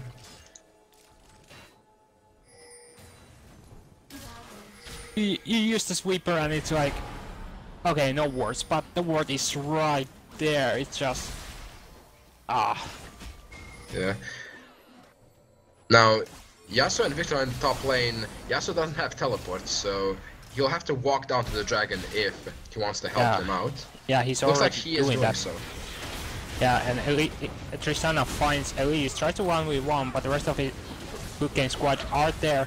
Braum is stoning them out of the Baron, but Elise comes from the back line of Dragon Pit, actually gets the steal, and now Victor is going up against Yasuo and Braum, gets the kill on the Yasuo, but the Shockwave gets there and gets a double kill for Oriana, and now Victor also has a double kill on his side, but Tristan is now jumping on him, gets 2 stacks of the explosive art, there's the 4th, and he's gonna pick up the kill as him, but meanwhile Ezreal is gonna pick up kills for him as well.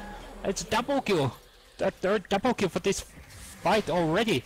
Tristana with almost no mana, there's Dark Fighting, that's gonna be a triple kill for Hahuya. Oh, that was an interesting fight. Plus, Elise managed to get the steal on the dragon, so it was extremely worth. Dragon plus an ace. Yeah.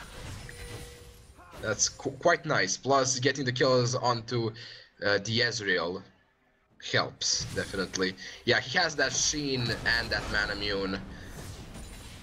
Still doesn't say if he is going blue build or not, although that longsword is probably going to turn into a Phage.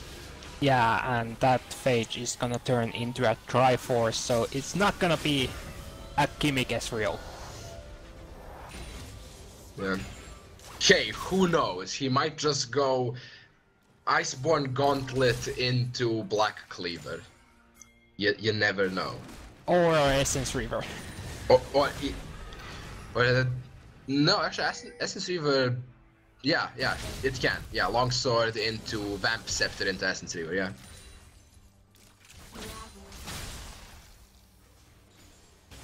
The man of this game still has the pressure on the top lane. Yasuo is pushing down the inner turret, taking almost a quarter of its health.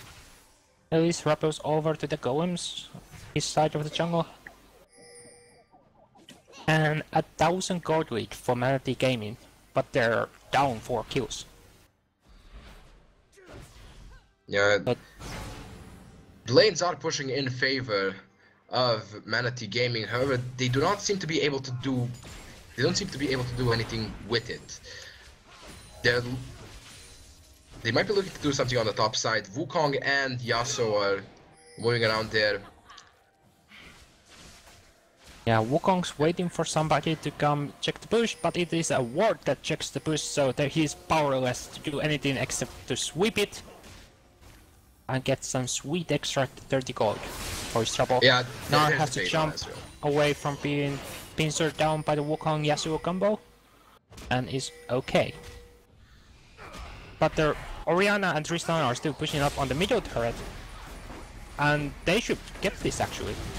Yeah, meanwhile, Ezreal is not here, he's farming the bot wave, he just sends out the ult. Yeah, the ult comes, but it doesn't hit anything. There's a shockwave, but it only hits 6 player in the backline. Now the rest of the men of the game, their health bars are very low, but Tristana manages to get that double kill. Now he's gonna turn Mechanar, but it is too late because it's already 3 members down for Good Game Squad.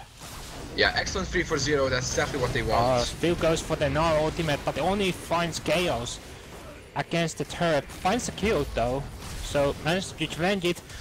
Ezreal tries to get something with the Mystic shots. They are hitting for a nice bit of damage, and they are very low. Ooh, the Yasuo shield just keeps it alive from the Mystic shot auto attack.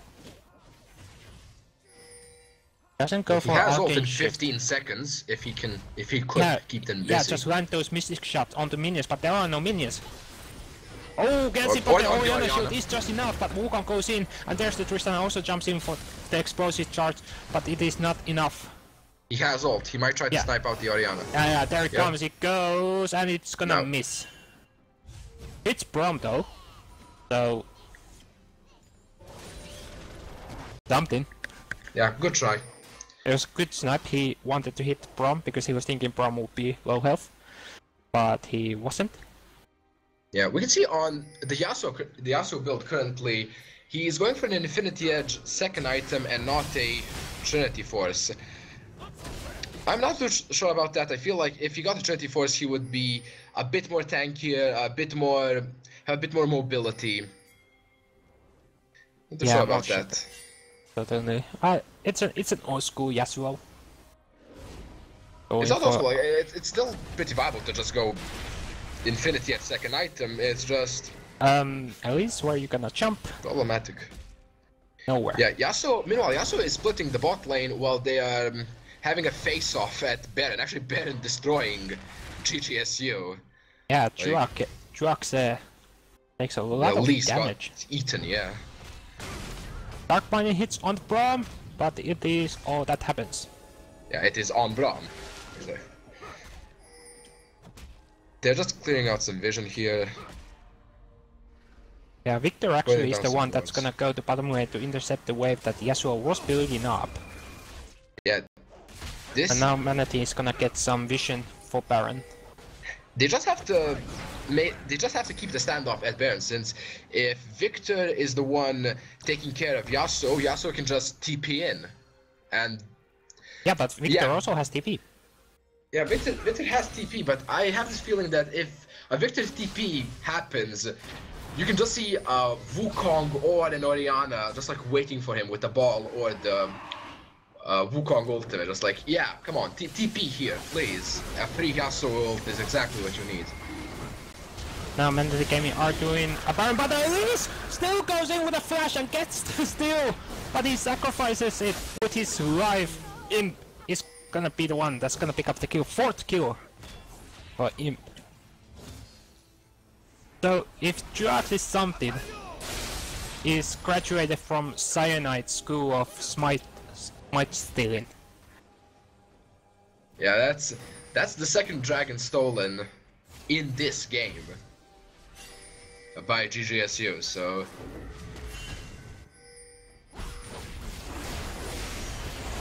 but oh, they're actually doing the Baron now. Yeah, they're doing Baron, but Druax is not there, so his chances of getting the steal on this one are pretty low. And it should be go for the red team.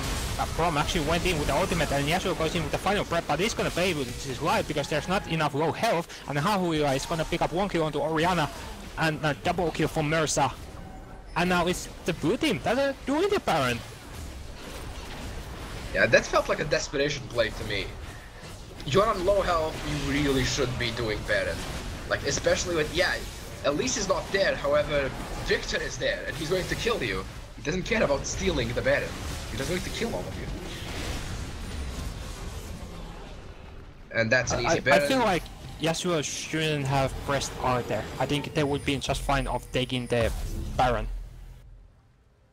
The thing is, Yasuo did press R and just hit Nar because there was a black shield on the Morgana, I think. And yeah, not really the optimal play.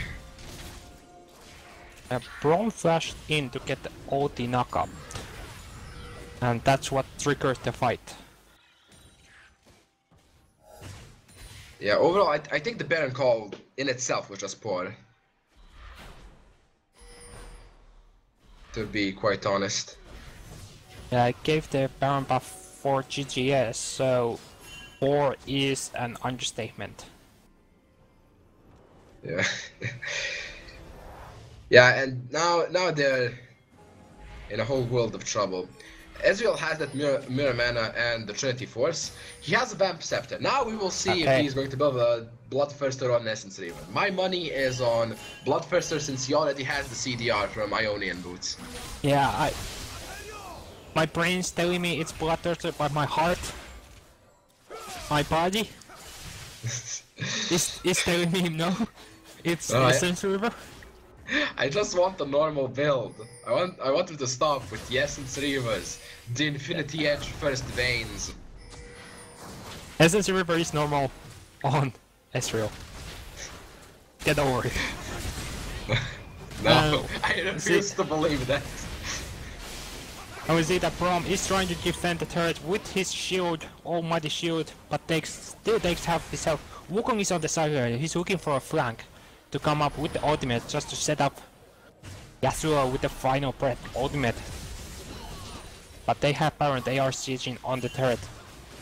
And Wukong is closing in, but he's on the ward, and there's a big ward, and there he goes. But he gets Cocoon, and the Shockwave still hits onto 3 members of the good game squad. Elise gets away, but he's gonna pick it up by Yasuo. There comes the ultimate from Ezreal, and it's gonna just not miss it hard, but the Mystic shots are the ones that are actually gonna pick up the kill. Only 2 members from Good Game Squad went down for 3 of Manatee Gaming. And that is slightly annoying. The cannon minion that is out of range of turret, but you can't hit it yourself. Yeah, and Victor TPing on the top lane, getting that turret along with Nar as well. Yeah, that's really bad for Manatee Gaming. They got the engage that they wanted. They got the Yasuo ult on a couple of priority targets. However, that turned around so quickly with the Nar ult. Imp, you are lucky that you did not check into that bush. Okay. He felt the disturbance in the force. Did not want to go there.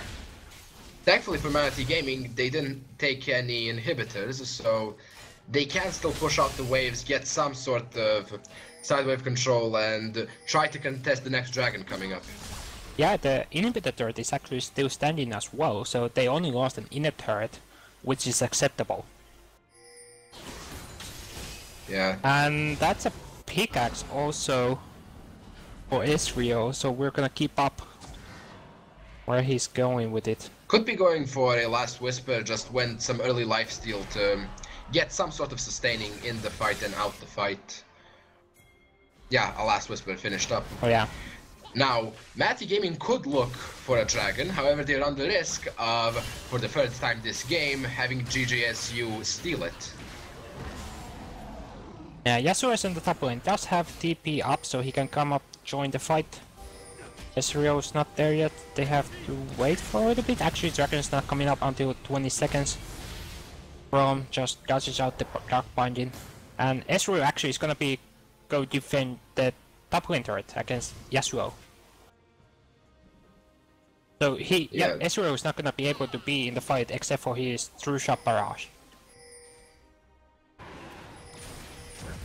And Dragon It looks like Yasuo is getting ready for a teleport. He's just standing there, he's waiting for it. Yeah, Ezreal has to start walking up. Yeah, there comes the TP up. Immediate flash from Mercer, just get out, but the gravity field is good. It zones out, but at least he's looking, but doesn't even go in for us. potential still at all over the wall.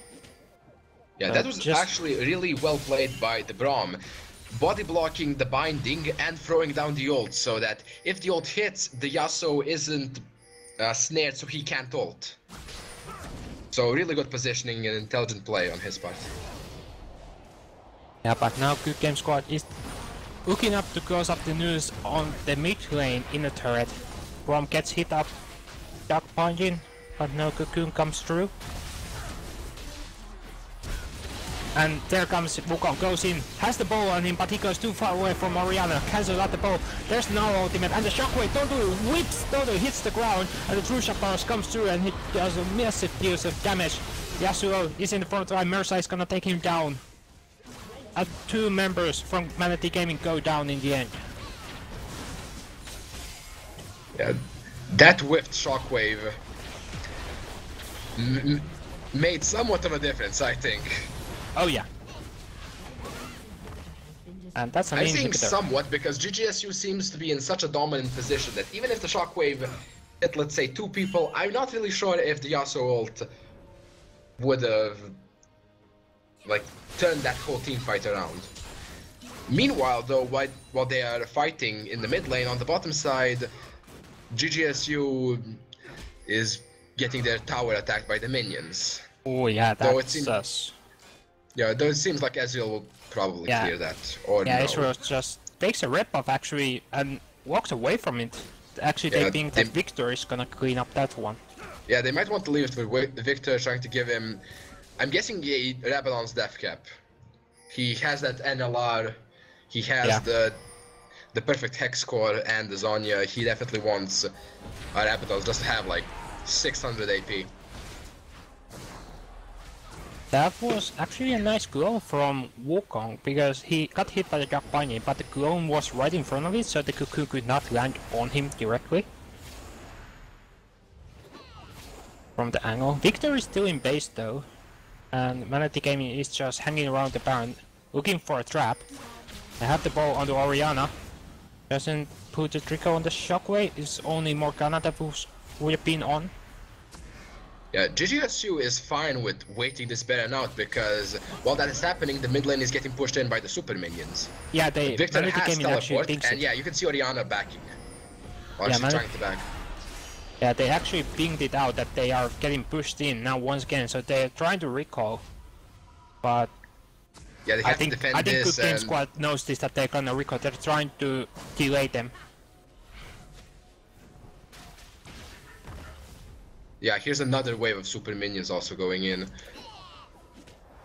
It's... Yeah, they just backed. Now Orianna would be a good time for GGSU to do the Baron, because Orianna is not there, she doesn't have teleport. Yeah, and they see that Wukong was on lane on the top lane, and he's now coming down. He was chased by the minions, so a little bit more vision, but now Wukong goes in, and a nice 4-man knockup, but Orianna is not there for a follow-up shockwave. Elise is gonna take a 1-kill and another ult against the wall for Braum, and now Yasuo's counting with a final breath, but it doesn't do much. Hahuila is gonna pick up that kill, and now Tristana is all help, and the shockwave comes through, but it's only Mersa that it hits. That was so heartbreaking. That was the perfect Wukong ult, but Yasuo wasn't in the range to hit that ult. Oh, but Nar TP is in to get closest in the news around the rest of the members from Manatee Gaming. That's gonna be game for Good Game Squad Unicorns. Yeah, this is what Tilt is made of. Braum is the last man defending it. It just gets locked up by the CC. And now Iron is the next target. No one going down. Mersa, double kill.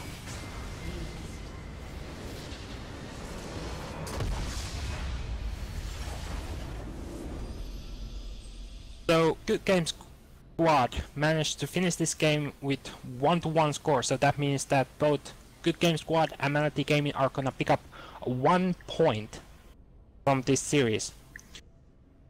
Now we're gonna get into the last game of the last best of 2 of the game. Be sure to tune in just a moment.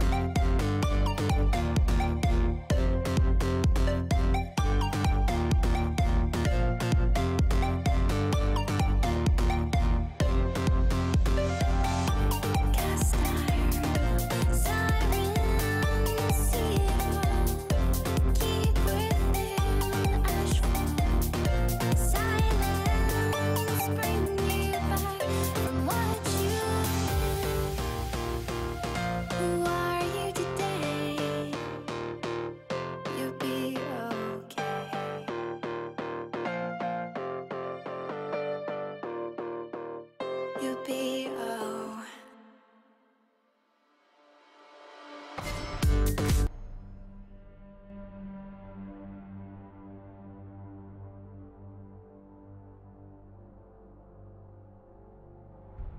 Hello everyone and welcome to the last best of 2 game 1. This time between Doke Isn't Dead on the blue side and Glamour Girls on the red side. So just running through the roster, it is Katakiwatsu on the top lane, Uchuski on the jungle, Jujitsu Dog in the mid lane, and FNC Challenger and S4 the bottom lane for Doke Isn't Dead. And then on the other side, Chaos Lusky Gun on the top side, Rage May Occur on the jungle, Grerit in the mid lane, and Missing Chu and Watcher the bottom lane for Glamour Girls. And we have all the bans already. Yeah, it actually, the Draven looks like targeted ban. Yeah. At Missing You, yeah. It's not something you ban in a regular game. Other than that, everything else looks pretty standard, apart from the Diana.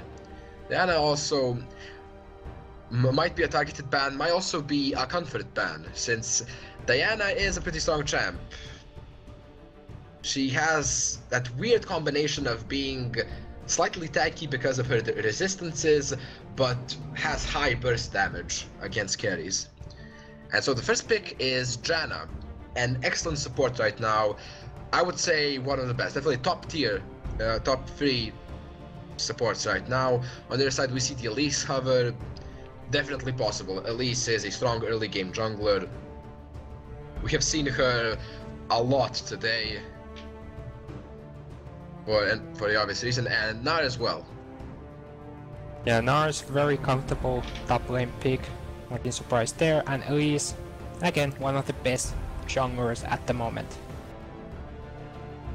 Yeah, not much point talking about Nar and Elise anymore. We have talked about it almost every game this day. Though now we see Lulu. Lulu has been banned throughout most of the day. Now that she isn't, it looks like she's going to get picked. Now, as probably everybody here knows, Lulu can be flexed to the top lane, the mid lane, and the support role. So, very flexible pick. By taking Lulu, you don't really show your hand too much. Like, we know that it's going to be mid or top because of the Janna. However, it still helps make some counter picks against the laners. And looks like there's a Vi hover on the jungle. Vi hasn't seen much play in recent times. However, she is still a strong jungler. For obvious reasons, her ult is great at locking down the enemy carry. She can gank early with the Q. It's good. She's a good champ. Although when you look at Janna and Lulu, the first thing that comes to mind is a hyper carry comp. Like protect the Kog'Maw or protect the Jinx. Juggernaut. A Juggernaut, excellent. You were testing me. Yeah. Yeah, on the other side we see a hover over the Morgana and the Jinx. Jinx, also played a lot in these few days for also an obvious reason, a strong hyper carry in her own right. Morgana, a good support, excellent combination of pick potential with the binding, plus defending the hyper carry with the black shield, so that, and of course Morgana is probably the most well-known counter to Vi. Yeah, because Vi just uses Assault and Battery, Morgana just uses his Black Shield, and Vi is in the middle of the team not doing any CC. And she can just get bursted. Yeah, it's gonna be interesting to see if Watcher can somehow bait Uchuski to go in with the ultimate, and then he's just gonna end up in the middle of their team, and they're just gonna quickly just wipe him out of the map. And and there's the Tristana and Vicar lock in. Yeah, that's going to be a top lane move. All in all, not that much of protect the hyper carry comp. There is a Vigar in there as well. Now the Lulu helps Vigar as well, looking at how one of Vigar's problems, it might be the mobility. He is a very slow champion, does an insane amount of burst, but when he gets caught out, things get a bit tricky for him. And now, on the other side, they have to decide who's going to be the mid laner. Now, keeping in mind that any AP mid laner at one point could just get one-shot by the Veigar if not using Zhonya's or not trying to bait out the ult through some other means. Things can get a bit dicey. There's an Orianna, however, and Orianna into Veigar might not be as bad because she can survive the early burst with her E. Orianna overall is probably one of the safest mid laners you can take. And it is Orianna who is gonna get locked in for Glamour Girls. And it looks like it's also gonna be running a TP, as is very common for mid laners these days. Yeah, times have changed. No more are the times of taking Ignite mid, trying to get some early kills. Now it's all about the TP, having that pressure, early backings to get some magic resist or cooldown reduction or mana items, and back into the farming lane you go. Yes, indeed you go.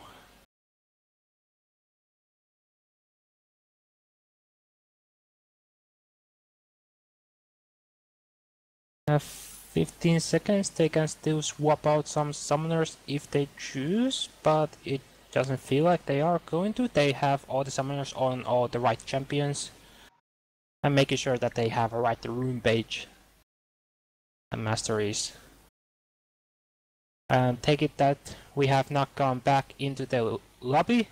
Everybody has the right runes. Yeah. It looks like the entire day we have seen hyper carries at the ADK position, which is something I want to touch on. It is quite different than what we have seen throughout, let's say the LCS split specifically. Yes, we have seen a lot of hyper carries. However, we have seen some Corkis as well, some odd graves here and there. Here, it looks like teams are quite focused around not specifically the late game, but like the mid to late game, where the hyperscale start to shine with the Jinx and the Tristana here. Veigar doesn't have an AP cap because of his items like every other champion. So admittedly, if you go into the ultra late game, let's say 50 minutes in, he could have anywhere from 1,500 AP to maybe even 2k AP, which is one-shotting the AD carry at that point. Hey, you might get lucky and you could even one-shot the jungler if you're lucky. Well, it is Elise. Provided that Elise goes Runeglaive, Veigar is an excellent pick. Like, post 6, Elise comes to gank you, you're just going to be like, okay, Q, ult, and if she survives, she's going to run away. If she doesn't survive, well, you got to kill. Great drop jungler. Yeah, but if he just comes for a gank like that and he doesn't get picked off, the one that he's ganking for could be the one that's gonna finish up the kill. Because Veigar used everything just to back off the jungler. Yeah, I'm just gonna say it's different. We haven't seen Veigar in a long time, and now he had really resurged in the new meta. I'm not sure how much I like that. I am opposed to anything that one-shots you. So, yeah, it's hard to counterplay a point-and-click kill, apart from actually getting Izonia's Hourglass, which is unfortunately not really efficient on ADs. Well, you could get a Banshee's Veil, however, just a random AoE spell could take care of that. Like, Vi's E, just randomly hitting a minion could pop that. A random tornado or anything. It's a difficult life of the AD carry. It's a difficult life. It's not unheard of for the AD carries to run as Sonya sometimes, because it just is a 1.5 second immortality, basically. Yeah, it isn't unheard of, however, it is extremely inefficient looking at how you're getting AP for it. Yeah, you get some armor, which is nice. And plus, the fact that you're invulnerable Here's the difference. The parallel I always make between defensive items at AD carry and mid is AD carries have Merc Scimitar, which is made out of QSS, and the mid laners have Zonias. The difference being that it doesn't work towards the AD carry's advantage to not pump out damage for 1.5 seconds. However, it does work out for the mid laner to wait 1.5 seconds for their rotation of cooldowns to return.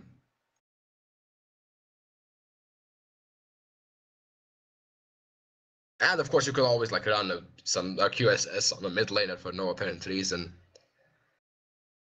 like to take care of some CC or some debuff. Yeah. 1.5. That sounds a little bit too less of a time for Zonias. 3.5. Yeah, it might be. I know why I said Yeah. 1.5. I was just said random time period. Yeah. Yeah, you got it from me. I first said 1.5, but then I started to think about it that it doesn't sound right. Yeah, it might be 3.5. Yeah, I don't play too many mages. When I play mid, I play Yasuo and Zed. I am scum, but I don't play APs. Yeah, and I only play supports and never Morgana. Alright, but we're into the first game of this best of 2 between Dog Isn't Dead and Glamour Girls. And Dog Isn't Dead on the blue side. And they are pinging up the entrances to their jungle, and they are divided. They are all going to go defend one of the entrances to their jungle. They are covering up the mid lane. This might get a bit they risky. sneaked in. Oh, they sneaked in, and they might catch out the Tristana and the Janna. Yeah, that was... Actually, they're just pinging. They saw them. They are pinging. Yeah, there's the Veigar laugh at the word. They saw it. Okay, so they know that they are waiting at the red buff. But it was pretty weird though, because it looked like they were all going to cover up the entrances, but all of a sudden Tristana decided that he's gonna go cover the same entrance that Janna is. And that left the opening for Glamour Girls of where they actually came in from. So it looked a little bit weird. Yeah, might have been that Force sense again, feeling a disturbance of getting first blooded. It must be. Yeah. So now Glamour Girls have just returned to their own jungle. Bottom lane is gonna start on the Crump, while top lane and jungler are starting up on the Golems. And the same thing but reversed on the side of Dog Isn't Dead.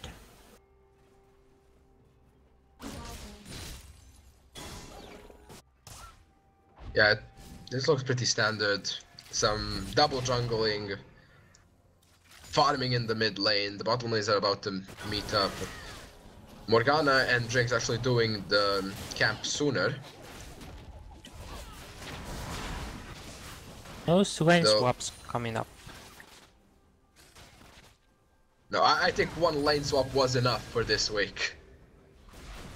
Well, we still have one game to go, so don't know if that... It could happen, it could happen. Gonna see some professionalism. Janna gets hit up by Dark Binding and the Zap. But the Storm Shield is keeping... Eye of the Storm is keeping her quite healthy enough.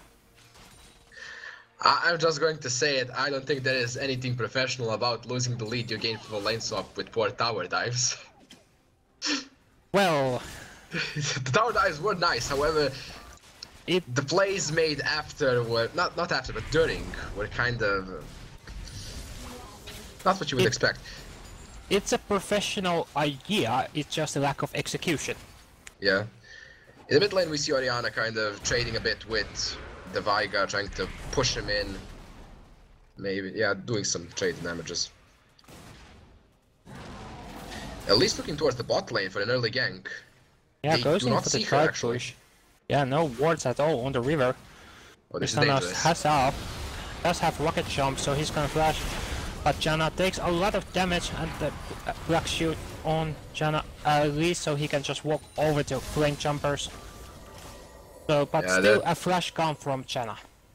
That could have been a kill if the cocoon landed, probably, but a summoner spell is good. That means you can return to that lane in the next 5 minutes and get something out of it. For Shisho. And at least looks like he's gonna go have a fight with Vi over the red buff, but he changed his mind. Instead he was looking for a gank on Veigar, but then he changed his mind again, going back to the red buff. Vi could probably beat up the... Yeah, she has double buff, she can beat up the Elise. Elise is actually still hunting, finds a cocoon, and Vi actually chooses not to go over the wall, but turn around. Elise can just rebel over to the golem. Janna's on it though. Yeah, Janna's looking to intercept, but he's alone. Tristana is on the lane. Yeah, shield on herself for the bonus AD. Doesn't have that flash now to get the kill. And yeah, but he has to be careful not to go too far. Ooh. And there's the black shield on the things, and Morgana flashes over. At least you not walk past Morgana. You're not gonna like what's gonna happen. Yeah, that was a poor Dark Binding from Morgana, missing everybody. Maybe trying to predict, I don't know, a summoner spell use, but yeah, didn't work out quite as planned. Yeah, you have to expect the summoner spell to come in when you're least expecting it to come in. So he's expecting that you're gonna have the binding is gonna come, and and he's expecting that you're gonna use summoner, so you're just gonna stand still and it's not gonna hit. And that's like one of the best feelings in the league, when you can we're saying that it's probably predicting a summoner spell. It might be that he just spaghettied all over his mouse and just missed it. Things like that do happen. Well, this is Premier League, so we're going with predicting. Yeah, we are going with predicted, baited, and calculated as main words in our dictionary. Word of the day.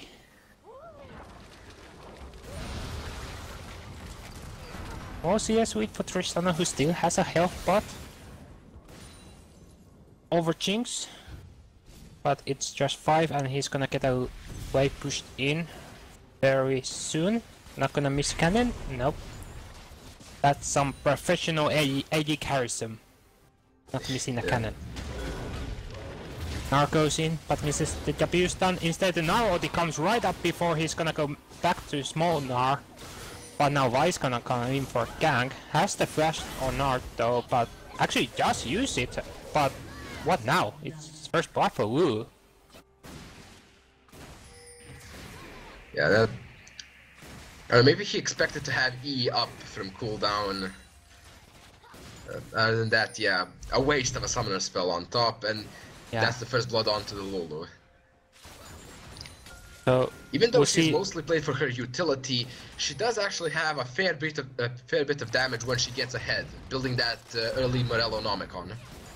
Yeah, we'll actually see if she goes for some instant damage, but actually we saw on the mid lane shockwaking through, but Veigar was able to flash it in time. That if Lulu goes for a scaling AP or just like instant like Morellonomicon, but with the Fiendish Project it looks like just gonna go for the Morellonomicon route build. It could be both though, since both the Fiends and the Morellonomicon are built from the Fiendish Codex. Yeah, but he will like go for a Rod of Ages.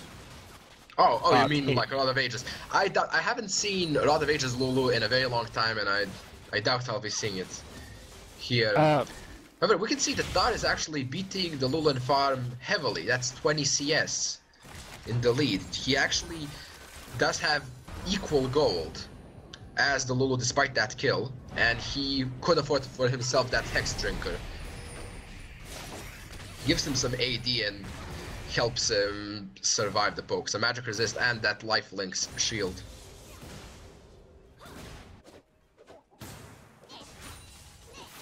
So It was actually a back from both of the mid laners. Orianna went for the Chalice, and interestingly enough, Veigar went for a Fiendish Codex instead of picking up a Chalice for himself as well. So, could he just be going for a Morel Nomicon as well? No, Orianna's probably, Veigar. Yeah, Veigar. Yeah, he might be going for a Morello Nomicon. I'm not too sure. I would guess that Veigar would prefer to go a Fiends, just because you don't need that early AP. You're going to outscale absolutely every AP mid laner. So at that point, getting some defensive stats is better. I think you can get Morello, and it's not like that big of an issue, but you just get more magic resist and more mana regen with Fiends. Yeah.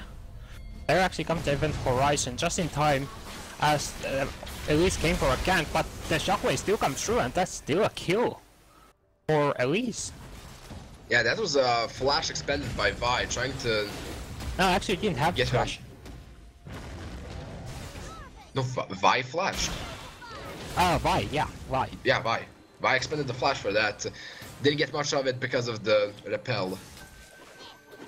And Gnar goes in on Ooh, who has to burn a flash to get out of the hyper damage. Veigar using the TP just to get back in lane. And it looks like a Morello Nomicon. Yeah, it looks like definitely the makings of a Morello Nomicon. I don't know, I think you can go Morello Nomicon. I would just not recommend it for something like Veigar. Especially if you have Elise in the jungle, who's probably going to focus your lane because you are Veigar. If you have a safe lane, you'll probably win the game. Of course, Orianna going for that Fiend so that she doesn't get one shot. Yeah. The magic resist does help. And I wanna just quickly touch on Elise going for a Cinderhawk. Yeah. Yeah, I see it right now. It is what they do mostly in competitive. However, Elise can be a good tank. Oh yeah. I just prefer her going Runeglaive. Because she does so much early game with the Runeglaive, and if it gets to a late game point where you need her to be a tank, you can just swap it out. It's not like Devourer where you lose stacks. You can just swap it out, I think. You don't lose much. Yeah, you lose some gold value, but not a lot. Meanwhile, Vi also going Cinderhulk, which is interesting. We used to see a lot of Warrior Vi when the new enchants came out, and now that they have returned the 5 AD to the Warrior enchant, I don't see too much reason to go to Cinderhulk Vi. Elise standing on the bottom side of the jungle, is waiting for Tristana to be open in there, and there he is, but the Soul Shackles come from Morgana, but he manages to flash out of range, but now Janna is in the range, but he also manages to flash out of harm's way. So both make a Death Rocket, actually used, but not much came from it. Yeah, it was a good gank on the bot side. It expended 3 summoners on the side of Tristana and Janna. Only the exhaust is left up. And Gnar is gonna go Mecha, gets a stun, looking for an ulti, but there's the wild growth coming from Wu. Gnar is in turret range, takes about 3 turret shots, but Wu is now out of mana, and Gnar is gonna go small, looking. That's just gonna be a kill. Easy pick up. And yeah, Gnar doing are really picking well up in this lane against Lulu.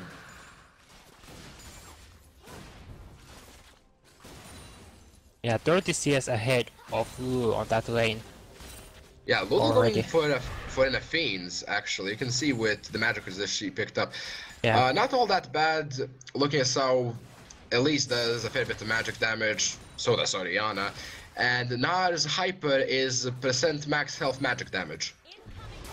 That is why he is sometimes hard to itemize against as a top lane tank, since his auto attacks do physical damage, his W passive does.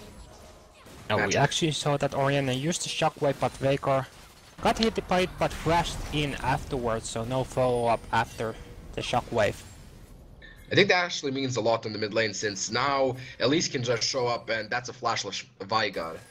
Yeah, and speaking of showing off in the mid lane, Vi is hooking up like she would be ganking on the mid lane, but Veigar is a little bit too far away from Oriana not to get that event horizon down. Yeah, plus Oriana does have her shield and the speed up from the W. Vi would have the flash Q, but she doesn't have flash, nor chilling smite. Yeah, now he's just being a giant bully in this lane. You can see that he has a Hex Drinker, Murktreads, and a Giant's Belt, while Lulu is stacking Doran's rings, just to get some HP and some easy HP in the hood. Oh, Lulu just standing still. Perfect opportunity for Nar to just jump in. Oh, but it manages to get the wild crowd, so he survives for the time being, but at least Rebels in and gets the execution kill. Yeah, that was an easy kill. Yeah, Lulu actually having a lag out there, and there's the White Gang, but Oriana just flashes out from the event horizon. Yeah, I think Lulu was maybe having some internet issues, since Yeah. there was absolutely zero reactions. Yeah, Janna actually using a quick ultimate on just to get away from Morgana. It was actually so quick that the ulti animation actually... Oh, Lulu. I guess the TP out right before the turret goes down. Why would you do that, Lulu? Yeah, He's going but- to destroy you. But Vi is actually coming, so he's waiting for time to come for Vi to come in, and there he comes with the ultimate, and Lulu is still running, dodges out to one boulder and the stun. But now Nar has range, but the shield is keeping him alive, and the event horizon comes in just in time to get actually Lulu gets the kill thanks to the Kudo Lance. Sickest bait of all time. Oh yeah. Yeah, sickest bait. Had me fooled. It was so good that he didn't even use Wild Growth. And Tristana gets cocooned, but it is in the mid jump, so he's cocooned in mid-air. And now Elise is forcing out Janna away from lane while Glamour Girls are gonna pick up the bottom lane turret. Just waiting for it to bounce up, and the Storm Shield, Fury of the Shield. Yeah, almost bounces up, then Jinxa says, no, I'll just take the farm. Eye of the Storm, that's what it was. Forgetting abilities names, what they are. Yeah. Not having a good time. Come on, man, you're a support main, you're supposed to know these things. Yes, but I don't play such weaklings like Janna who can just get insta-popped. Oh, yeah. Like, yeah, I for play sure. like strong, like Sejuani and super Sejuani tank support. jump. Yes, super tank supports. Yeah. At least a little bit got out, but manages to rappel just over the wall. Yeah, not is alone in the top side because, well, Lul is going up there to kind of contest him, but at this point he can just force her on the turret. Yeah, Elise just walks into the event horizon, but Veigar choosing not to ult, which was smart, wouldn't have killed him, not even close. And Elise is making his way down into the bottom lane, but Doge isn't dead, bottom lane are looking to intercept. Actually, they just went for the golems. But now Elise has come back for Veigar, and there's a shockwave. And a dead Veigar. Yep. You can't really escape the CC lock. Yeah. And speaking of CC locks, doesn't have flash. Janna uses the Monsoon just to survive. Actually survives the Morgana, but now Vi has get locked up by the Soul Shackles. Nar jumps in and Vi uses the ultimate, but it's Elise who gets up the kill. Elise still going on, rappels into the Lulu who's under turret, doesn't have wild growth, but does have the shield, but the Nar ulti knocks him right back in the hands of Elise, who's gonna pick up an unofficial double kill. And now Challenger is looking for Elise, but wisely chooses not to go too deep as the rest of his teammates were just round the corner. And now Jinx is gonna get a bottom lane turret. Yeah, this was great actually. Veigar didn't have flash for that, so he's just easy pickings. Like, they can dive him, no problem. It's Elise. She can repel onto him or onto anything in that vicinity so that she can juke the... what's the name of his stun? Jesus, now I'm forgetting. The event horizon. Yeah, I even play a fair bit of Veigar. I don't know how I forgot about that. Just think of the movie. I'd rather not. Yeah, so it looks like they might try and force Dragon here. They are stronger. The Tristana is actually backing. She actually, oh yeah, she cancelled her back. Everybody's here. They might try and contest it. Now it's Orianna who's gonna pick up the kill. At least still going strong onto Channa, but Channa is just gonna flash away. Event Horizon keeps Gnar at bay, and Dog isn't dead, have to run because Gnar is about to go mega. They don't want to fight in tight corridors. Yeah, quite dangerous situation. But Veigar currently only has 147 plus ability power from his Q. Which at 20 minutes isn't that much. Well, yeah, we can't say that, but he just gets a decap and it's like, yeah. It's like he has a whole nother item. Yeah, oh, and the Close. shockwave was just a little bit too late as Tristana was already managed to jump out of it. But a nice try. Too bad you used flash for it. Yeah. But now Vi also flashing in against Elise, but doesn't use the ult yet. Actually, Gnar is the one that gets hit by the Event Horizon and the explosive charge are on him, and the Monsoon is keeping Vi alive from the front line of Glamour Girls. So Gnar did not end up going down. He's just gonna run out of Mega Gnar form, but nothing follows it up. Lokis and Jet are just gonna rotate to mid lane, try to push down the turret. But Glamour Girls are right there to protect it. Yeah, meanwhile it looks like the top lane has just been forgotten. Like, for the last, let's say 7 minutes, just minions have been killing each other. Like, nothing has transpired. And it looks like it could be an easy turret, since the main wave is near the turret and it's at like 500 HP. Yeah, now it's coming up there now to clear the wave. Yeah, maybe it's as also sort of forced to pressure it. Yeah, I think actually that they could get a lot of pressure made just by having some side wave control, since they have strong split pushers. Like, the Gnar is so much stronger than the Lulu, and I think the Jinx could probably beat the Tristana.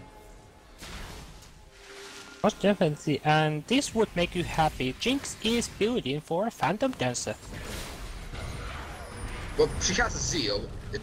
Oh yeah, she has a Zeal and a Cloak of Agility. Excellent. Exactly what I want to see. Phantom Dancer all the way. Oh, There's and the Lulu. CC layering on the Lulu. Yeah, speaking of CC, oh, the shield of Orianna just saved him, but Lulu flashes in for a good lance. And Yeah. it's only the support though. Yeah, it is. Here you can see that if Veigar is strong or not. He couldn't really burst the Morgana. And that the is... Event Horizon hitting on that's two worrying. members, but the focus was on Elise, who has the Orianna ball shield on him. Jinx is gonna pick up the kill on the Vi.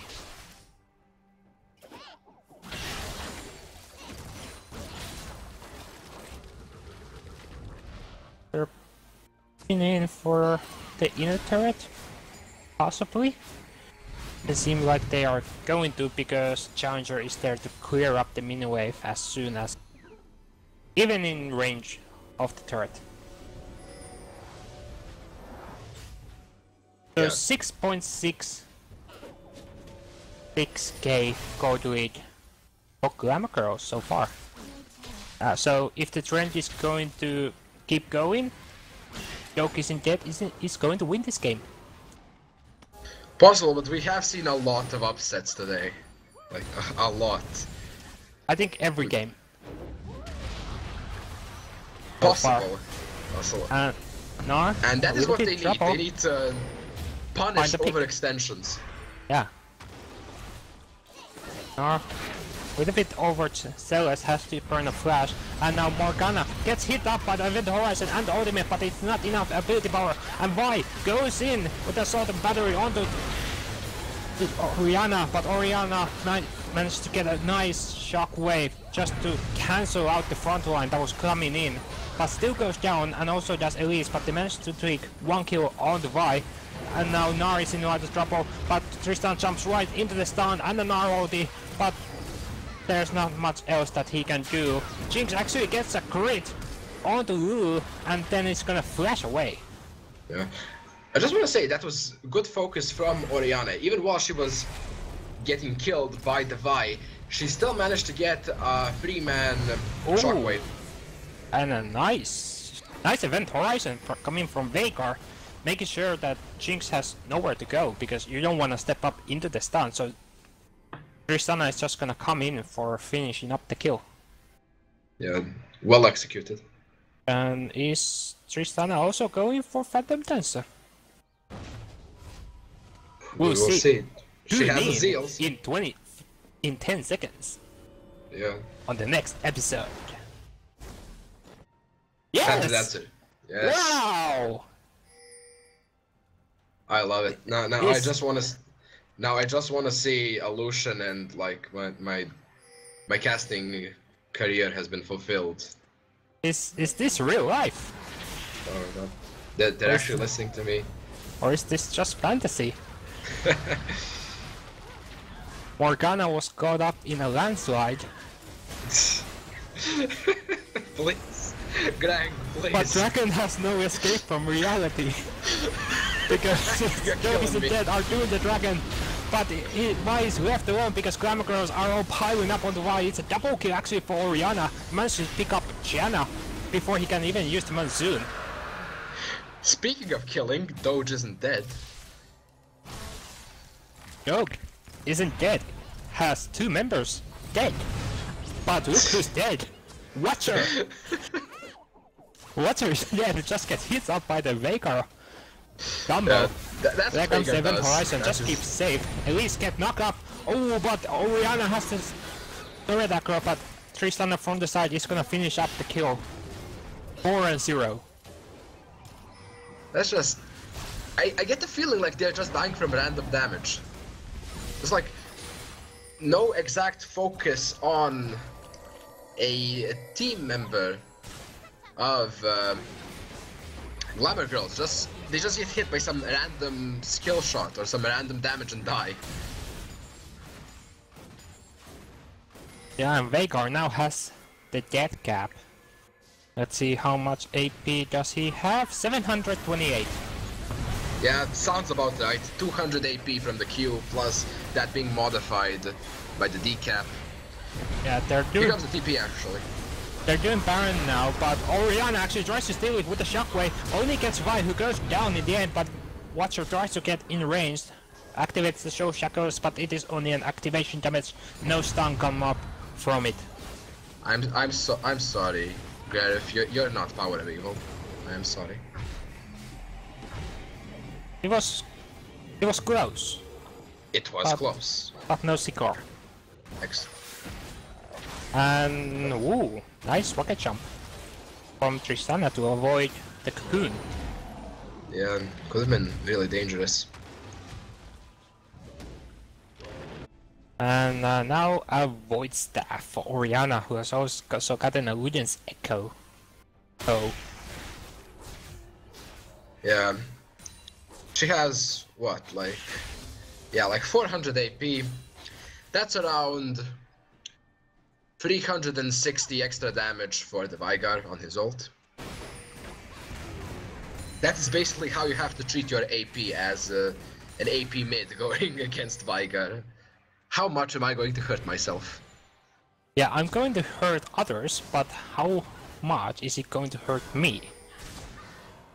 Have to do the math. Is it worth just building up AD? No. Yeah. I, for one, would have built an obvious Nashor stove on Orianna. She has the perfect passive for it. Plus you counter the you're Veigar. right. You are right. I think But Power of that- Evil used to do a thing where he built like Stoof plus old Runglaive that worked on lane minions and champions. Yeah. But that relied heavily on auto attacks. At least got hit up Yeah. by the Veigar stun, but only a little bit under half of his health left. So now it's Joke isn't dead that's are pushing up. Challenger actually getting a little bit to front, but has to lure out shield. And now Gnar gets hit up by the Event Horizon, but the kill does not land. I have to say, the Black Shields are kind of coming late. Yeah, it feels like that. Yeah, because you have to throw down the shield when you see the effect of the Event Horizon, before you get stunned, because, yeah, Black Shield means very little while you're stunned. Yeah, I'm going to take 100 less damage from the 2000 damage burst of Veigar. It's going to help me a lot. Actually, I'm still going to just quickly tap on it. Elise, who went for Cinderhawk, has built in Haunting Guys and Sorcerer's Boots. So she's also coming up a viable chance for Veigar to ult and one shot. No, I don't think she is. I think that is the exact reason why she went Cinderhawk instead of Runglaive. The difference being that this relies heavily on base damages and Magic Pen. So she doesn't have a lot of AP, quite frankly. Like, she has 71 AP, however her Magic Pen is just through the roof. The base damages of her kit help her in that, and that might be the reason why she just went Cinderhawk. She doesn't want to get one shot by the Veigar late game. Or early game ganking for that matter. Probably would have died multiple times trying to gank if she went more AP heavy. We'll see if she will build any more AP items. But you're right, it doesn't feel like that she's going to like it just for some penetration. Yeah, maybe her allies. Like, maybe building her allies is okay, it gives you some AP and the utility from the slow is good. Other than that, I don't know. I really don't think she needs it. Like, Abyssal Scepter. I would say maybe Abyssal Scepter other than allies. Like, it gives you a fair amount of magic resist to counter the fact that you are buying yourself AP, and actually helps with whole Magic Pen thing for Orianna. Because, let's be frank, Elise is going to jump into the team and Orianna might throw a ball onto her and Shockwave. If everybody is affected by the Abyssal Scepter, that's some nice flat pen coming out of the Abyssal Scepter. The dragon has now spawned. Gnar was on the top lane, but he's Mega Gnar and he's TPing in. Oh, the Event Horizon does not actually connect on the TP, so Orianna is gonna pick up one kill instantly onto Wu before he can even walk road, while Elise is gonna pick up a shutdown kill onto Veigar. Yeah, Veigar also with the failed flash. Not sure if it would have helped him either way. And yeah, now they can rotate for the dragon while they wait for the minion wave to push. Or they can take the top lane, yeah. Yeah, that's just Rotating rotate up back top. Yeah, Elise meanwhile can't take the dragon alone. Even though she's building Cinderhawk, she's still the jungler. She can take care of that. Yeah, and Dragon. she does have the magic pen, so she's gonna be okay. Yeah, now they can rotate back mid and take that turret as well. But doesn't look Yeah, like that- they are rotating actually. They might be looking. Baron isn't there though, and Baron- taking Self Baron right Vision. now, I don't see it as that big of a win. I would have preferred seeing them hard push the mid lane, take that turret and run away, to be honest. This feels like they're wasting a lot of downtime. Like, while they cannot be contested on anything. But that does mean that the fourth dragon goes for Glamour Girls.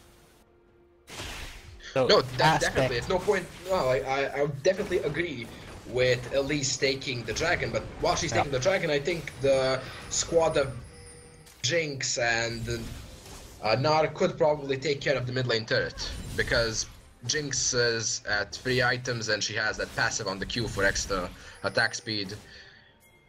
Although while they didn't get 18 like that, they did put down a fair amount of wards on the top side jungle, and Gnar knows that he is being chased. He can just go away from there. Just in time to put down the ward as Vi was coming up. Got her out. Morgana finally has finished up the Mikael's Crucible, so she can use that to save somebody from the event horizon. Yeah. Now they're doing the Baron dance. There it is, the first target to get hit by the event horizon, and it's Elise, the second tankiest person. Another one comes through, this time doesn't hit anything. They're just fighting for some vision.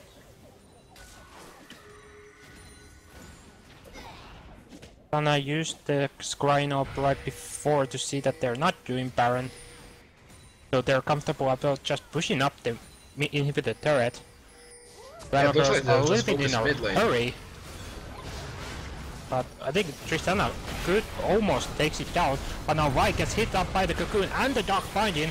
And at least goes in with a Venomous Bite, but it's not enough. And now Tristana, who you have to be careful, you're in the front line. Yeah, Vi going that Cinderhulk plus the Dead Man's Plate is tanky as hell. She can survive a lot of that harass and the CC that's layered upon her. And we can see that the bottom lane is slowly starting to push. Actually, not so slowly. They could probably rotate that. Gnar is Mecha, and he has found who can't even wild growth herself because of all the CC. So now Joke isn't dead, has to run away from this powerful threat. Orianna still has the shockwave, so yeah, they still have the shockwave. I think they could go. Yeah, they could just force the Baron. If they get jumped on, they still have the shockwave. They still have the Jinx ult. They have Morgana zoning as well. Not much that they can do. Jinx is the one that's gonna pick up the kill, but there comes the ultimate from Veigar, but it's again on the support. That was really weird by Jinx. She just stood there and took. Oh, the shockwave! Destroyed. It's when you don't expect it, and it happens. It just caught you off guard. Elise comes in, picks up the kill onto Lulu, who did it in actually. Ult, but didn't help her. Yeah, Tristana used the ult, but it's too late. Shutdown kill for Jinx. And they could push for a lot on this, maybe even possibly for game. For 10 seconds on Vi and 18 on Veigar. They could actually try this, I think. Yeah, they're gonna. Yeah, they are going to it. try for it. The carry is only up in 10 seconds. There goes one turret, 5 seconds to go. Just destroyed the turrets. Yeah, Vi has to go in to defend this. And there he goes, he finds Buried and Missing Chew, and the ult from Veigar is not enough to take down Jinx, but that is first game going for Glamour Girls. Yeah, she barely survived that, and it was great. It was definitely the right call. A bit risky, but yeah, they do have enough damage with the Jinx just being so strong at that point. Alright, so we're gonna get the last game of the day in just a moment. We're gonna see you in just a few.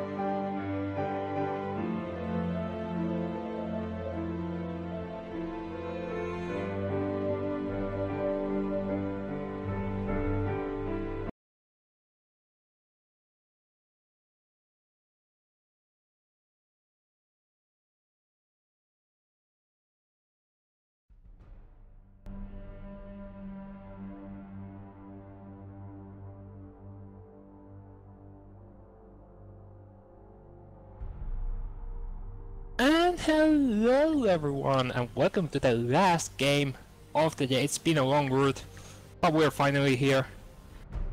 This time it's Doke, isn't it, that is on the red side, and Glamagers that are on the blue side. And pretty similar bans already. Diana and Raven actually banned out. Three. Yeah, again, we're seeing the target bans for each player. Must have done their homework. Yeah, then there's just the Mordekaiser ban. It's just a ban for everyone. Nobody wants Mordekaiser. Darius is the same. The two brothers band on one side. Is Leona gonna be the last band for Glamour Girls? I very highly doubt it. Yeah, not too sure about that. It would make for a good synergy. Yeah, epic lore battles. Yeah. The sister band versus brother band. No, it's Fiora. It's Fiora. Well, it is a girl. There, we had half of the equation. Close enough. Close enough. All girls are alike. Triggered. No. Speaking of getting triggered, the Veigar pick. Veigar? Yeah. Yes. Veigar is... having memories of Veigar is the AP equivalent of the Faker versus Ryu clip, Z versus Z. Like, things that will keep giving you nightmares. Well, what if you're a Faker? Well, you're a Faker. You obviously do not sleep. You play League the entire day and night. Now, I think that I heard that they had to add to his contract that he has to sleep like a certain amount of hours a day, a week. I don't know. I never imagined him like the type of person to sleep. I imagine him more like, I don't know, the sort of a real life Azir. Real life Azir. Yeah, Korea, your emperor has returned. Ah. Okay. Yeah, I didn't know that's how.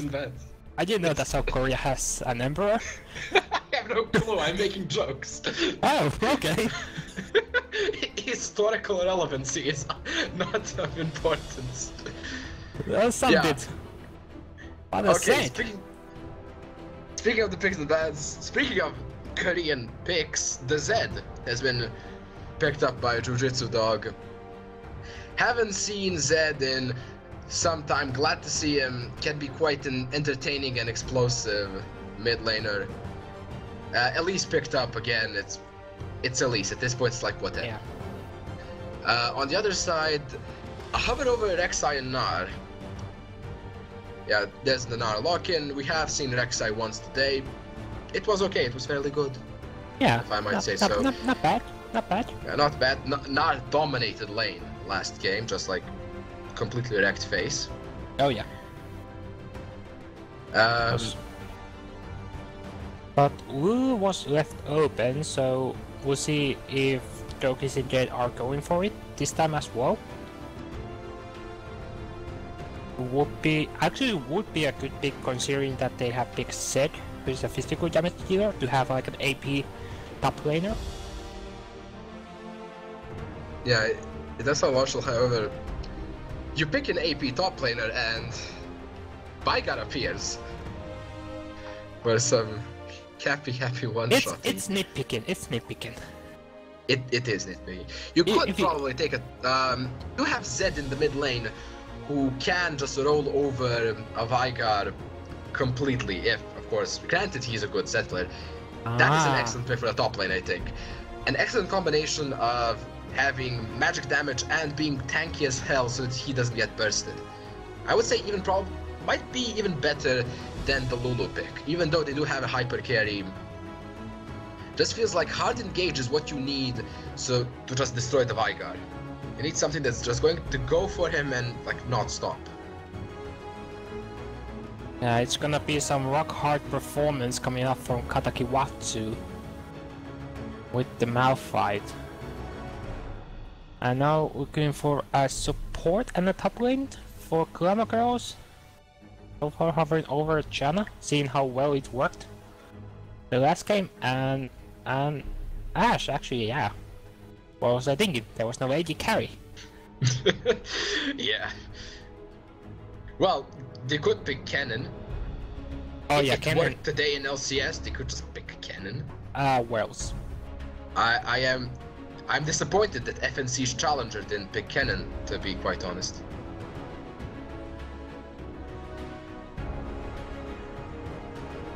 Well, he might be not just feeling as confident on Cannon, As not reckless, much, yeah. as because it was played today, so might have not just had enough practice on AD Cannon. Yeah. Yeah, he is And FNC challenger, ooh. not FNC LCS player. Yes, yes. Do it. Oh, the blitz. Do it. Speaking of the hard engage that Rex of Icar. Just do it. You're getting so This- fun for this. It's... I love it. Blitz is why I climb. Oh, come on. Come on, you can do better. It's only Yeah. hyper carry. You don't have to protect your hyper carry. You want some target picking with Blitzcrank. That's what you Let want. me guess, Blitz is what you use to climb Elo. Yes. Oh, Blitz that- is that- like, well done. That is so support. dirty. That is so dirty, like... It is Tom Kench. Tom Kench, probably the safe pickup here. Protect that Jinx, especially when you don't have that Lulu and have the Malphite instead. On the top lane. Plus, he can actually, I'm not sure, I think that he can cancel the Veigar ult if he devours Elise, if she's the target. I'm not too sure about that, but I think it should. Baker Roti? Yeah. Yeah, if he repels in time, it should cancel it. No, I'm not talking about the repel, I mean like the Tom Catch Devour. Yes. I'm gonna say yes. Let's say yes. Yes. Let's say yes. It's good to say yes. No? Yes. Yes, yes. Yes, no, Yes. maybe. No? I don't know.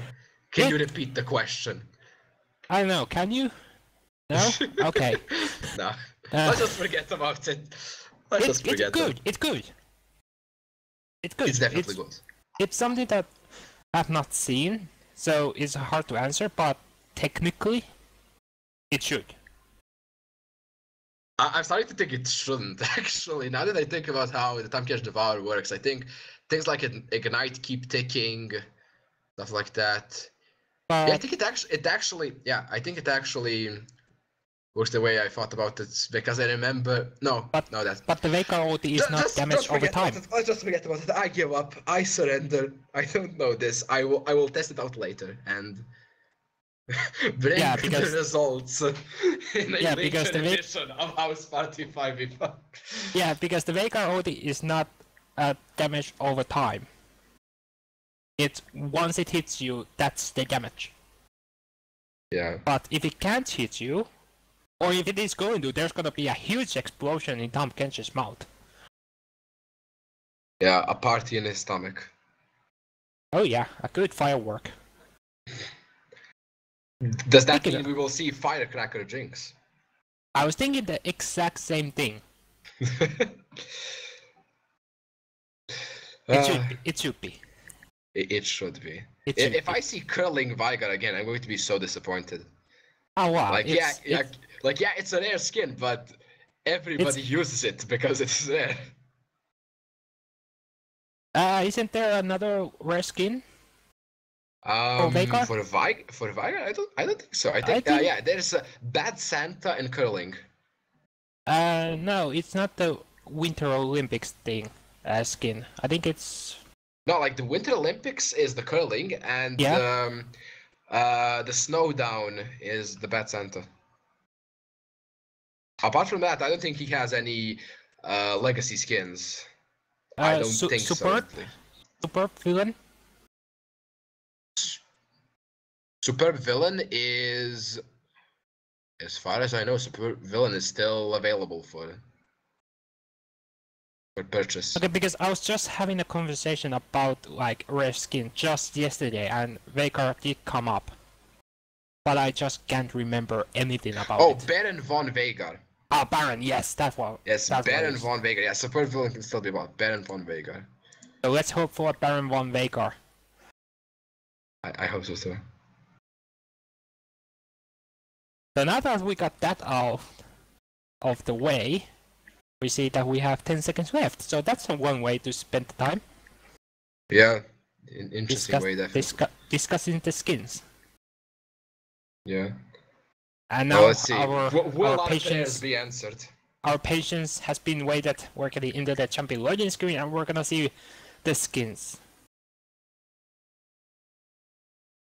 That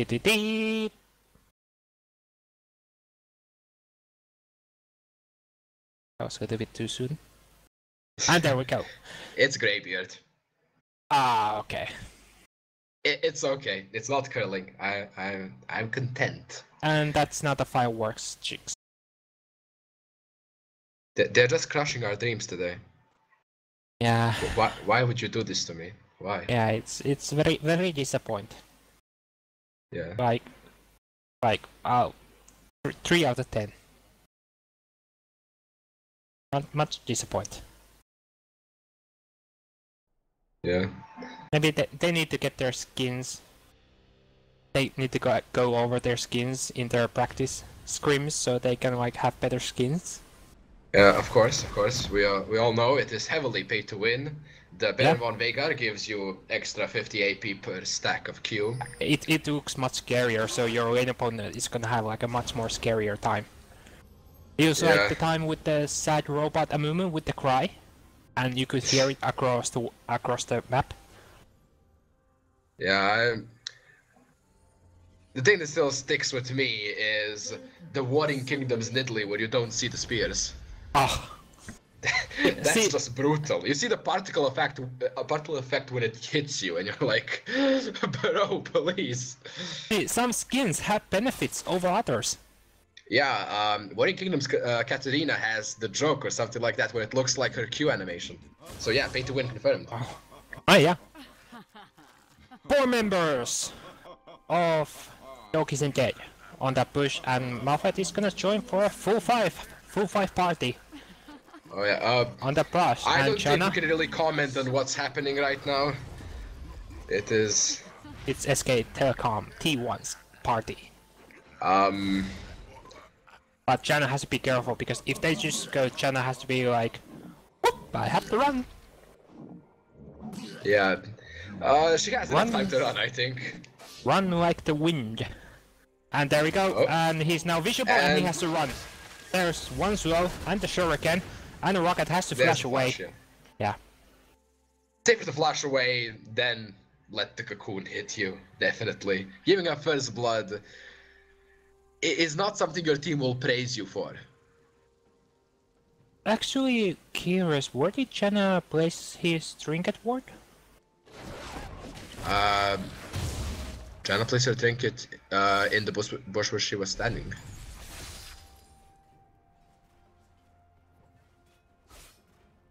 Okay, so it's interesting to see that she didn't place it on the entrance. So she was just sitting on it.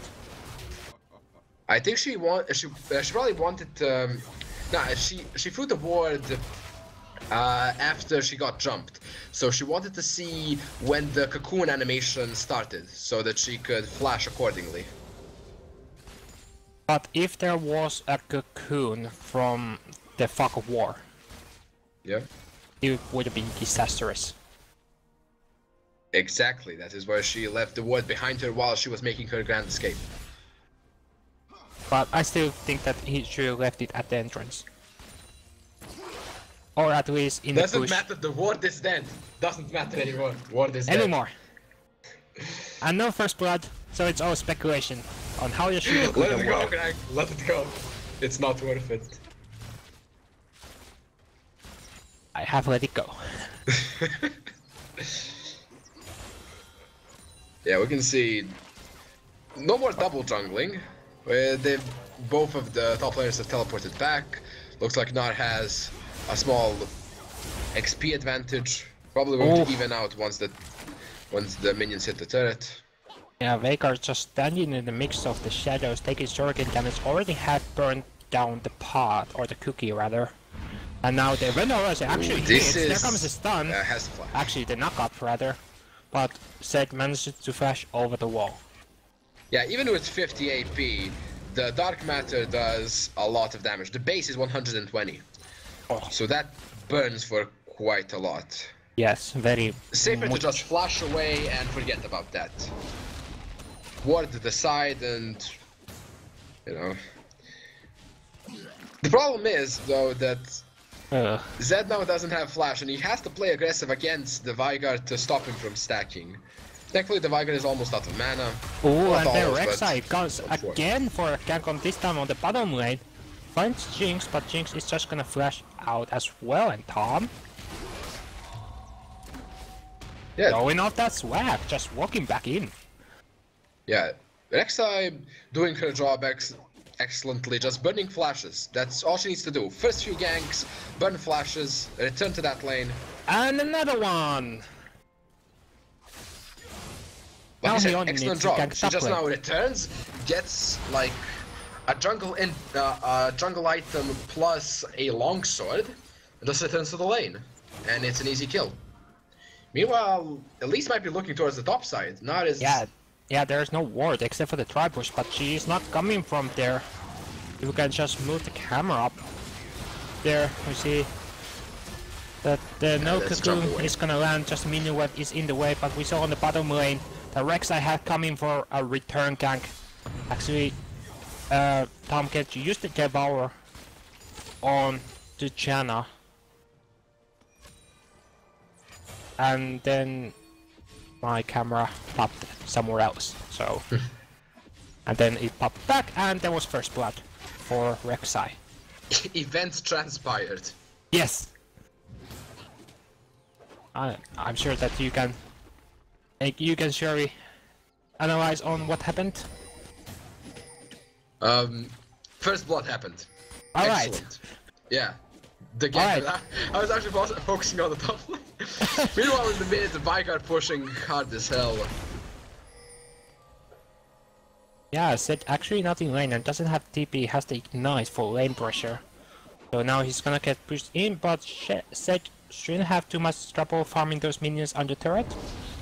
Yeah, with that passive and the E, it's just extremely easy to farm on the turret. As said, you just auto-attack the casters once they exactly like that. You auto-attack the casters once they get hit by the tower. It's easy. Plus, he now has level 6 and a cutlass.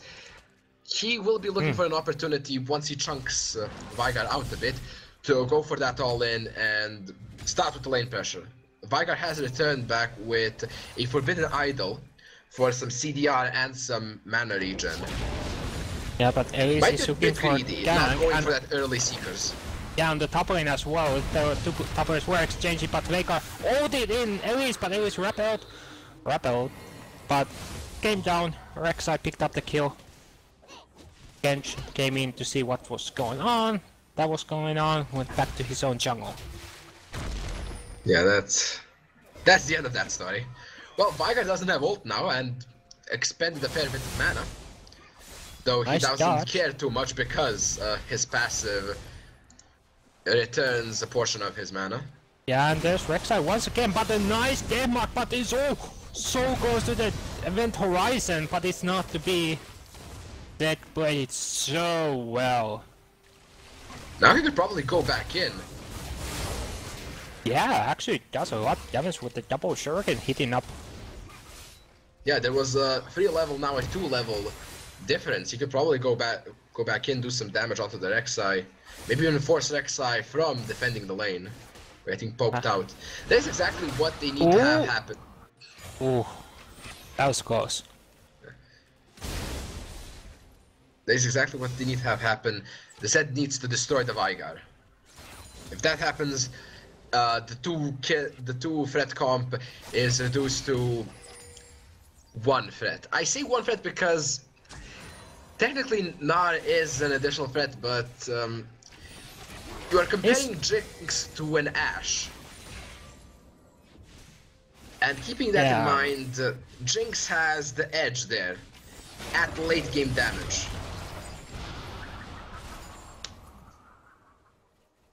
Yeah, most definitely. So Ashes has to rely on just some nice cross-map ultis. Yeah. Especially on this early game. Just to see if he can randomly hit possibly set in the mid lane, and then Veigar can just follow it up with the Event Horizon, Dark Matter, and the Baleful Strike. Yeah, I think that they can actually, if they communicate well and plan accordingly. Oh, and there actually comes the ulti. It hits Tom Kench, and now came in with a TP. But it's Tom Kench who has to pop the Grey Help, but it's not enough. Ash is gonna pick up his first kill of the game. Yeah, and Rek'Sai even using the ult. Oh, this time the Event Horizon hits, but can't use the ulti. There it comes, but no AP on Zed. And the Denmark, oh, but Zed just flashes in and uses those shadows to get the last E to finish up the kill. Is that him? Is that EU faker? It's Flepiven. It's Flepiven. It's. Yes, the EU faker.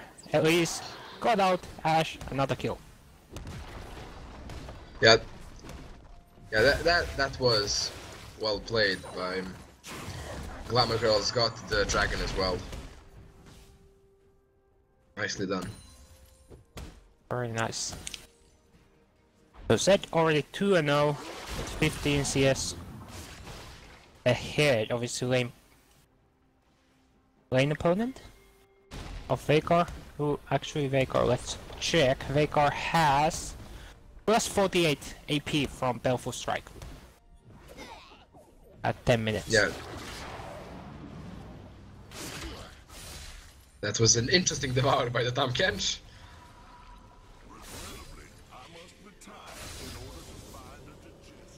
Alright. So Zed is ahead. That is exactly what Doge Isn't Dead needs. Yes. And he's looking to use that lead to use his shadows offensively instead of defensively to evade the Event Horizon.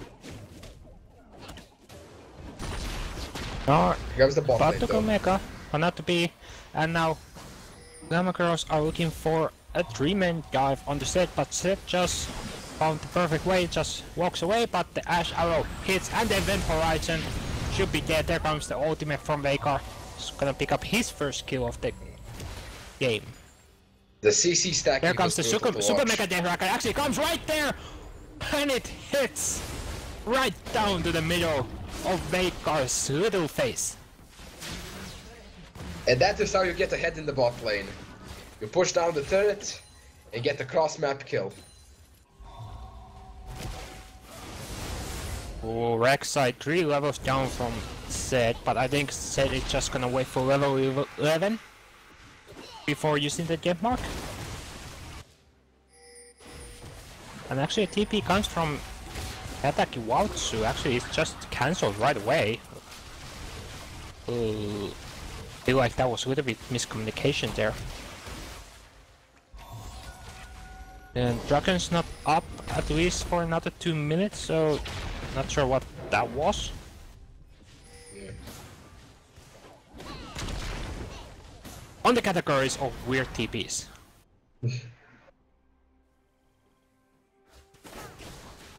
I cancelled it, so half the time is refunded. We'll have it up in 180 seconds, if I'm right. Yeah. Oh, here comes an Abyssal Voyage. 240. Yeah, there he comes, but Jinx a little bit all alone, but manages to flash right to his teammate, but Rek'Sai follows it up, gets the kill onto Jinx, and now Rek'Sai is the one that's well helped. Gets devoured by Tahm, but Tahm just goes down in the end, and the Monsoon is keeping Rek'Sai alive, doesn't go down. A double kill for Ash. That was poorly played by the Tahm Kench. Didn't use his E to get the extra health bar, literally. And yeah, the Abyssal Voyage might have been... Either the Abyssal Voyage was a bit too late, or the Jinx positioning kind of was at fault there. In the end, Jinx Tries to run away, but dies to the AoE of the Cinder Hulk on the Rek'Sai, and then everything just goes downhill. Tahm Kench doesn't use his E for the shield. And they're easy pickings. Yeah, that would have been the time for Malphite to use his TP. Yes, Yeah. however, for some strange reason it is not there. Game. Game. Ding ding. Yeah, he's Rek'Sai just- might be a bit caught in the jungle if Zed... No, Zed doesn't decide to go for it. There is no turret behind Veigar. Zed could probably try and do something there. Yeah, maybe. Although Doesn't here have come flash. Rek'Sai and Janna to defend them. On the top side, Yeah, we see... Zed just uses not the shadows to pulling. get over the wall. And Meganar comes in, tries to do something against Malphite, but Malphite's just gonna be like, I'm just gonna walk back to my safety of my jungle. Yeah. Nothing special happening. Nar turns Mega Nar, throws down some harass onto the Malphite. Malphite uses the crystalline flask, and nothing comes of it. It looks like they might be trying to steal away the blue buff. But trying to, Elise is right there, has the smite up. Rek'Sai is forced down by the passive of Tahm Kench. Already got 3 stacks on it, and Zed is looking over the wall. That is a tricky ward to get into the bush. Yeah. All of my life I've gotten it in only one time that I've tried. That's how good I am. Yeah. Oh, what? The Skara ward? What No, you the missed- push, what you- the push from Dragon Pit to the try push. Yeah, that's the Skara ward. Ah, He made notorious by missing that ward, like yeah, the Scar the Ward. entirety, Okay, yeah, I the misheard you. entirety of his Sightstone. Yeah, okay, just misheard you. I heard like Scuttler Ward. I was like, No, yeah, no. okay, Scar Ward. Yeah. Yeah. So now Glamour Girls are taking the Drake. Second one already not even contested. Malphite finally has the ulti up, TP back up, and the Ash Arrow came through, hit absolutely nothing. Tahm Kench just gets Event Horizon stunned up, and there comes Malphite with the Unstoppable Force, but it doesn't do much. Zed manages to pick up a kill onto the Rek'Sai, but now they're falling back. It's just 1-for-1 exchange. And Nar, ooh, tries to get the Nar in, but Zed manages to shadow out and goes in with a Death Mark and the passive of the Blade of the Ruin King activation, and the Ignite is just enough damage to get the kill. 5-0. Dead. Yes. That is what we like to see. Oh, but he can stun, but even Horizon, and there comes the ulti and everything else, and he is dead. Now Rek'Sai has found Malphite right in the entrance to the river, and Malphite's just given up, walking back, gives the kill over to Ashe, who is also 5-0.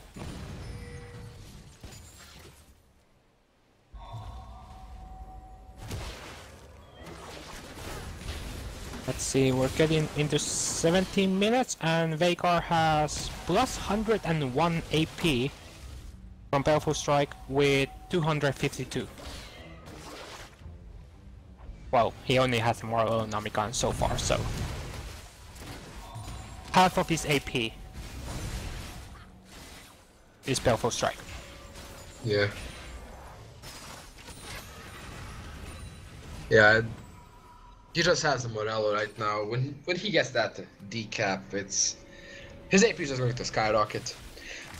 Although not sure if he's going to get allowed to get to it, because when you look at Zed, he has Yomus and Bork. He is definitely a force to be reckoned with.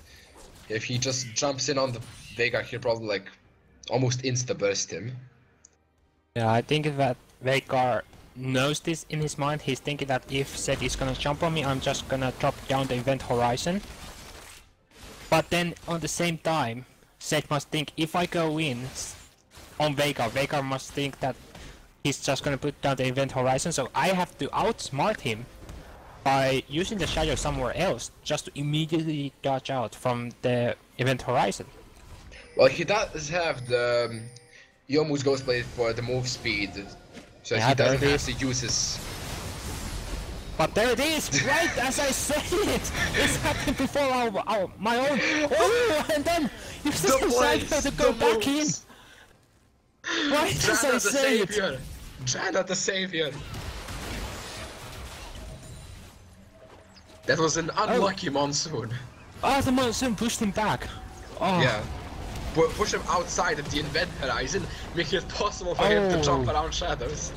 And here I was thinking that it was Zed who used the shadow to get out of it. No, he actually got knocked out. That's the best part. But now, Nar has jumped in on Tahm Kench, who just get turned up against the wall. Ash is gonna pick up another kill, but Malphite is coming right behind. Has the unstoppable force available, but Glamour Girls are just gonna walk into the jungle. Zed got stunned, but no damage followed up. Rek'Sai? Yeah, you just use the tunnel. You don't wanna take the risk of Zed finding you. Because he will find you. And he will kill you. I have nothing to say to that. It's just... Too many memes. Too many memes. I am the one true meme lord.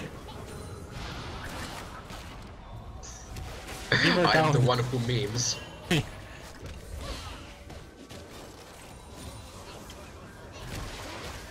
Doge is instead trying to push down on the mid lane in the turret, but instead Tahm Kench is just gonna use the Jabal on Elise to just save her ass. But now Malphite went in with the unstoppable force, was a 4-man knockup, but now Zed went in with the temp mark, but Veigar cleverly used the Sunny's hourglass to dodge out the damage, but Jinx is just doing damage, gets 1 kill, but Ashe in the meantime gets a second double kill. And the fight a little bit disbanded. Like, it wasn't on one place, it was several fronts. But in the end, it was 3 for 1 in favor of Glamour Girls. Yeah, that was... what do you say about that team fight? You have, as I said, you have to notice when an opposing AP carry has Zhonya's, and when the opposing AD carry has a QSS. Because Zed jumped in, did all the damage he could, and then just ulted back. He still had damage left in him, time to just like straight up kill Veigar even without the ult. He just decided to ult back. Let the get mark.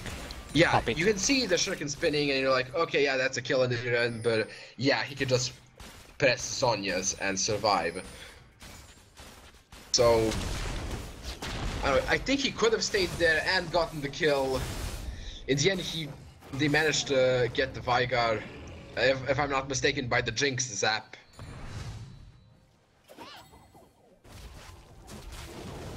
And now Glamour Girls are going for another Drake. This time it is number 3. Jinx and Tahm Kench are on the bottom lane. Tahm has the ulti available but doesn't choose to use it. Instead, Nar uses TP to go on the top lane to defend it. But the rest of the Doggies instead are pushing up on the mid lane in the turret. And instead they just move up to the blue side jungle. Maybe trying to rotate to the top lane? It was good, a good rotation by Glamour Girls. They managed to defend everything they wanted to defend. Tahm Kench like taking a souvenir. Yeah. From the jungle. Like they managed to get the dragon and rotate back quick enough so they can defend all the turrets. So Torches and Dead didn't get anything out of it. They couldn't contest the dragon. They couldn't get a consolation prize on the top or the mid lane. An overall victory on that play by Glamour Girls. Now the pace is a little bit slowed down. You see that Glamour Girls have 5,000 gold lead, and they're up by 8 kills and 1 turret. Veigar You wanna, finish yeah. up the buff? Yeah, you can also see on the side of Glamour Girls that they are building mostly armor, since there is not much need for magic resist. Yeah, Malphite does some magic damage, although like one Aegis is probably more than enough for that. Oh, Ash, you're found by the damage offset, but don't worry, because Veigar is gonna avenge your kill right afterwards. It's a kill for kill, and the problem with doing kill for kill with Zed is, if you're the most fed person on the team, trading 1-for-1 is not worth. And But did get the shutdown kill at least on Ash, so that was some extra gold. it is That's extra in his gold, pocket. however, the problem is, Glamour Girls could punish that play by just going aggressively forward. They can say like, yeah, Zed, the strongest person on your team, is dead, we're going to kill you now. Oh, and it is a little bit sandwiched by Rek'Sai, and then Gnar goes in and gets the kill with the stun, doesn't use the Gnar ulti actually yet, and now Rek'Sai flashed in for the knockup, and there's the Gnar ulti and the Event Horizon, he's just locked in, nothing he can do. Who gets the kill? It is Rek'Sai. Yeah, that's what I said. They're just going aggressive on the rest of the team. They know Zed isn't there. There's little chance of retaliation, and now it's a 3v5. They can go for the Baron. They even have Veigar zoning outside to throw down an Event Horizon if somebody gets near. Meanwhile, Jinx is getting the consolation prize of the tier 2 turret. Oh, Zed. Yeah, Zed couldn't even get close enough. He could have tried, he could have gotten it if he was right there, because it was Ash who picked up the Baron. Actually, Yeah, Rek'Sai didn't even smite. Yeah, he could have tried for that, though it is an extremely risky play. If Zed dies there again, it's a really bad situation for Doge isn't dead. Well, he would have seen the Event Horizon coming, and he has a flash up, so I'd say that just go for it. It would have been worth it. Like, stealing a Baron for a flash, it's very worth.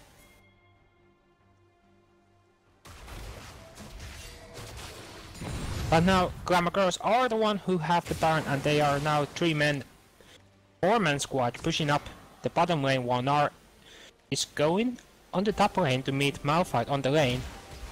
Have a little tanky off. And Yeah, this should be an easy turret. They can't get even close to contesting it. They do have a solid amount of wave clear with Zed and the Jinx rockets. Well, However, Elise gets knocked up, and there's the ultimate from Veigar. that's the exact problem of the type of wave clear that Doge isn't dead has. You have to get relatively close to the minion wave, at which point you will just die to the Veigar, as we have seen. Well, I think you will need to have Jinx clearing with the rockets. The extra range, she could have been staying relatively safe. At least a lot safer than Elise would have ever been. That is definitely, I definitely think the leash shouldn't have been close there. However, even Jinx can just get Event Horizon, since the range of Event Horizon is quite long. And there goes the turret, there's an exposed inhibitor. Meanwhile, the top lane is pushing towards the base of Glamour Girls, which is something. And Gnar is splitting the top lane. Another inhibitor turret on their mind, just taking them everything from that Baron that they can have. There it goes down. And they have to send somebody, because he's going to take the inhibitor if nobody comes. But there actually goes down. Kench goes in with ulti. Does he come with somebody? It's Malphite who does the full force, but it's right into the Event Horizon, so it gets cancelled out. Now Seth goes in with his Deathmark, but it's on the Veigar, who uses the Sunniest to cancel out the damage. And now the damage is on the Elise, and Ash is the one who picks up a double kill as Arrow comes through, but it hits a field goal onto the side of Dog Isn't Dead, and that's a surrender. For Dog Isn't Dead, it's Glamour Girls who pick up a nice clean 2-0 victory. That was quite a convincing win. They struggled a bit in the early game, but Vigar came online, and that was the end of that story.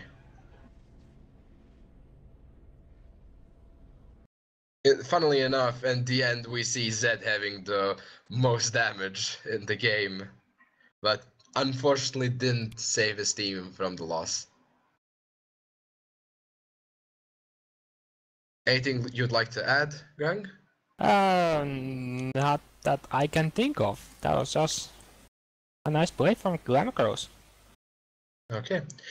So that will be it from us this fine evening. Thank you all for tuning in to the House Party 5v5 League. Be sure to come back next week for some exciting games. This has been Void and Greg, and we'll see you.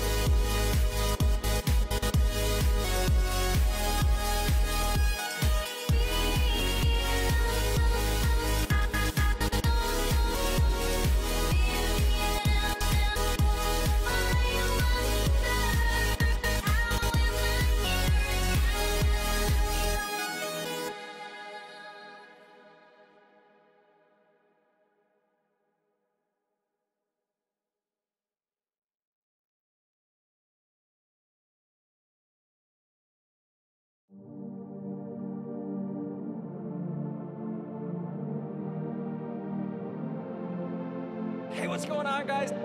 Guys. Sunday here. Welcome back.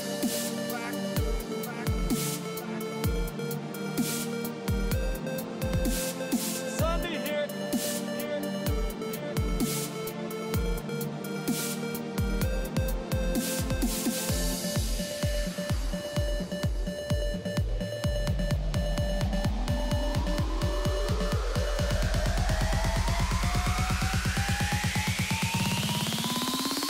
You think I'm beautiful?